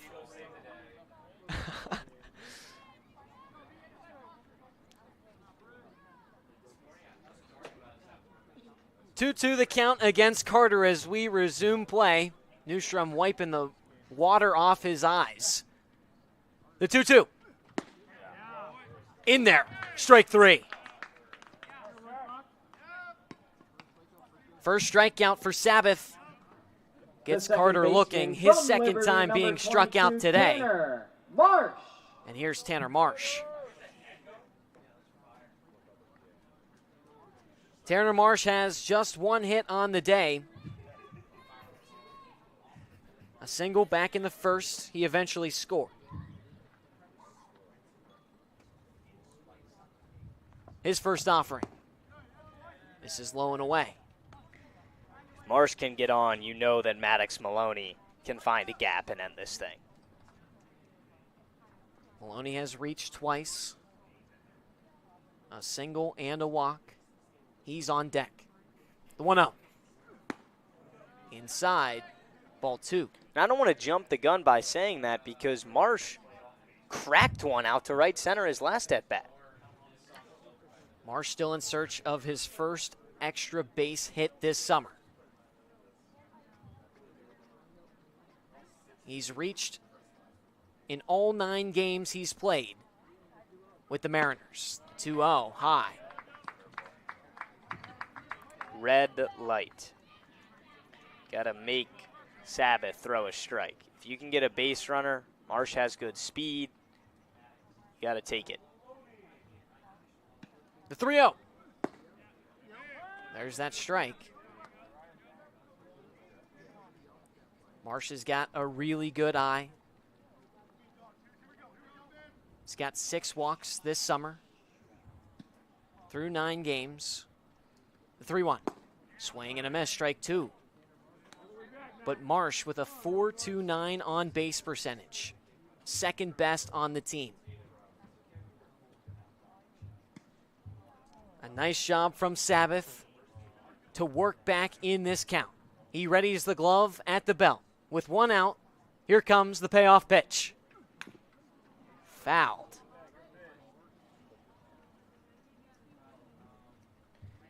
If you're a Commodore, you got to be starting to get a little bit frustrated. I'm not going to say at your own pitching staff, but just the fate of how some of their losses are coming. You look at the last time out, you lose 11-8 against Chatham. You score 8 runs and lose that game.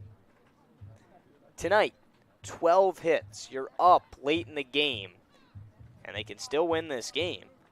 But the fact that at best they're going to play extra innings in a 7-7 game. 7-5 heading into the 7th. And there's the walk. Tanner Marsh looking cool, calm, and collected as he trots to first. The shortstop. And so with Oregon, 1 out, number 39, Maddox there's a Maloney. base runner. And here comes Maddox Maloney, the guy we were talking about. So I'm interested to see if Steve Englert will put Marsh in motion. McCann is a very good catcher behind the plate. Marsh still in search of his first stolen bag this summer. He's 0 for 2. First pitch for Maloney, inside for ball 1. Did you see that Sabbath quick pitched him there? Trying to catch Maloney off guard. Maloney tied for the first in hits on the team with Trey Broussard, who's not in the lineup today. They check on Marsh at first, not in time.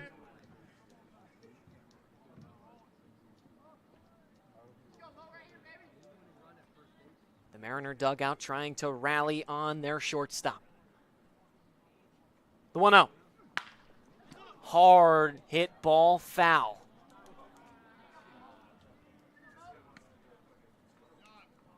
But the Mariners are feeling it.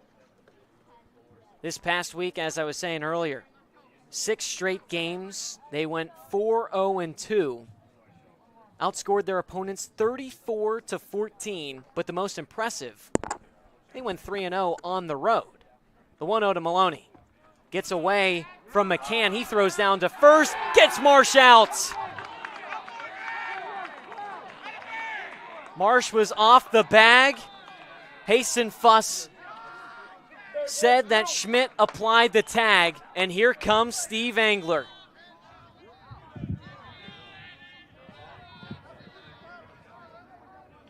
What is Marsh still doing on the first base bag? He doesn't agree with the call, and Engler just got tossed. Here comes Mickey Garcia.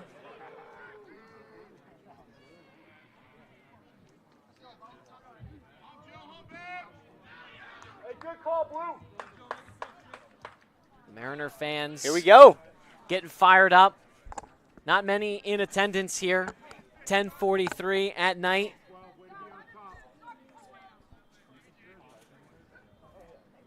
Two 2-1 the count with 2 outs. Maddox Maloney now practically on an island. He's got no base runners. Well, you already know what Maloney's thinking now. 2-1 count. Buckle up. If he gets a fastball anywhere near the zone, he is going to put his whole body into it. Maloney with 2 bombs this year. The Oregon Ducks straps in. Sabbath gives the nod. A big pitch, a big moment. The 2-1. Swing and a miss, strike 2. But Gino, you got to bring light to a consistent error that the Mariners continue to make, and that's poor base running. Absolutely right. Seen that happen a few times this summer. Well, here we go again. The 2-2 pitch. Popped up foul. Maloney stays alive. You talk to anyone of Mo's teammates, they all say this guy is already ready for the pros. Just trying to get on here. The most consistent swing, they say, on the team. Here's the 2-2. Check swing. Appeal says he did not go.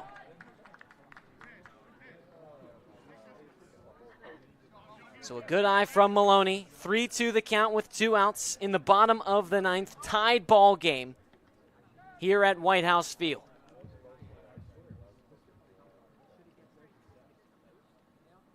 Payoff. Called strike 3. Inside edge. Maloney shaking his head in disbelief. So the score remains tied heading into extras. If you were tired before, well, bear with us because we've got more game to play. 10:46 on a Tuesday evening. Where else would you rather spend than here on Cape League TV? Stick around. We'll head into the top of the 10th when we come back. When you need to dig, lift, move, cut, or just about anything else, then dial up the Rental Source staffed with equipment and construction experts. They'll help you get the right machine for the job and make sure it's delivered when and where you need it. With locations across New England and the newest and most reliable inventory, Milton Rents is your local source. You can make any bat feel lighter by adding a velo puck knob. Instead of having to go get a whole entirely new bat, you can simply add the puck to it. Players can use this with any bat. It's basically going to shift the weight of the bat a little bit more towards the hands. Players are able to hit the ball a lot harder just by simply adding the puck on.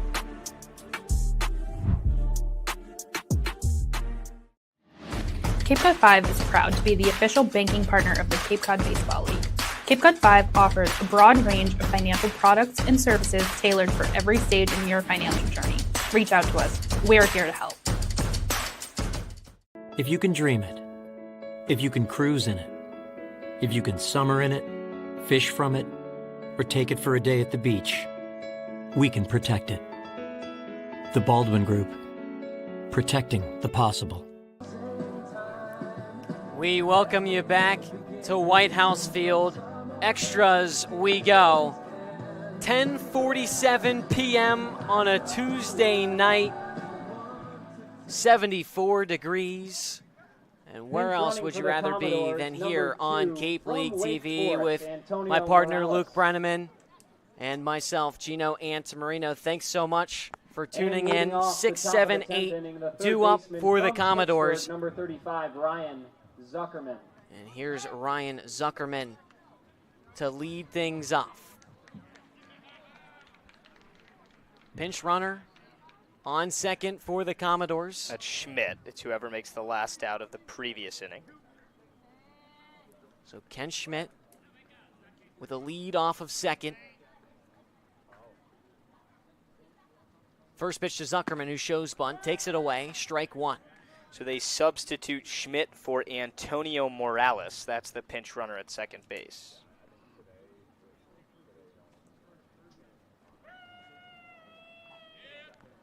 Zuckerman today, he's got one hit.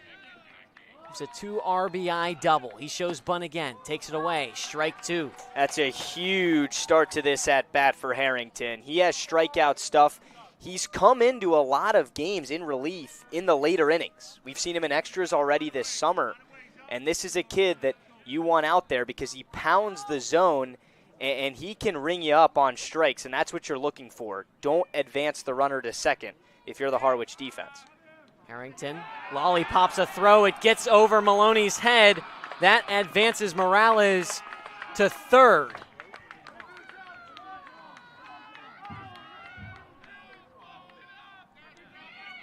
And right on cue, the Falmouth dugout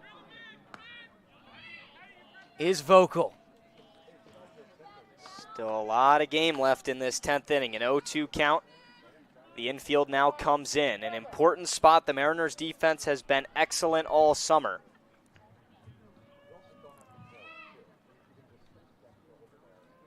Harrington comes home with the 0-2.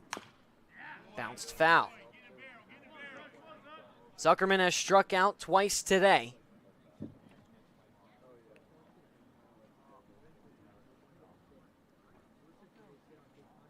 Harrington trying to add another tally to that list as he stares him down. The 0-2. Pushed foul. Just something that the Commodores have done every at-bat tonight, and that's stay alive. They fought off a lot of really good pitches from this Mariners staff. But credit Harwich. They've hung in there. The bats picked up the pitchers tonight, and now this is a game where someone's just got to go take it. The 0-2. Low and away, check swing, says he did not go around.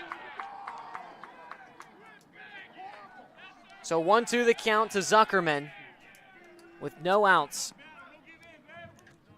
Harrington in his 5th appearance on the mound this summer has given up 6 hits, 1 walk, and 7 strikeouts. The 1-2. Hard hit ground ball to third. Kennedy right there to make the play. Throws to first in time for out number 1. Well done, D. Kennedy. Didn't try and move too quick. He looked the runner back to third base. We've seen a couple of those situations this summer where the runner's going on contact no matter what. And you got to give Morales credit because it's been unfortunate in those situations for Harwich this summer where you're going on contact, and Kennedy probably would have had him at the plate. So with nobody out, that's a smart move for Morales, looking for a fly ball to the outfield. Morales, a speedy base runner. He's got 7 stolen bags. That's second most on the team. Goes to show the wheels he has. First pitch, here's McCann drilling this one to deep right. and it's out of here. A 2-run bomb from David McCann, and it puts his team up by 2 in the top of the 10th. David McCann has had an unbelievable inning stretch. If you go back to the bottom half of the 9th inning, he was the one who gunned down Marsh on the pass ball that got away at first base. On the back pick, they take the Mariner base runner, and he's sitting fastball the whole way first pitch and may have just hit that one over the White House scoreboard. McCann with his 2nd home run this summer, and it couldn't have come at a better time. First pitch on Ashton Wilson misses low and away. Rather, they call it a strike. Said he went around. Now if you're Harwich, just keep it at 2. You got a runner on to start the bottom of the 10th. Crazier things have happened. 0-1, strike 2.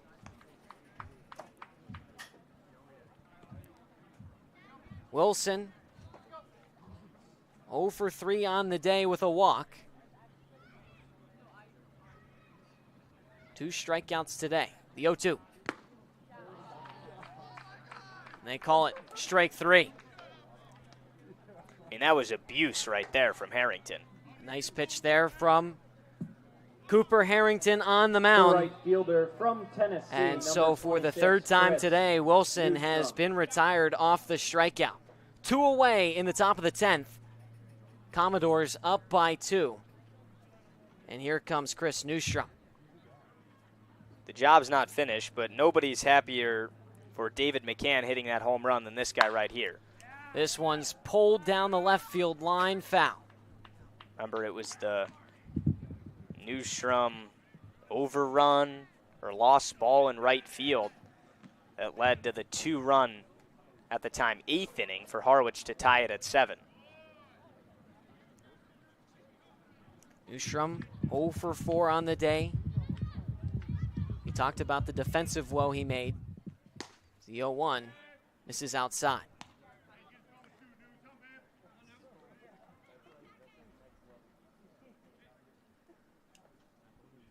Both teams 1-1 against each other this summer. 1-1. This one's popped up to center. Bristol Carter takes a few steps back and records out number 3.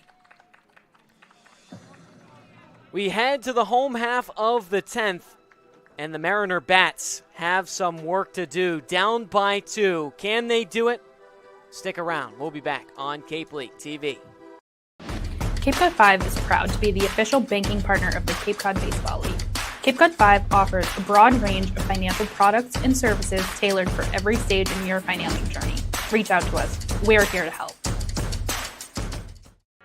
Here at the Mass State Lottery, we're known for our monster wins. But there's no bigger win than the $1 billion we provide each year to support all 351 cities and towns in Massachusetts. In our game, we know that supporting local businesses and helping communities is how we all win. Because at the lottery, we're all playing for the home team. The Mass State Lottery. Welcome to the state of winning. Get ready for big results with our small machines. With more power, performance, comfort, and savings, they're ready for every job. And we're ready with plenty of inventory, the best support in the business, same-day parts availability, and locations across the Northeast. So you can always be ready to work. Milton Cat, always ready.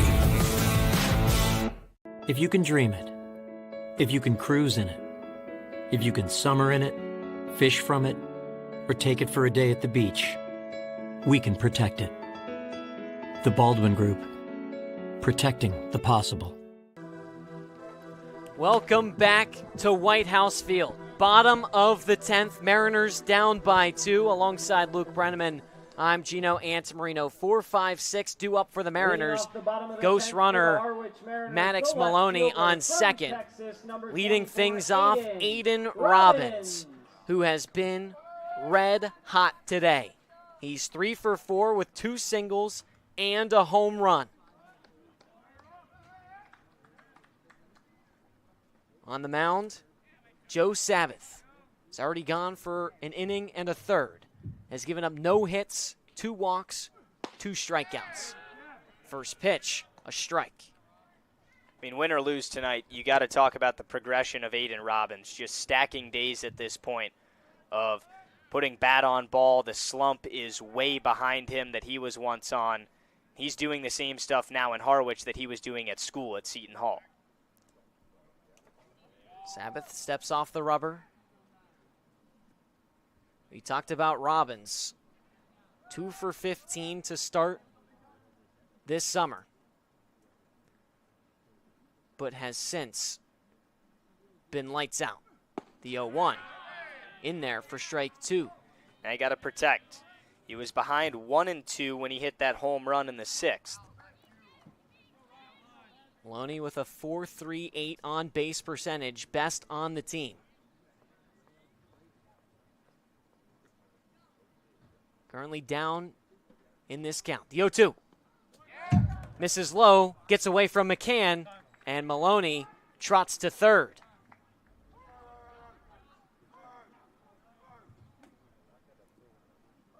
Doesn't matter all too much with the 2-run lead.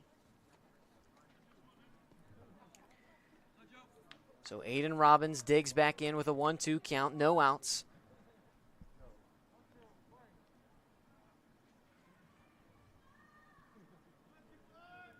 The pitch. Up high. Good eye from Robbins. Robbins going to make you beat him. If he can get on, you got Wolf on deck, then the team leader in RBIs, D. Kennedy, right behind him. I don't think the Mariners are done just yet tonight, Gino. The 2-2. Fouled off. Just got a piece of Robbins' bat. And so he stays alive with the 2-2 count. So how this game played out so far. The Commodores struck first in the top of the first. The Mariners took the lead 3-1 heading into the second. Back and forth game until the 5th, where it was a lightning delay. And here comes the 2-2. Called, strike 3.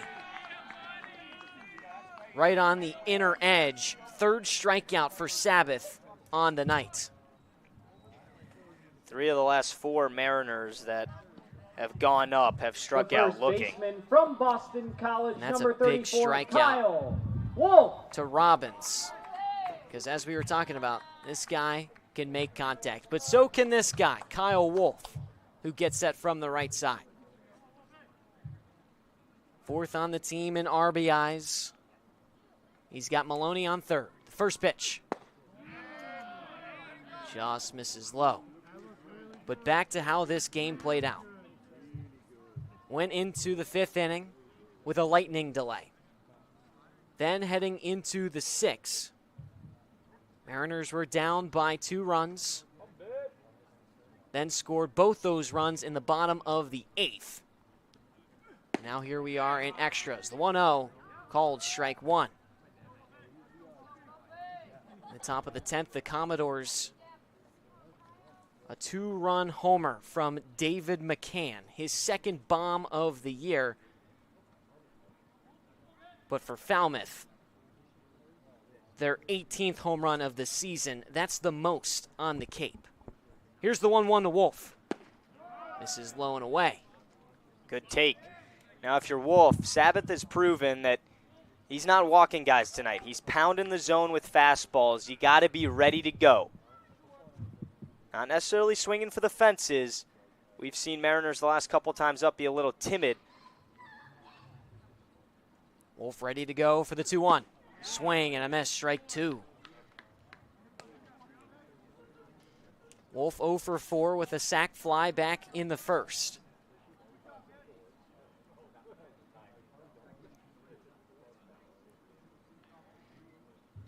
He's got a home run this summer. That was against these Commodores in the 3rd game of the summer. 2-2 high and away. One more outside the zone, and you got the tying run on first base, Gino. Kennedy on deck. Maloney on third, 90 feet away from cutting the deficit to just one. One out, the 3-2 pitch. Skied foul. I like that from Wolf, though. A lot of these borderline pitches haven't been going the Mariners' way in 2 strike counts. He expanded the zone, sure, that one could have been a little bit high, but lives to see another pitch.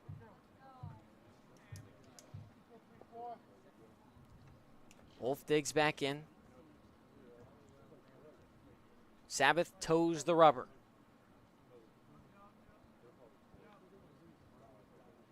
The payoff.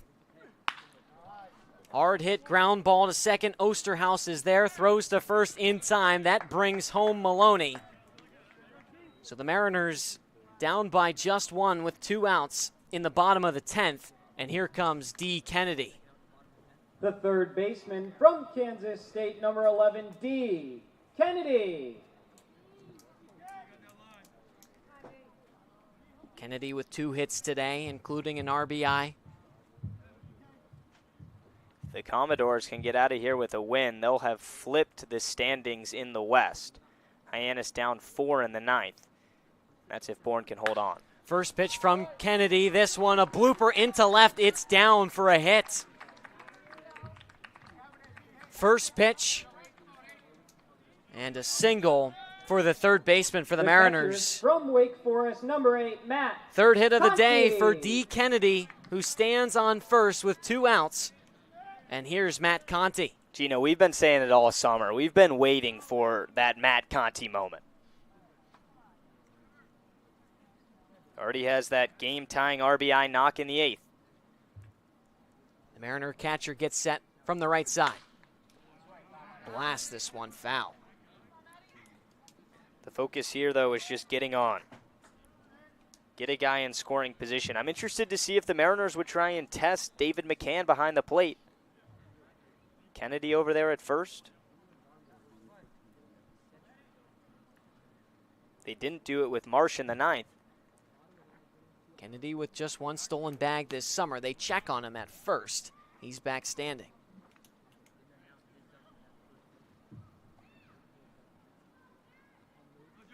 (9-8) the score, bottom of the 10th. With 2 outs and 0-1 count to Matt Conti. Joe Sabbath on the mound, kicks and deals. Low and away.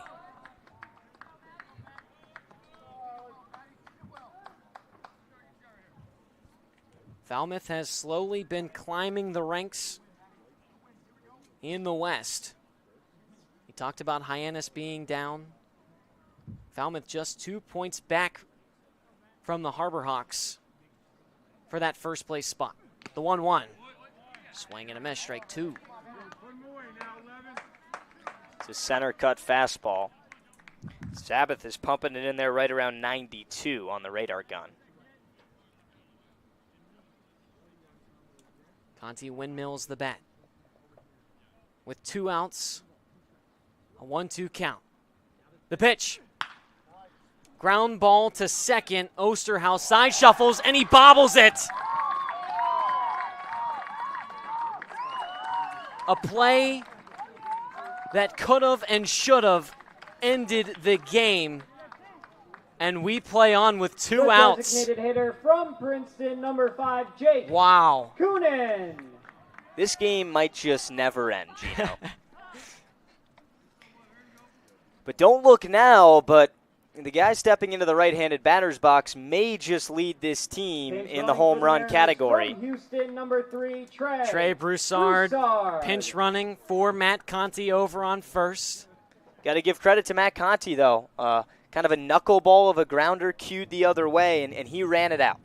Just a catcher, doesn't have great speed, but like he should down to the final out, he ran it out. Osterhaus started moving a little bit too quick. Now you got 2 on and 2 out, down by 1. So an error to the second baseman, Osterhaus. That puts 2 runners on with 2 outs. And here's Jake Coonan from the right side. A rising senior from Princeton. leads the team with 3 homers. They check on Kennedy back at second. Errors have killed Falmouth this summer. We talked to Coach Saltalamacchi about that before the game. He just said it's inexcusable. It's not us. Falmouth coming off of 3 errors in the last game against Chatham. An 11-8 loss as Coonan golfs this one foul.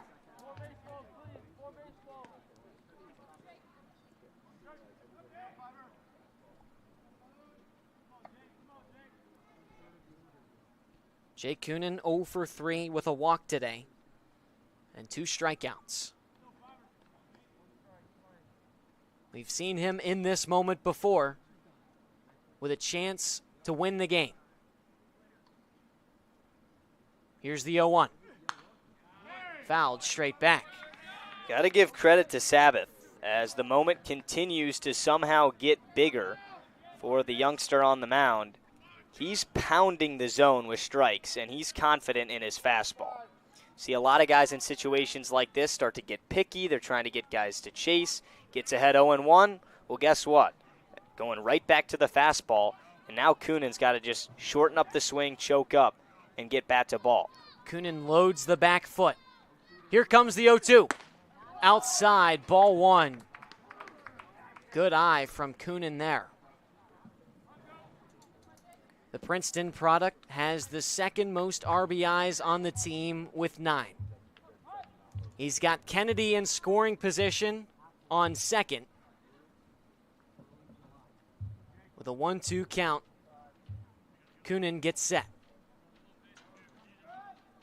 Sabbath in search of his 4th strikeout. As this one is carried to left, Wilson back and records the catch for out number 3. The Mariners were knocking on the door, trying to steal a game from the Commodores.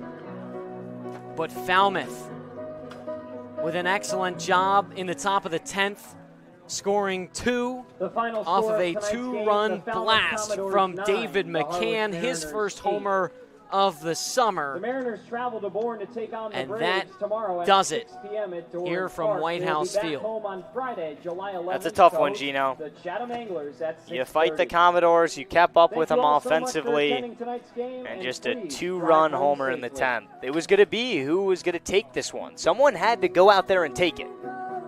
And it ended up being McCann on a 430-foot shot. Well, the Commodores doing Commodore things. That's their 18th home run of the summer, the most on Cape Cod. But the Mariners with a couple home runs themselves in this game, one from Aiden Robbins, his second this summer, and the other from Nico Brini, his first. A long game here at White House Field. First pitch was at 6:30, and now 11:10 on a Tuesday night. If you're still sticking around, we thank you so much for taking the time and being with us here. The Mariners are back in action tomorrow against the Braves on the road. First pitch is at 6 o'clock. We'll have you on the Mariner Radio Network. For the Commodores, they host Hyannis tomorrow at 6 o'clock. So battle of the 2 top teams in the West. The Mariners drop to 10-7-3, and the Commodores 10-9-1. That's it from us here at White House Field. For our producer, Dave Roberts, for my partner, Luke Brenneman, I'm Gino Antamarino saying so long on an extra inning loss for the Mariners. We will see you tomorrow on the Mariner Radio Network.